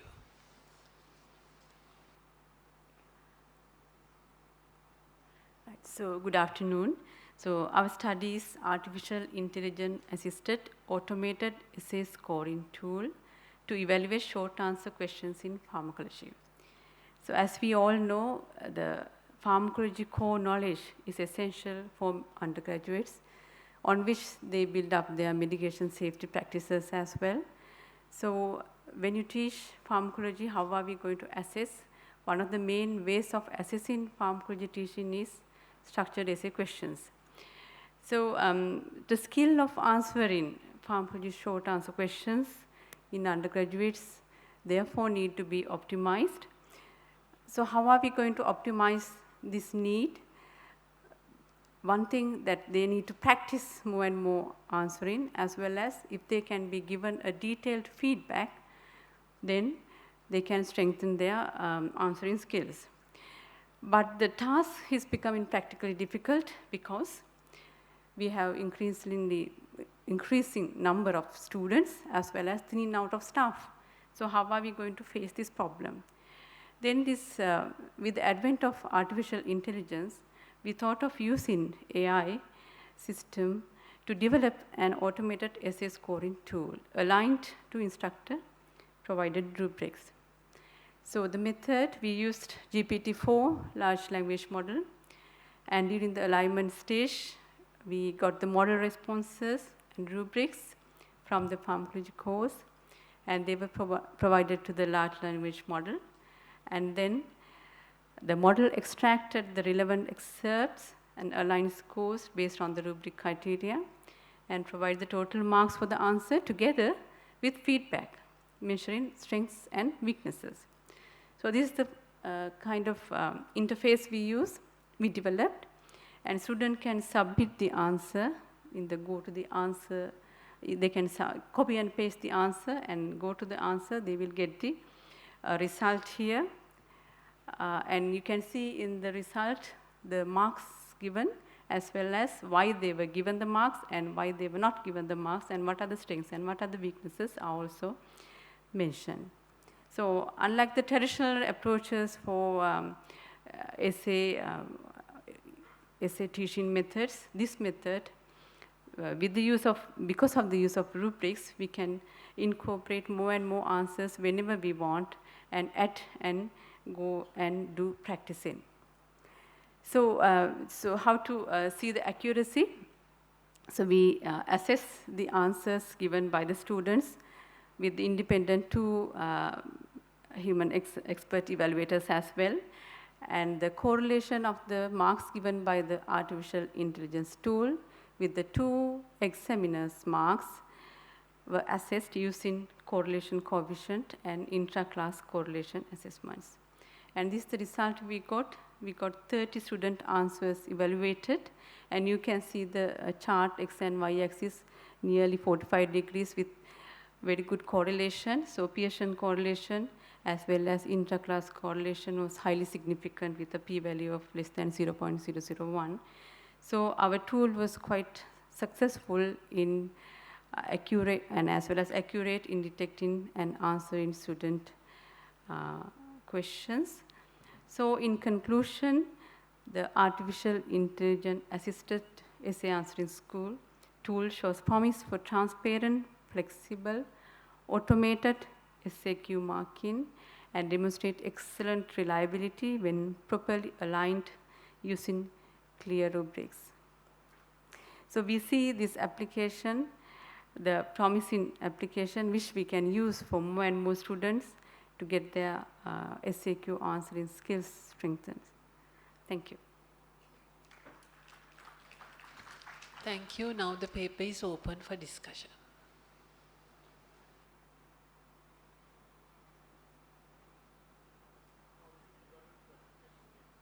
Sorry? Practical skills. No, this is only for the written answers.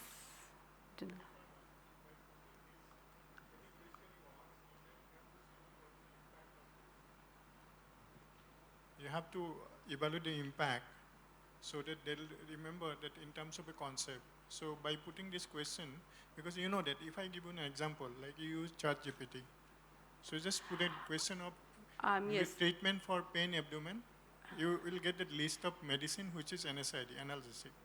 So it will not be interpreted. So that is why I'm asking that how do you interpret the practical skill, because they might answer by copy pasting, so you'll not able to get in practical skill for that particular person, medical person later. Yeah, so actually, so there are limitations. So students, the one of the ways which we actually implement this was we gave a defined time for the students, and they were actually in a hall, exam hall like setting. So they were writing the answer, and then and there they are going to submit. So in that way, you can modify and you can give a kind of a controlled environment. So these days, this is ChatGPT is one of the main problems we face. I can understand. So that's they are everywhere. Everybody copy and paste ChatGPT. So that is the problem. So we, as examiners and educators, I think we had to think of novel ways of assessing students rather than just giving the offhand age-old methods. That is something we had to think in future, because with this advent of AI. Very novel this approach to assess for the assessment. But one thing is, first we have to collect the data to compare, right? So different students have different skills to write.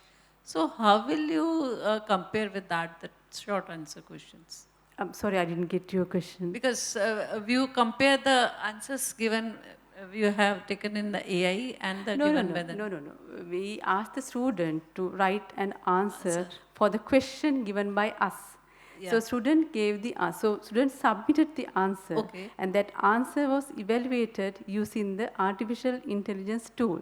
Okay. So that tool gave us a mark like 50%, 50 out of 100 like that. Then that answer was given to 2 human examiners as well to mark independently to see how much they would give.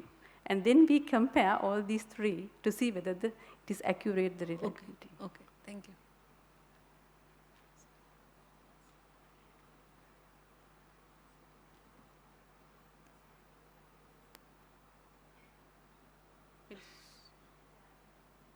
In the absence of any more questions, we are moving on to the next paper, the last paper for today. The occurrence of the potential drug-drug interaction among geriatric patients at the cardiology unit of National Hospital, Colombo. Paper is authored by Nilukshan S., Piris T.S.S., Kalyanatunga P., Paramanandan K., and Sanjayan K. Paper will be presented by Nilukshan S.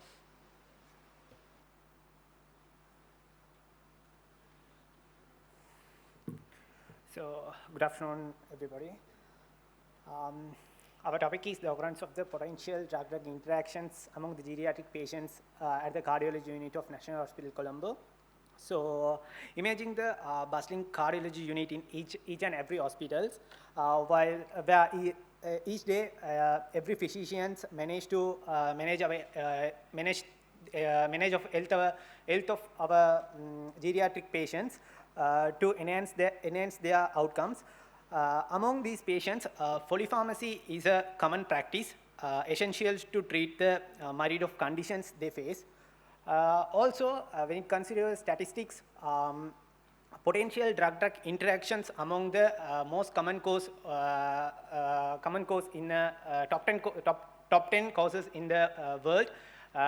United States alone, it causes the 100,000 deaths per yearly. So these things, statistics implicates our importance of these research headings. These are the table of contents.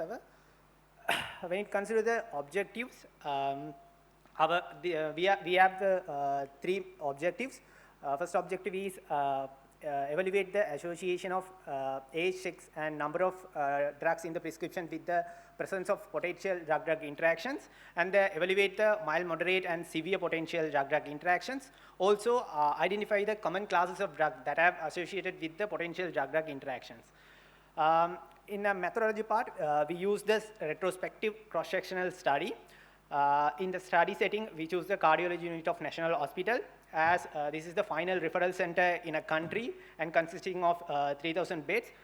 We choose the cardiology unit, and study sample, we consider 385 geriatric patients' prescriptions, and the prescription patients aged 60 years and older. In the inclusion and exclusion criteria, we include the prescriptions with 5 or more drugs only, and the exclusion criteria, we exclude the prescription with incomplete information that didn't contain the age and gender of the patients, and also prescriptions with topically administered drug, because these drugs are excluded because they deliver a local effect, especially at the site of applications. We use, as a study instrument, we use a data extraction form. In that data extraction form, we use prescription details and the patient's details. And also, our study duration is, it starts from the December 2022 to November 2023. It's 1 year period, and we used a 1 month period to collect the data. Data analysis is done using a British National Formulary, 84th edition of the British National Formulary, and each prescription were checked for their class of potential drug-drug interactions by referring to British National Formulary. When it comes to the results, we have a 385 total prescriptions. In that, 129 were female and 256, majority were males. When it comes to the age distribution, 60 and 65 years old are the highest numbers and frequency, because it's accounted for 51.95%, around 200 prescriptions, and the least one is 81 years old, above 81 years old. It's accounted for only 4 prescriptions. In 385 prescriptions, we only add the drug-drug interaction in the 110 prescriptions only. Among those 110 prescriptions, 77 prescriptions add the only 1 potential drug-drug interactions, and 33 prescriptions add 2 potential drug-drug interactions. Furthermore, the total of 143 potential drug-drug interactions were identified, with 62 comes under the moderate category, and 81 comes under the severe category. And also, the analysis revealed that 24 unique potential drug-drug interaction pairs comprising 27 distinct drugs. And also, there was no mild cases were observed in the study. And these are the list of drugs, severe and the moderate drug interactions that we found in the prescriptions. In the severe cases, aspirin and nicorandil is the accounting for the highest number. It's accounted for 49 cases, and moderate category, atorvastatin, ranolazine accounted for 26 cases. It was the highest. So other than that, notably we have other drug interactions as well, like atorvastatin, diltiazem, and clopidogrel, rosuvastatin, like those drugs as well. When it comes to the association between the age, sex, and the number of drugs with the potential drug-drug interactions, we found that potential drug-drug interaction significantly associated with the gender and the number of prescribed drugs, and there was no statistical significance associated between the age of the patients and the presence of the potential drug-drug interactions. In a conclusion, we found 29%, that means 110 prescriptions had a potential drug-drug interactions in the cardiology unit of National Hospital. Statistically significant association between sex, that means for females, they are the highest number, females are the potential drug-drug interactions occurs mostly in the females, and number of drugs with a prescription, the presence of potential drug-drug interactions associations. So our recommendations are, more attention should be taken to while prescribing the medicine for geriatric patients, and not only the pharmacists, also other healthcare professionals also can involve into the evaluate the potential drug-drug interactions, and incorporating computer-based screening tools to identify the potential drug-drug interaction is advisable, and also printed electronic media and conferences and workshops that will promote an awareness, create awareness among the healthcare professionals and the patients as well. So these are some of the reference. Thank you. Thank you for the presentation and keeping to the time. Now the paper is open for questions.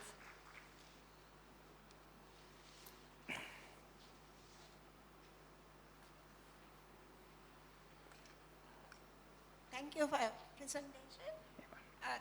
You said there were no minor interactions. What do you mean by minor? How did you define minor? In your presentation, you said there were no minor interactions. Yeah, mild interactions, ma'am. Mild. What do you mean by mild? That means already BNF is categorized the drug interactions into 3 categories: severe, moderate, and mild interactions.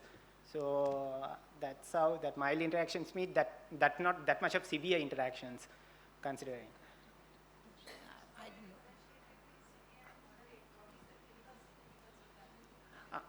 Them like that. Yeah, to the practitioner, what is the importance of knowing that this is severe? Yeah, when it comes to the severe drug-drug interactions, ma'am, if it's possible, we can avoid the severe drug-drug interactions because that health outcomes is drug.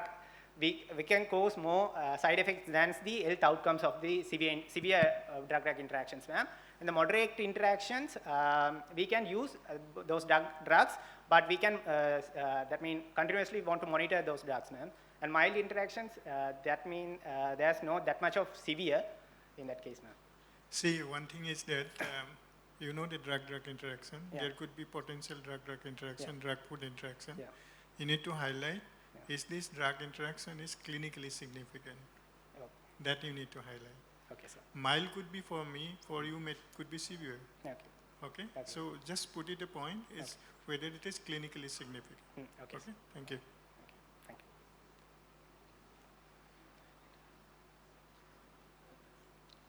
Thank you. With that, we come to the closure of the paper presentations, oral presentation session 1. So thank you all the presenters and the participants for your active participation. Thank you.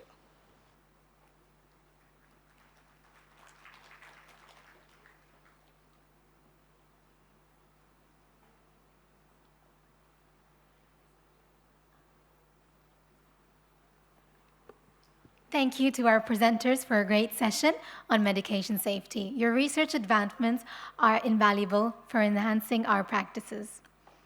Our final session for the day is the panel discussion 1 on prescribing safety assessment, chaired by Professor Pradarshini Galappatti, President of SLACPT, Senior Professor of Pharmacology, University of Colombo, and Dr. Sanjeevani Kurukulasuriya, Senior Lecturer in Pharmacology, University of Kelaniya.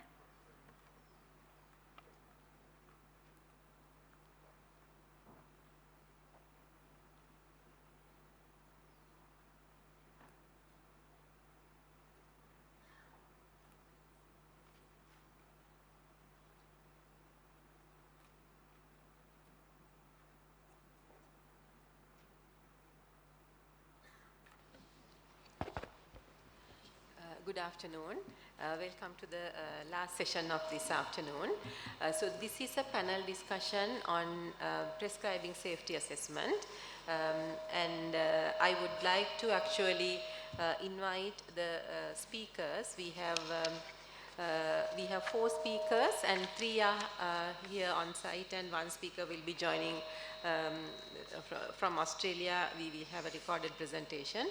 So it is my pleasure to invite Professor Simon Maxwell and Professor Vajira Disanayaka. I think he will come in. Yeah. Professor Vajira Disanayaka is here, and Professor Priyanka Ranasinghe and Professor Nilima Shisaga to the head table. And then the first speaker of this session is Professor Simon Maxwell. Again, Professor Maxwell has been introduced previously. He is the Medical Director, Prescribing Safety Assessment, British Pharmacological Society in the United Kingdom. And Professor Maxwell has been having long-standing experience in conducting as the director of the Prescribing Safety Assessment in the UK. He conducted a very successful workshop yesterday on the Prescribing Safety Assessment for our stakeholders. So over to you, Simon, to do your presentation on the UK experience in Prescribing Safety Assessment. Thank you. So, Priyadashani, thank you very much for allowing me to speak for a 3rd time today. So I will, these slides will be very familiar to several of you who were here yesterday, so I will move relatively quickly through them. So I'm going to talk about why we have a prescribing safety assessment in the UK, how we developed it, how we deliver it, how the candidates and the medical schools perform, and then look a little bit towards the future. I don't really need to rehearse. The whole morning has been about the problems that we see with medication incidents, both medication errors and adverse drug reactions. And importantly, many of these could be avoided. It's perhaps not surprising that we see so many of these incidents, particularly prescribing errors, because actually prescribing is a very difficult thing to do. There are an awful lot of medicines to think about. Patients are all very individual, and there are many different factors which impact on prescribing decisions. So it's not surprising that around about 10% of prescriptions written in UK hospitals contain errors. The reason that I'm particularly interested as a teacher in a medical school is that a large proportion of those prescriptions are actually written by doctors who have very recently graduated from medical schools in the UK, 1st or 2nd year. And there's been a big interest in them for about 20 years. And quite a few surveys, which I can't talk about individually, but effectively not only show that they do a lot of the prescribing, but they feel underprepared for it. Even after 5 or 6 years of medical school, they don't get much practice at prescribing during medical school, and it's the bit of their job that they fear the most, and not surprisingly, because the stakes are really very high indeed. And as I emphasized in our symposium yesterday, things are actually much more difficult than they were in decades gone by. The patients are coming through more quickly, they're more elderly, they've got more chronic conditions, they're on many more drugs than they've had before. And you're talking about polypharmacy, I think, tomorrow. There are many more guidelines to judge as well, and much more evidence to judge whether somebody's done the right thing or hasn't done the right thing. And finally, patient expectations have never been higher. They expect their clinicians to know a lot about the medicines and will sometimes now challenge them about the medicines. Around about 16 years ago, incredibly, in the UK, I think many of the stakeholders, the General Medical Council, which regulates doctors, the National Health Service, which employs them, the postgraduate training organisations, and the medical schools all agreed we had to do something about this. We had to get together and try and chart a better way forward. The first thing that we were required to do was set out some learning outcomes, what we expect our medical schools the outcomes that they expect that their medical students are going to know about. We decided also we needed to do better with education, particularly a national e-learning strategy. But the reason, obviously, that I'm talking in this session is because the key to all of it was having a reliable assessment that demonstrated that the outcomes had been met and that the medical schools have been effective in delivering those outcomes. And for those who are educationalists in the room, this is a very classic education route. You set the outcomes, you develop the training pathways to get there, and then you have an assessment which actually measures that those outcomes have been reached. So in the UK, we started this process off in about 2010 and developed the prescribing safety assessment, which is what I'm talking about. We thought this was important for clinical governance reasons because we don't want doctors wandering around hospitals in the UK, and I'm sure you don't in Sri Lanka either, who aren't actually very knowledgeable or effective in using medicines. But we also thought it would be useful to have a metric that everybody used to try and understand actually how different medical schools and teaching programs were doing. You'd want to know if your program wasn't performing or the students trained on it weren't performing very well. As I said yesterday, we didn't think there was a clear, credible, reliable model out there. So effectively what I'm going to talk about is we designed ourselves. We weren't following anybody else. And we felt it important, if this was going to be high quality, that we did it nationally. We pooled the resources of all the individual universities, because even in the best universities, and we've got some good universities in the UK, there's just not enough time or individuals to put to developing a really high quality international standard exam. So the principles we set out with was that this exam would have to be passed before beginning practice in the National Health Service. It would be based on real cases. We didn't just want a simple knowledge test. We wanted everything that was asked to be relevant to real patients. We decided to deliver it online, and we've had a lot of discussion about that because I know you write most, or hospitals write most of their prescriptions here in Sri Lanka on paper. Well, we did write on paper in most of our prescriptions in the UK in 2010, but actually the only way that you could deliver this all around a country of the size of the UK and now subsequently all around the world is if you do this online. And of course, if it's online, it can be very rapidly marked and it can be reliably and consistently marked. It's an open book assessment because we thought, everybody has the British National Formulary when they're prescribers, and we felt it important that those who are undertaking this assessment had the British National Formulary. So unusually for medical school exams, you've got a book there, or an electronic book these days, to help. And we wanted this to be about skills, deductive power, as well as, not just about knowledge. So this was the model we developed. Many of you are now probably familiar with this because I've spoken about it lots of times, but there are 8 different styles of questions. 40% of the marks go obviously for prescribing because it's a prescribing safety assessment, but a lot of the marks also go for prescription reviewing, which is we actually review in a course of a day's work many more prescriptions than we actually write. It's planning management, providing information to patients, relatives, carers, or indeed other members of staff like the nurses, calculating, dealing with, preventing or treating adverse drug reactions, knowing how to monitor the effects of medicines, and interpreting data relevant to medicines. And we have 7 different domains of the hospital or healthcare that our questions can be nested in. And this has proved a reasonably robust. I mean, we're not sure there are too many general problems that newly qualified doctors face that wouldn't fit as a question into one of these categories.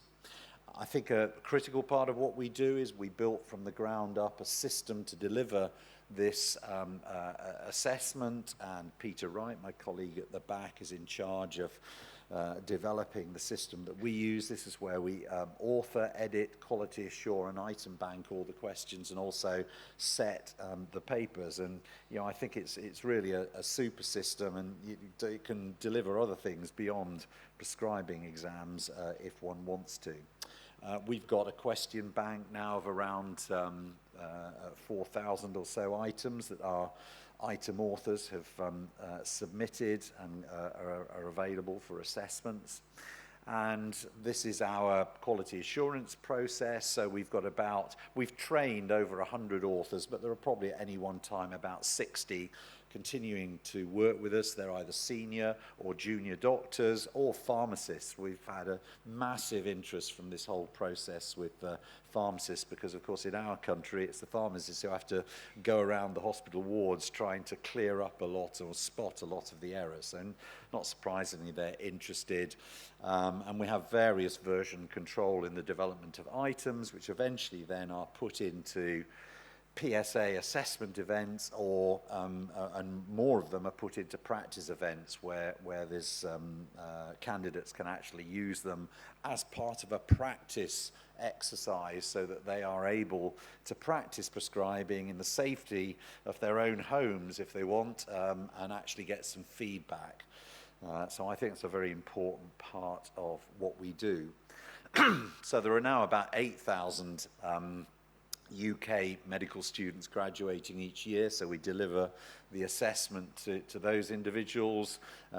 Indeed, we deliver beyond the now 37 medical schools in the UK. We deliver to all the Irish medical schools and the Maltese medical schools as well, and that's apart from other international efforts. We have every candidate gets 4 practice assessments, so before they actually come into the main pass-fail assessment, they've had the opportunity to work their way through 4 practice assessments and get feedback and scoring on their answers. So they're reasonably well prepared, and I have to say it's those practice assessments which the students really like, because it allows them to be challenged and in an area which many of them realize they're not as knowledgeable or skilled as they might be, and get feedback and develop their prescribing skills.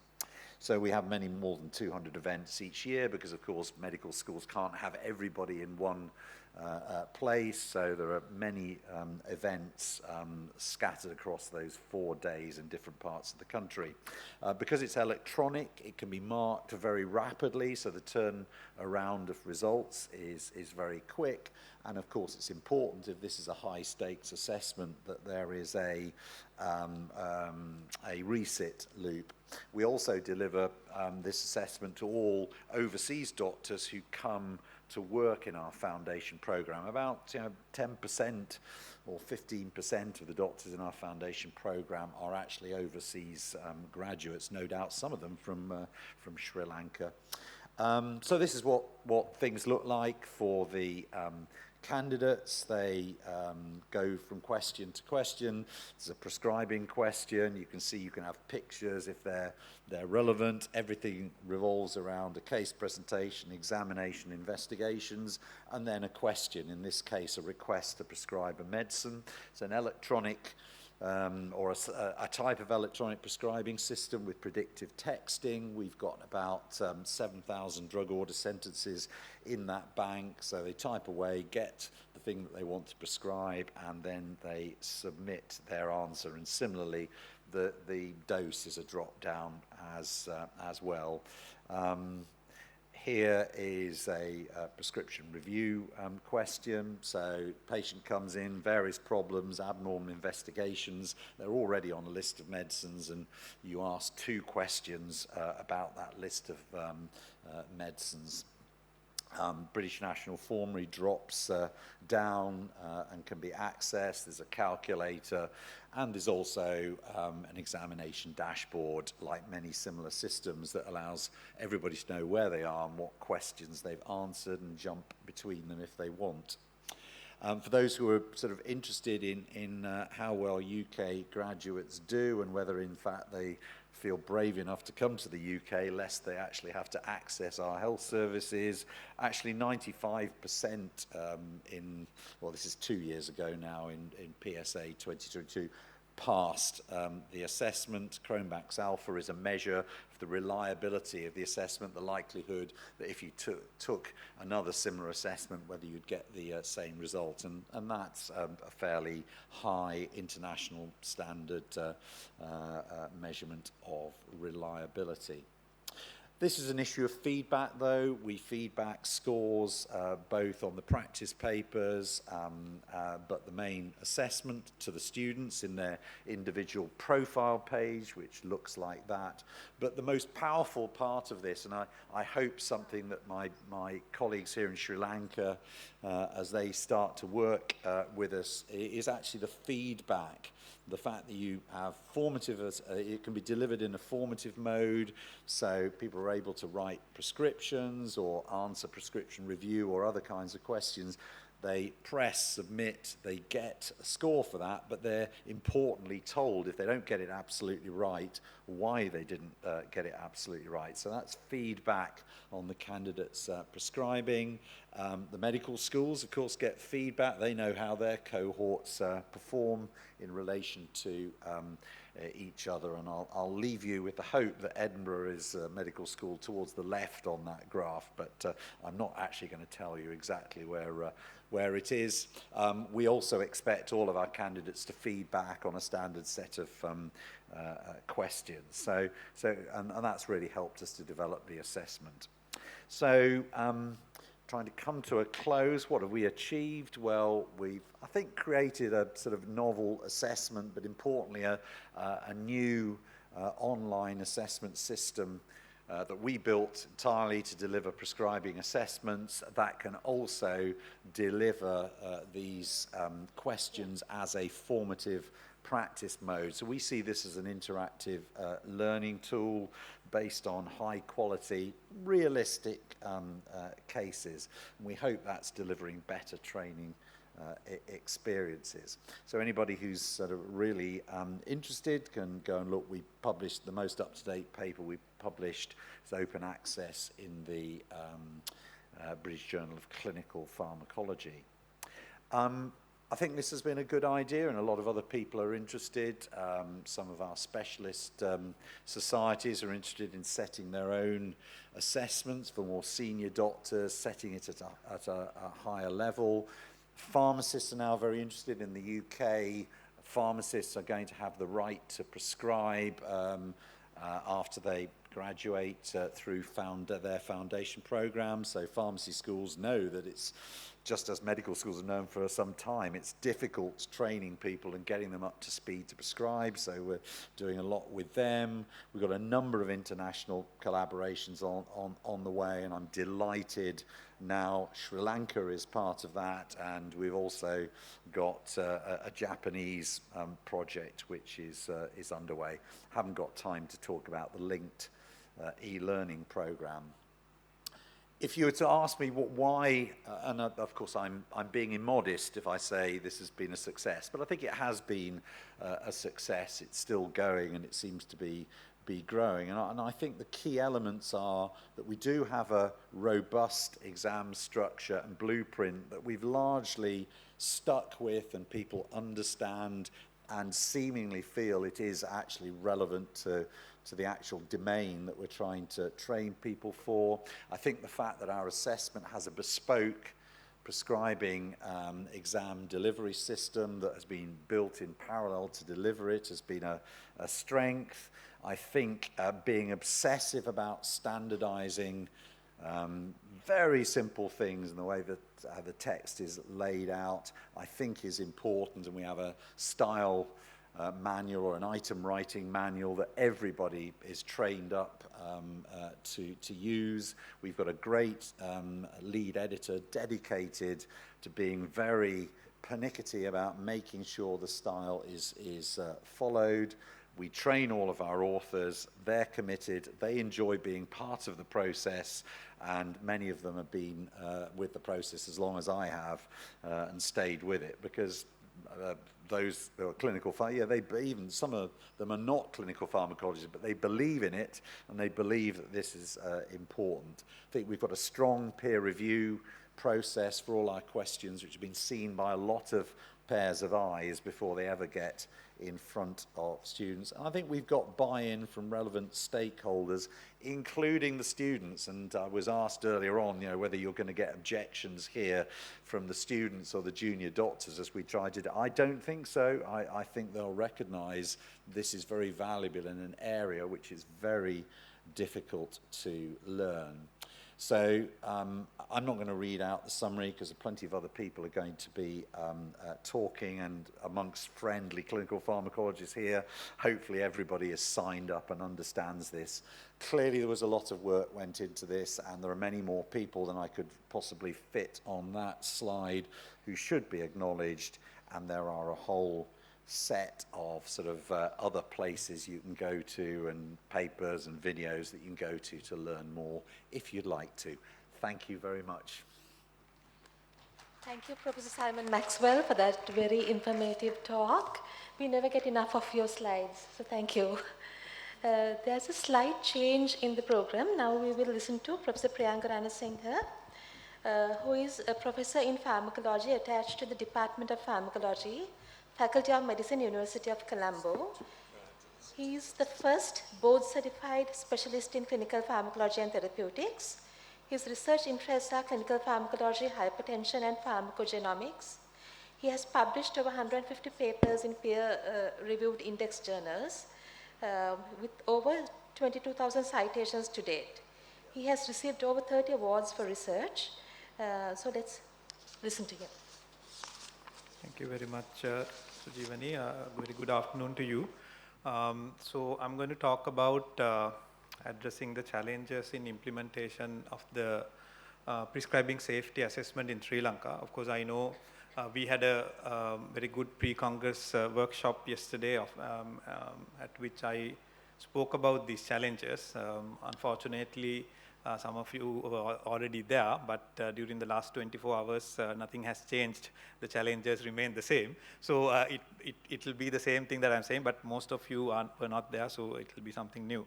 This is what I plan to talk. Before going on to talk about the challenges, just briefly to look at whether there's a need for a prescribing safety assessment in Sri Lanka, and then looking at the challenges in setting it up, initially implementing it, and then how to sustain it as we go on. In terms of looking at the need, there's evidence to suggest, like in other countries, maybe from personal experience, if you are a doctor who has graduated, you can put yourself in the shoes, I suppose, when going as an intern, how competent you were to sort of prescribe medicines. And there are a lot of pharmacists here, there are a lot of nurses here also. Think about yourself when you started. How competent were you to dispense medicines? How competent were you to administer medicines? And so it is, again, similar for us doctors also. One of the issues there is that this is not something that is assessed. So there is, going beyond personal level, there is evidence from research also. This is one of the studies that we have done, which looked at prescriptions, and there were a lot of omission and commission errors that could have led to potential patient harm. Of course, there are many other similar prescription audits. I have just drawn this, one of the studies that we have done. And the prevalence rates of medication errors at different stages in the systematic review is quite high, and of those, prescribing errors account for a significant majority. So there is a space to improve in relation to prescribing, and prescribing errors are an important issue in relation to patient harm and medication safety. But one of the problems that we face in Sri Lanka is that this is something that is not directly assessed. I mean, if you look at the different domains that is there in the prescribing safety assessment in the UK, these are the competencies that you would expect a prescriber to have. These different areas are very difficult to assess in the traditional forms that we measure students in forms of MCQs, true false answers, or even single best answers. Let me take an example that all of you will be familiar with. Let's take cricket. We at least maybe used to be a cricket crazy country. If I am given an essay to write about cricket, I have never played professional cricket in my life. I'm sure I would score pretty well, right? I'm sure I would score pretty well, but that does not mean that I'm a professional or a competent cricketer at the end of the day. So we need to sort of devise methods that can properly assess what we are measuring. So in that sense, the prescribing safety assessment, I think there's no argument that we need to look at it. I think there is evidence to suggest this, so we need to think about how we are going to assess this. And in that sense, the prescribing safety assessment that is done in the UK model is as Simon said, although he was quite modest, is a success, to be honest, and it's a model that probably would suit us as well. If anyone is interested, there is this now prescribing safety assessment in the UK has been in existence for many years, and there is this recent independent review of the prescribing safety assessment that was done in the UK, and there's a lot of information in it about the success of the assessment and the recommendations and the way forward in the UK, that is after many years. Of course, they took a lot of time initially to set things up and to get where they are. But since we don't have to reinvent the wheel, because certain things have already been done, I suppose we won't take as long. So given the fact that the necessity is there, we need to think what are the challenges that Sri Lanka would face in implementing setting up, implementing, and sustaining the prescribing safety assessment. So one of the first challenges, of course, would be to get everybody together. Everybody together in the sense, the key stakeholders. The regulator, I think Professor Vajira Disanayaka will speak subsequently, then the professional colleges, the Sri Lanka Association of Clinical Pharmacology, maybe the medical schools, the medical students, all of them together to sort of, that was one of the initial challenges which we have overcome to a certain extent, because in principle now it is agreed that this is something that is required and agreed to move upon for future medical graduates of this country. So once that is agreed upon, how do we go about setting up? There are certain questions that will need to be answered. When is it going to be introduced? In the UK, it is a requirement to pass this before obtaining full registrations. I suppose something similar would be suitable for Sri Lanka. Online delivery method would be quite suitable because we have about 1,500 medical graduates each year graduating from the different medical schools, and for practical purpose, a similar online method would be good. So these things that are from the UK model, we should be able to adopt and overcome certain challenges in setting up. But one of the biggest challenges would be in developing the question bank, because we will not be able to directly adopt all of the questions, maybe because of disparities in healthcare, disparities in language, disparities in diseases, availability of medicine. So there will need to be some sort of customization to suit the local medical graduates, which is going to be a challenge.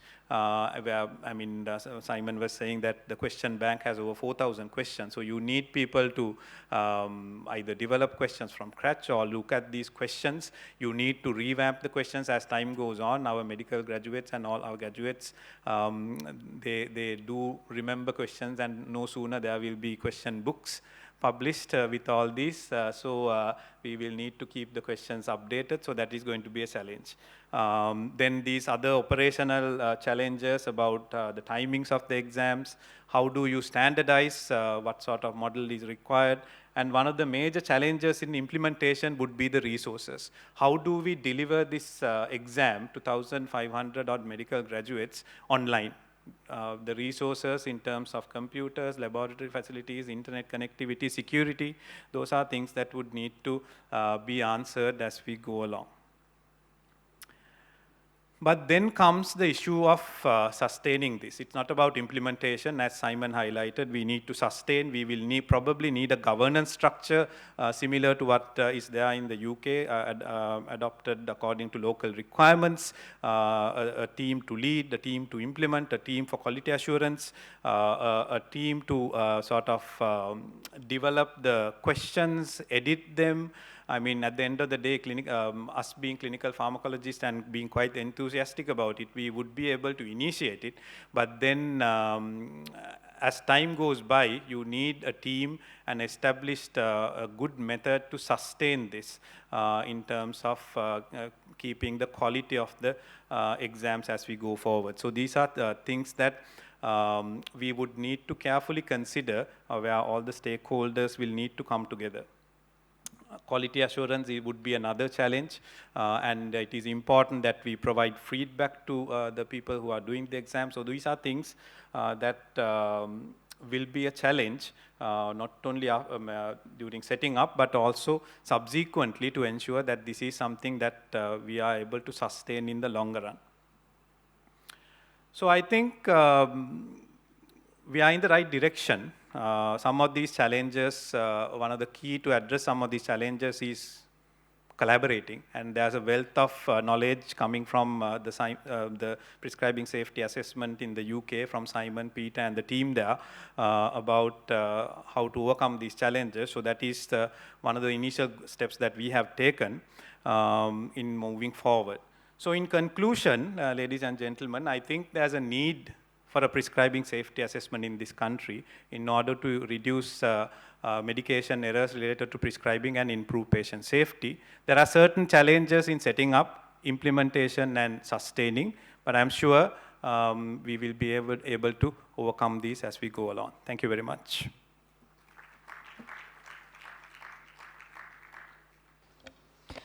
Thank you very much, Professor Priyanka Ranasinghe, for outlining all the possible challenges and that we will need to overcome in implementing. I think that was a very comprehensive presentation. It is my pleasure to now invite Professor Nilima Shrisagar from India for the next talk. I think Nilima also has been previously introduced to this audience. She is an emeritus professor from Maharashtra University of Health Sciences and former chair of ICMR India. Over to you, Nilima, for the talk. Thank you. Thank you very much, Priyanka, and once again, thank you and the group here for this wonderful program and also the workshop yesterday. I have 10 minutes, but I've been told that if I overstep 1 or 2 minutes, I'm allowed to do that. I have 1 or 2 interesting videos embedded in my talk. I hope I'm able to run that here. Let's see what comes up. So I'm going to speak on prescribing skills, training and assessment, our experience. So I'll talk first a bit about the background, which we actually all know, so I'm not going to repeat that much. The course outline and its unique features. Then how was the course evaluated, the Kirkpatrick's 3 levels, how we did that. Then of course the challenges, opportunities, the lessons learned and the way forward. And acknowledgement is a list of nearly 60 experts, so I'm just going to say I acknowledge all of them actually. So background, we all know inappropriate prescribing, we have heard all of it. It can result into poor response, adverse reaction or higher cost. Okay. Medicine related harm, we've already heard a detailed presentation from Priyadarshini. Half due to inappropriate prescribing occur in all specialities. Preventable harm, it occurs mainly at the prescribing level and a variety of errors are the cause for it. Okay. Economic burden in adverse reactions, we have already heard of that. Here is an example of the study that we did in our hospital, and the cost of just 200 who came with ADR out of 7,000 is quite a lot. We'll all remember the adverse reaction, adverse outcome of mucormycosis, which developed during COVID-19 on account of inappropriate use of corticosteroids and broad spectrum antibiotics, and we all remember that, and a huge mortality paper published in IJP. Medication-related harm, as everywhere else, publications from India are also there. Actually, actually prescribing skill is mentioned as a must perform or must carry out skill by the Indian Council of India, now the NMC. I'm sure it's also there in the Sri Lankan Council. So prescribing skill, and it says the module on prescribing writing, we all know it says that everybody should be able to write a rational, correct, legible, generic prescription, and there should be skill training to write that prescription. Okay, that's all great. But the prescribing skill assessment examination kindly provided to us by Dr. Simon and British BPS, alarmingly, we found that only 1/4 of a student actually recorded more than 50%, terrible. So I'm going to skip this one in interest of time. So the student feedback was that the graduate training really did not prepare them adequately for prescribing skills, and it should be really part of the undergraduate teaching. Okay, when did we start? All started in 2015, way back then in correspondence with Simon Maxwell, and then we had this South Asian College, which is an American affiliate of the American College of Clinical Pharmacology. We had several workshops organized through that conferences, much like how you're having here of the Sri Lankan Association, and many of our colleagues from UK and USA were there to guide us. Jamie Coleman, Robin Ferner, BPS team, Peter is here, and Dr. Hughes is from Birmingham. Yeah, okay. So here just an announcement of the South Asian College, the American College of Clinical Pharmacology. We have our upcoming conference in Goa in January. Invitation to all of you, those who are interested in attending this, most welcome. The details are on the site there. Okay, so I just mentioned in the morning of the virtual Center for Clinical Pharmacology with 2 verticals, product development, rational use. Of the rational use, we had 2 parts, prescribing skills training program and prescription research. I already mentioned about the prescription research, and now I'm going to tell you about the prescribing skills training program. Okay, under the auspices of Indian Council of Medical Research. And so what's unique? This is online. Convenience because it's on mobile, and at the end of it and at doing the assignment, the participant will get a certificate. This course is developed by expert, vetted by expert. It is practical and clinical case based. The course is not compulsory. There is no fee to it, it's free. But you have to enroll, do a pre-test assignment, a pre-test MCQ, complete the course, view the modules, answer 5 MCQs in each module, and complete a post-test and give a feedback, and then you get a certificate. How was the course developed by whom? Well, we had the funding, it was conceptualized, guided, developed, and reviewed by a number of experts, and also the technical assistance for putting it online through that MOOC program or SWAYAM portal. This was done by the National Institute of Epidemiology. They also helped us in the analysis, coordination, the video shooting for the lectures, the demonstration videos, and so on. So, how did we select the topics? What to incorporate into this prescribing skills training program? So we looked at the Medical Council of India's competency-based curriculum. The diseases and the management of which was written as must achieves. Otherwise, we have thousands of diseases. But at a general practice level, this is much achieved. And then we also took feedback from experts and see what are the prevalence and so on. Now, what is the content of this whole? It's got 40 modules, actually later on increased to 50, 20 to 30 minutes video lecture with PowerPoint, and some demonstration video for skills. And the emphasis on the video is on individualized treatment as per patient and disease characteristics. We talk about drug of choice, do's, rote, frequency, duration, monitoring and follow-up. This is important, which we emphasize on.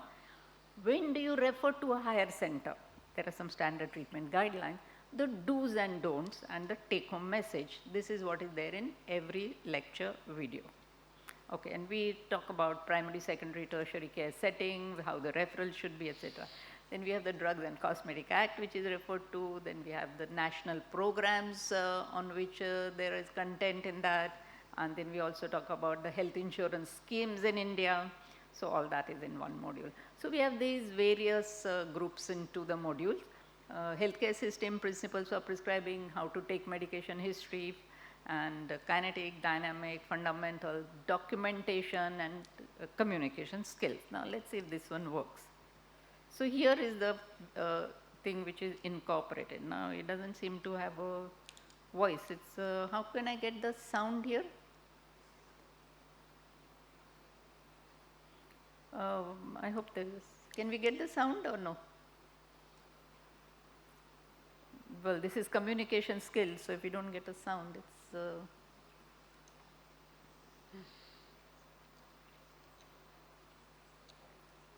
Can we get the sound? Can you try? Anyhow, if not. I think the subtitles are there, so it should be.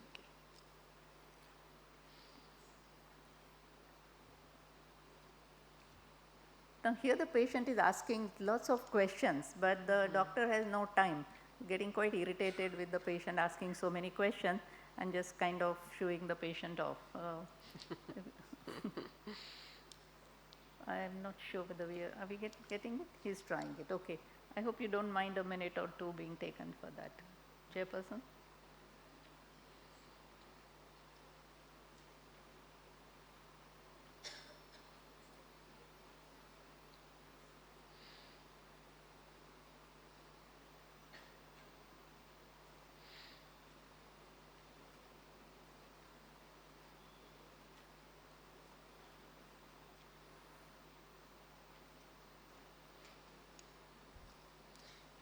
Okay, I think maybe it's all right. We'll keep it. Just, yes. Just let it run at least the video part for a second. It's okay. If you can't do it, it's okay. So this is part of the module which gives a bit of an insight into how the communication with the patient should not be. The first one is about how it should not be. The patient is asking, what do you mean by SRD? And she said, salt-restricted diet, how to take this, how to do that, all that. And she's getting quite irritated and saying, now I have so many patients to clear. Somebody mentioned today that the OPD has to be, I have to only finish the OPD, that's the idea. So she doesn't tell the patient. So this is a part of the module, and I'll go to the next one. And here is a more ideal communication where the doctor is patiently explaining to the patient, and there are components of a good communication skill which is supposed to happen. This is not working either. Anyway, so she explained to the patient and asked the patient, have you understood properly? And then the patient answers and says that, okay, we still don't have the sound. Okay, then, so I'll move forward then. Okay.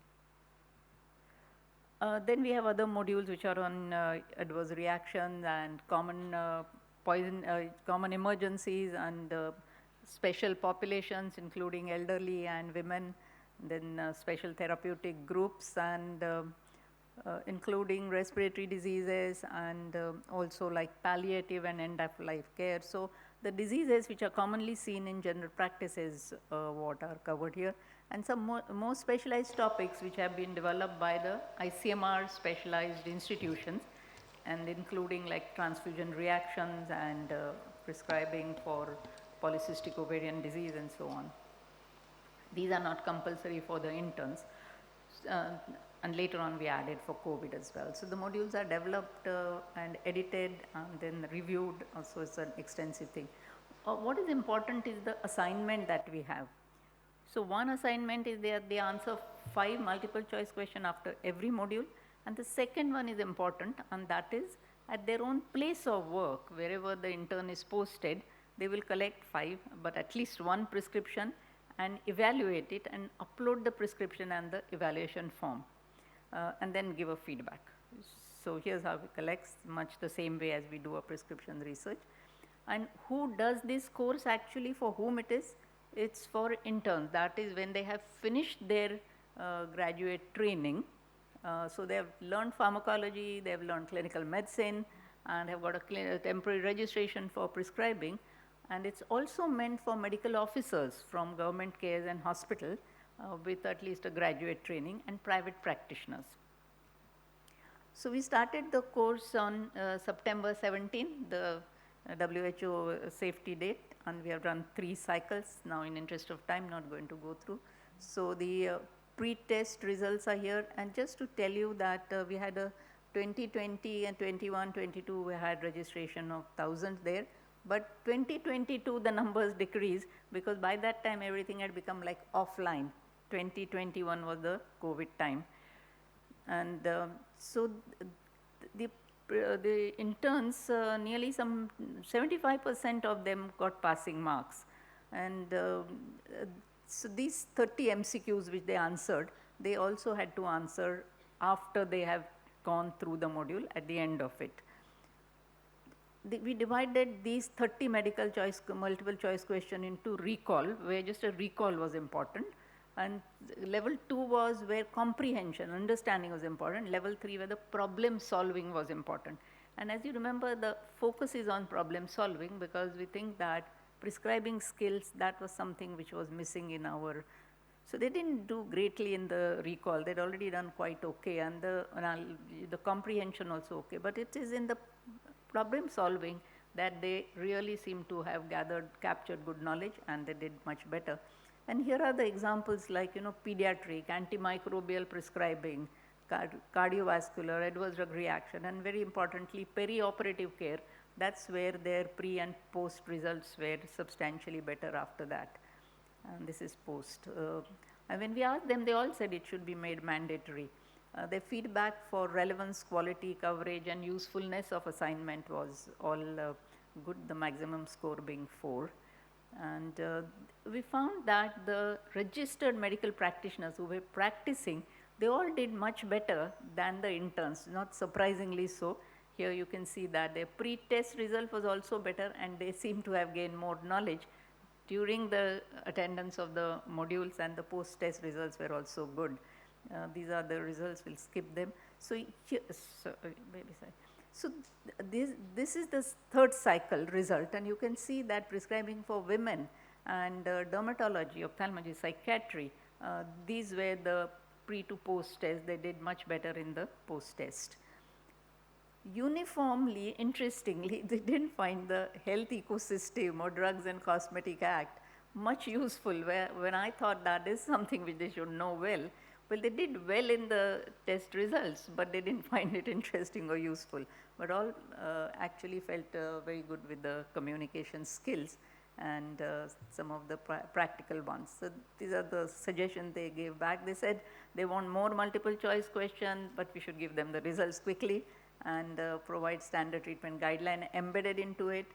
And more real life cases, we'd already given them many, but they wanted more, and they wanted interactive. Now that's a bit difficult to actually capture when you are going to give it as an online program, but we are trying to see how we can do that. Animated videos, I think the youngsters are all very used to animated videos now. So here are the challenges, as usual, funding needed, time commitment of expert, and we need to have a bit of continued updating because some of these modules, the treatment guidelines, if they change, we need to do that. What is difficult to assess is the impact on reducing prescribing error. That's maybe a bit difficult, and whether the patient gets benefited also is not easy to get. Contact with peers and teachers is something needed, and so some of the limitations of the online platform is also there.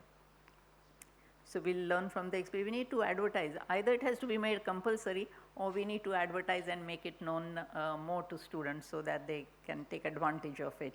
We'll try to have more interactive sessions possible, and also maybe use now the digital tools and augmented reality, some of these, to see what we can do. We are also already working on partnering with Nigeria and some of the African countries, and maybe we would be able to also collaborate with Sri Lanka for this. Thank you very much for your attention. Sorry for having gone for a minute or so more. Thank you. Thank you so much, Professor Sri Sagar, for that very interesting talk, giving us a taste of what's going on in India. Next, we will listen to a recorded presentation on experience in Australia by Professor Sarah Hilmer, who is the chair of Geriatrics Committee and Clinical Translational Section of the IUFA. Sarah is the Australian chair of the Executive Board for Prescribing Skills Assessment for Australia and New Zealand.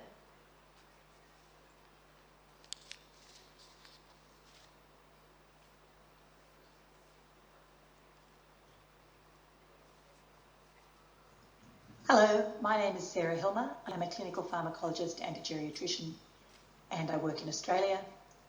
I'm delighted to join you for the Sri Lanka Association of Clinical Pharmacology and Therapeutics meeting today to talk about the Prescribing Skills Assessment, our experience in Australia. Here are 2 papers that we've written describing our experience. They're freely available online if anyone would like to find out more after the talk. So, the Prescribing Safety Assessment, ANZ, which stands for Australia and New Zealand, because we did this together. Why did we do it? Well, in Australia, safe prescribing is a national health priority, and a competency framework has been developed for Australian prescribers. In New Zealand, standards for good prescribing practice have been published by the Medical Council of New Zealand. Australian and New Zealand medical schools, with ASCEPT, the Australasian Society of Clinical and Experimental Pharmacologists and Toxicologists, collaborated with the British Pharmacological Society to adapt the prescribing safety assessment for Australasian students as a pilot in 2015. Why did we decide to use the PSA? Firstly, there are similarities in the medical school training and healthcare systems between Australia, New Zealand and the UK, so it seemed likely this would be an appropriate test. Then we confirmed its content validity through independent review. The PSA has very high reliability, and it seemed pragmatic to use an existing assessment rather than reinvent the wheel. This is Australia's response to the Medication Without Harm WHO Global Patient Safety Challenge, and investigating the prescribing safety assessment was a part of our response. So how did we adapt the PSA? Well, staff from all Australian and New Zealand medical schools were invited to participate in the creation and standard setting for the ANZ PSA. Over 50 staff were involved. These included multidisciplinary clinicians and academics. Potential questions were provided to us by the BPS, and ANZ content and expert reviewers collaborated to regionalise the questions and align them with our national formularies. We were also trained by the BPS staff in the ANGOF method for standard setting. How did we run the exam? We provided both practice exams and an invigilated exam. Each medical school used the prescribing safety assessment differently. Most used it as a formative test. Some used it as a summative or barrier exam. The timing of the test was very flexible to align with each school's assessment program, and we provided 1 or 2 sittings per school. How did our students perform? Well, they did pretty well. You can see the results from 2017 in black, 2018 in green, and 2019 in blue. And the passing standard is shown in the orange bar. You can see the total scores and the scores for each of the different topic areas covered by the prescribing safety assessment. And our students did pretty well for everything, probably except data interpretation.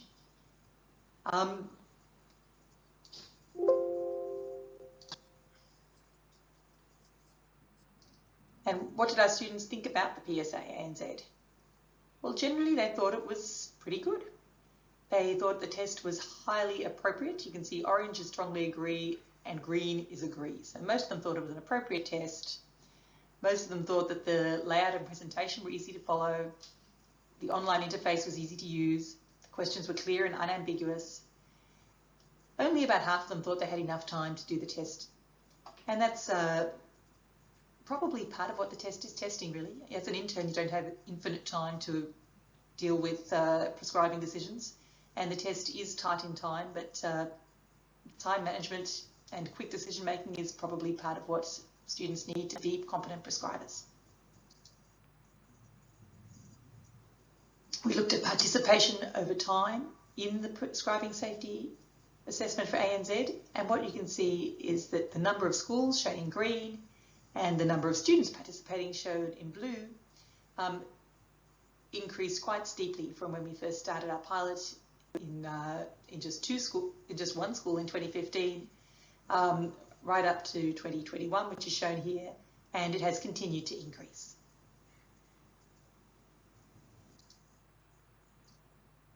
And what about the challenges of implementation? One of our major challenges was the different timing between schools. That made it really hard to administer the test because you had to organise it on so many different days throughout the year, and it also led to security issues where we couldn't have an infinite number of tests, so we were giving the same questions to students at different schools at different times, and there was a high risk of the students telling each other what the questions were at other schools. Not a major issue for a formative test, but it is a major issue for a summative or barrier exam. The next challenge was making sure that students had access to the national formulary during their preparation and during the exam itself. We were very fortunate the Australian Medicines Handbook, or AMH, which is our national formulary, was provided for free to all students for this purpose as part of our collaboration with the AMH. In New Zealand, the New Zealand formulary was available to New Zealand students. The other challenge to organise was the funding agreement from year to year with each school. This is something that we've been doing with the BPS, so that each school has to form a contract with the BPS each year and transfer funds, and that's a huge administrative task. And each year, each school wonders if they have the budget for it. So far they have. And then there has really been quite a substantial burden on the BPS PSA team, who've been supporting us exceptionally well, and the Australian New Zealand volunteers who are doing this in our spare time. The Prescribing Safety Assessment ANZ also provided a number of opportunities. Firstly, it increased the visibility of clinical pharmacology and therapeutics, and this led to teaching innovations at many of our universities. Secondly, it helped us form really strong collaborations within clinical pharmacology and therapeutics education across Australia and New Zealand. And thirdly, it provided an opportunity to collaborate closely with the National Prescribing Curriculum, which are teaching modules, and make sure that teaching and testing were well aligned. So what are we doing now? Our current aim is to transition to an Australia-New Zealand PSA exam with the support of the BPS PSA platform over the next 5 years. The plan is that this exam will be led by ASCEPT through a new affiliated entity with ASCEPT. Our first step has been to create structures to support this. So we've created an executive board. The role of the board is to oversee the governance, strategy and sustainability of the PSA ANZ. It has a supportive stakeholder advisory board with a range of stakeholders representing health professionals, health providers, policymakers, educators, and of course students. And we are aiming to establish a separate entity affiliated with ASCEPT, a bit like BPS assessment, with sustainable funding. We've also established an assessment committee. This is the committee that's responsible for overseeing, developing and administering the actual exam. There are subcommittees for question writing and for standard setting. And we are just setting up these structures and starting to have our first meetings. So our next steps are engagement of members and stakeholders for the committees, recruiting and training question writers, communicating the change to how we will be running the PSA to the universities, refining our budgets and seeking sustainable funding, and continuing to work very closely with the BPS PSA team who have supported us so well. In conclusion, prescribing assessment stimulates teaching of clinical pharmacology and therapeutics. The PSA ANZ has been successfully piloted at most ANZ medical schools for medical graduates. There are opportunities to extend its use to other prescribers and also to international medical graduates who seek to work in Australia and New Zealand. A collaboration of people with pharmacology, education, strategic and governance skills with engagement of key stakeholders is needed for sustainable models. Thank you very much.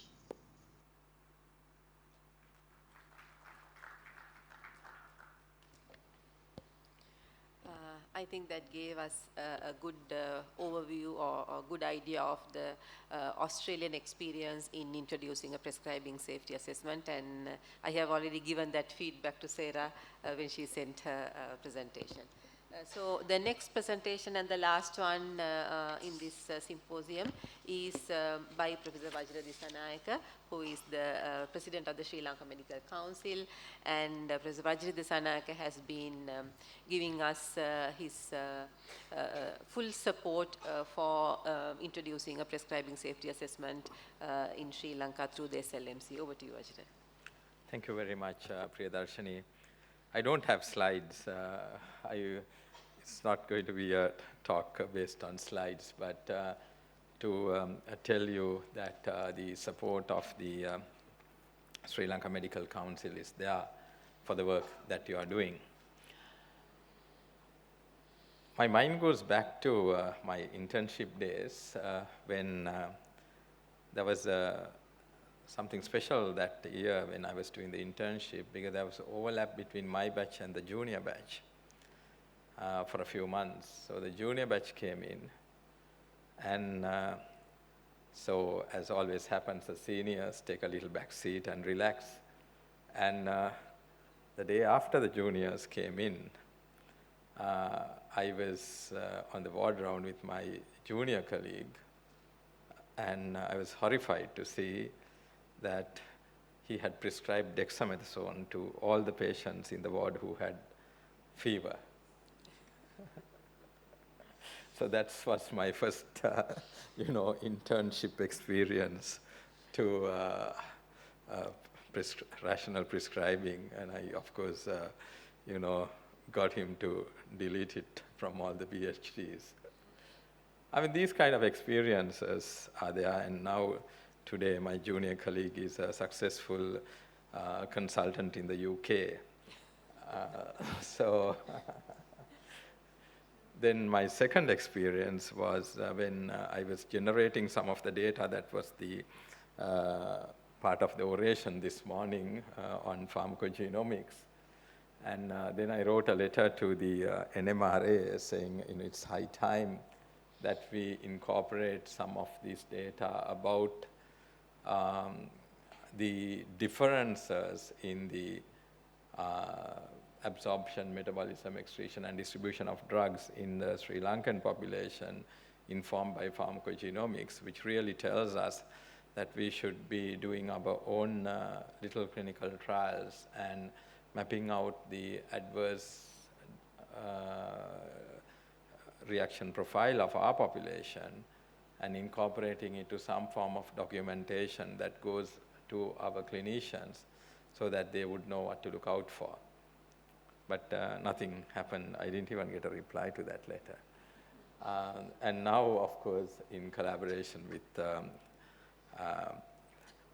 Priyanga, we are trying to make it more appealing to the clinicians so that we can get them to start thinking about pharmacogenomics.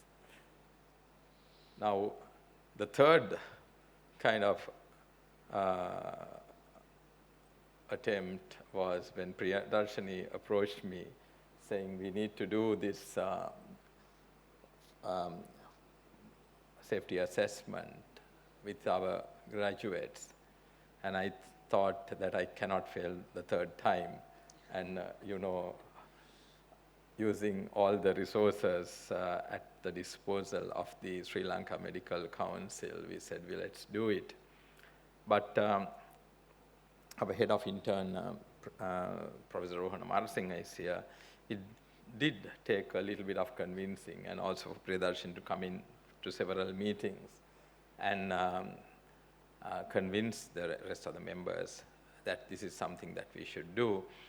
And I think what I have learned during the past few days is that we are lagging behind. And given the fact that 1,000 Sri Lankan graduates migrated to Australia, I think, last year, not a small number, thousand last year, and if you compare the year before, it's nearly 2,000. Similar number, more than 1,500 working in the NHS now. We are, we need to collaborate and bring in, the safety practices as well as safety assessment into our program. So we are part of a global community, not a local community anymore. So in terms of the Sri Lanka Medical Council, our plans are that we will take it up pretty much as a part of what we do in the internship, which is in our control. It's the Sri Lanka Medical Council's purview, and we would try to work with you to try and see how we do it in the most expeditious way. So Priyadarshini, the call last night that I couldn't get through to you was to ask you what was the learning from the workshop yesterday, so that I could respond to it today, but we couldn't have that conversation. I spoke with Rohana and asked him the same question, and his response was that we will need to do a lot of groundwork in terms of developing the assessments. And if we go about it in the conventional way, it may take a year or two. But as you know, I would like to expedite things and get things done as fast as possible. So we need to think of how we can come in collaboratively as all of us and put in the numbers and the resources required for us to get the safety assessment going. But at the same time, to couple it with some kind of training as well. So the British Pharmaceutical Society has the training programs as well. Our colleagues in India too have the training programs. And we can look at and see how we adopt some of those programs or embrace them so that we go forward. So I think we really need to look at how we take this forward in an expeditious way so that in October, when the next batch of interns come in, we are ready to deploy it. And so that is the challenge that I'm putting to all of you in your association, the rest of the community out here, and to the British Pharmaceutical Society, who is going to be our partner. We're just about to sign a MOU, as well as our Indian colleagues who are willing to help us, so that we take this forward in an expeditious way. In the next 3 minutes that I have, I would also like to express some other sentiments. That is what I mentioned yesterday. It is just not only the prerogative of the doctors when it comes to safe prescribing. We need to bring in the other professions on board as well, the pharmacists, the nurses, and others. So wearing the hat of both the Sri Lanka Medical Council and the Ceylon Medical College Council, I'd like to reach out to the other colleagues who are here from the pharmacy profession and the nursing profession and so on, to see how we can work with those professions as well to upskill them so that they also get training in safety aspects, as well as we also introduce some form of assessment to them as well. So it's a bigger conversation that we need to have. And I think going forward, taking all the learnings from this conference, we can have dialogue that we do, bringing in all the colleagues, all the other colleges and associations, the pharmaceutical, the various societies in the pharma space as well, as well as the regulator, the Ministry of Health, and others, all stakeholders, so that we can go forward expeditiously, and we can ensure that we are ready by October to begin. So it's a tall order, I know, but let's do it. Let's do it. I think we need to catch up, and we need to show that we can take on a challenge and deliver. And I'm sure come October, come next year's conference in 2025, we may be able to tell all of you how we did it. And I think with Priyadarshini, all the goodwill that we have from our colleagues, energetic secretary, Priyanka, we will all be able to do it, and let's set our eyes on doing that. So with those words, thank you very much for inviting me to say a few words. And I'd like to congratulate the association for taking the steps, and for all of you for being with us to the very end today to hear what we plan to do. And I hope that all of your support will be there for us, because we need you. The regulator can't do it on our own. We need the profession, the greater community to help us. So with that, thank you very much. Thank you very much, Vajira. I think that's the best commitment that we can have from as the president of the SLMC, and now ball is in our courts to take it forward. But as we have already discussed, there are many challenges,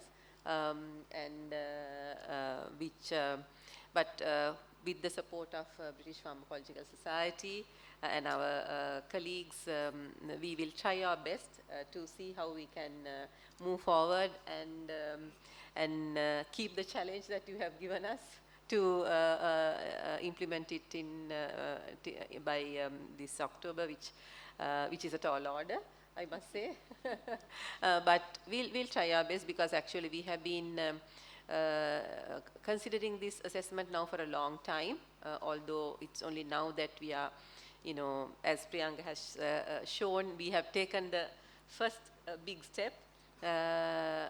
It took a long time, probably about 2 or 3 years, I think, to take this big step. But now that we have taken it, I think the next steps should be smaller, although there are many things that we need to address in doing this. So I think we have come to the end of the today's session. Unless there are any questions that the audience has to ask about the prescribing safety assessment, I'm sure the speakers would be happy to answer anything. I think everyone is keen to have tea and go home. I quite understand that. So thank you very much for being with us throughout the day. I think we had a very successful day, and then please have tea and, sorry? Yeah, sorry. We need to, we have some certificates for the resource persons.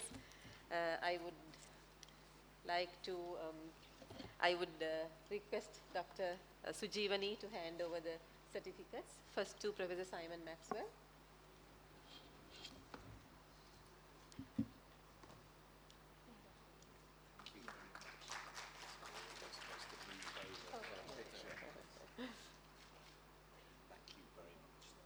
Then to Professor Vajira Dissanayaka.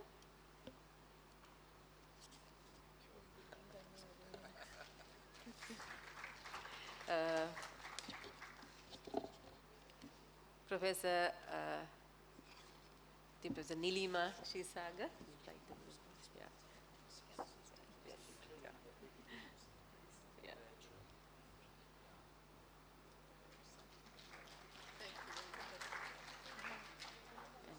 Professor Priyanka Ranasinghe, we write it. Yeah, sure.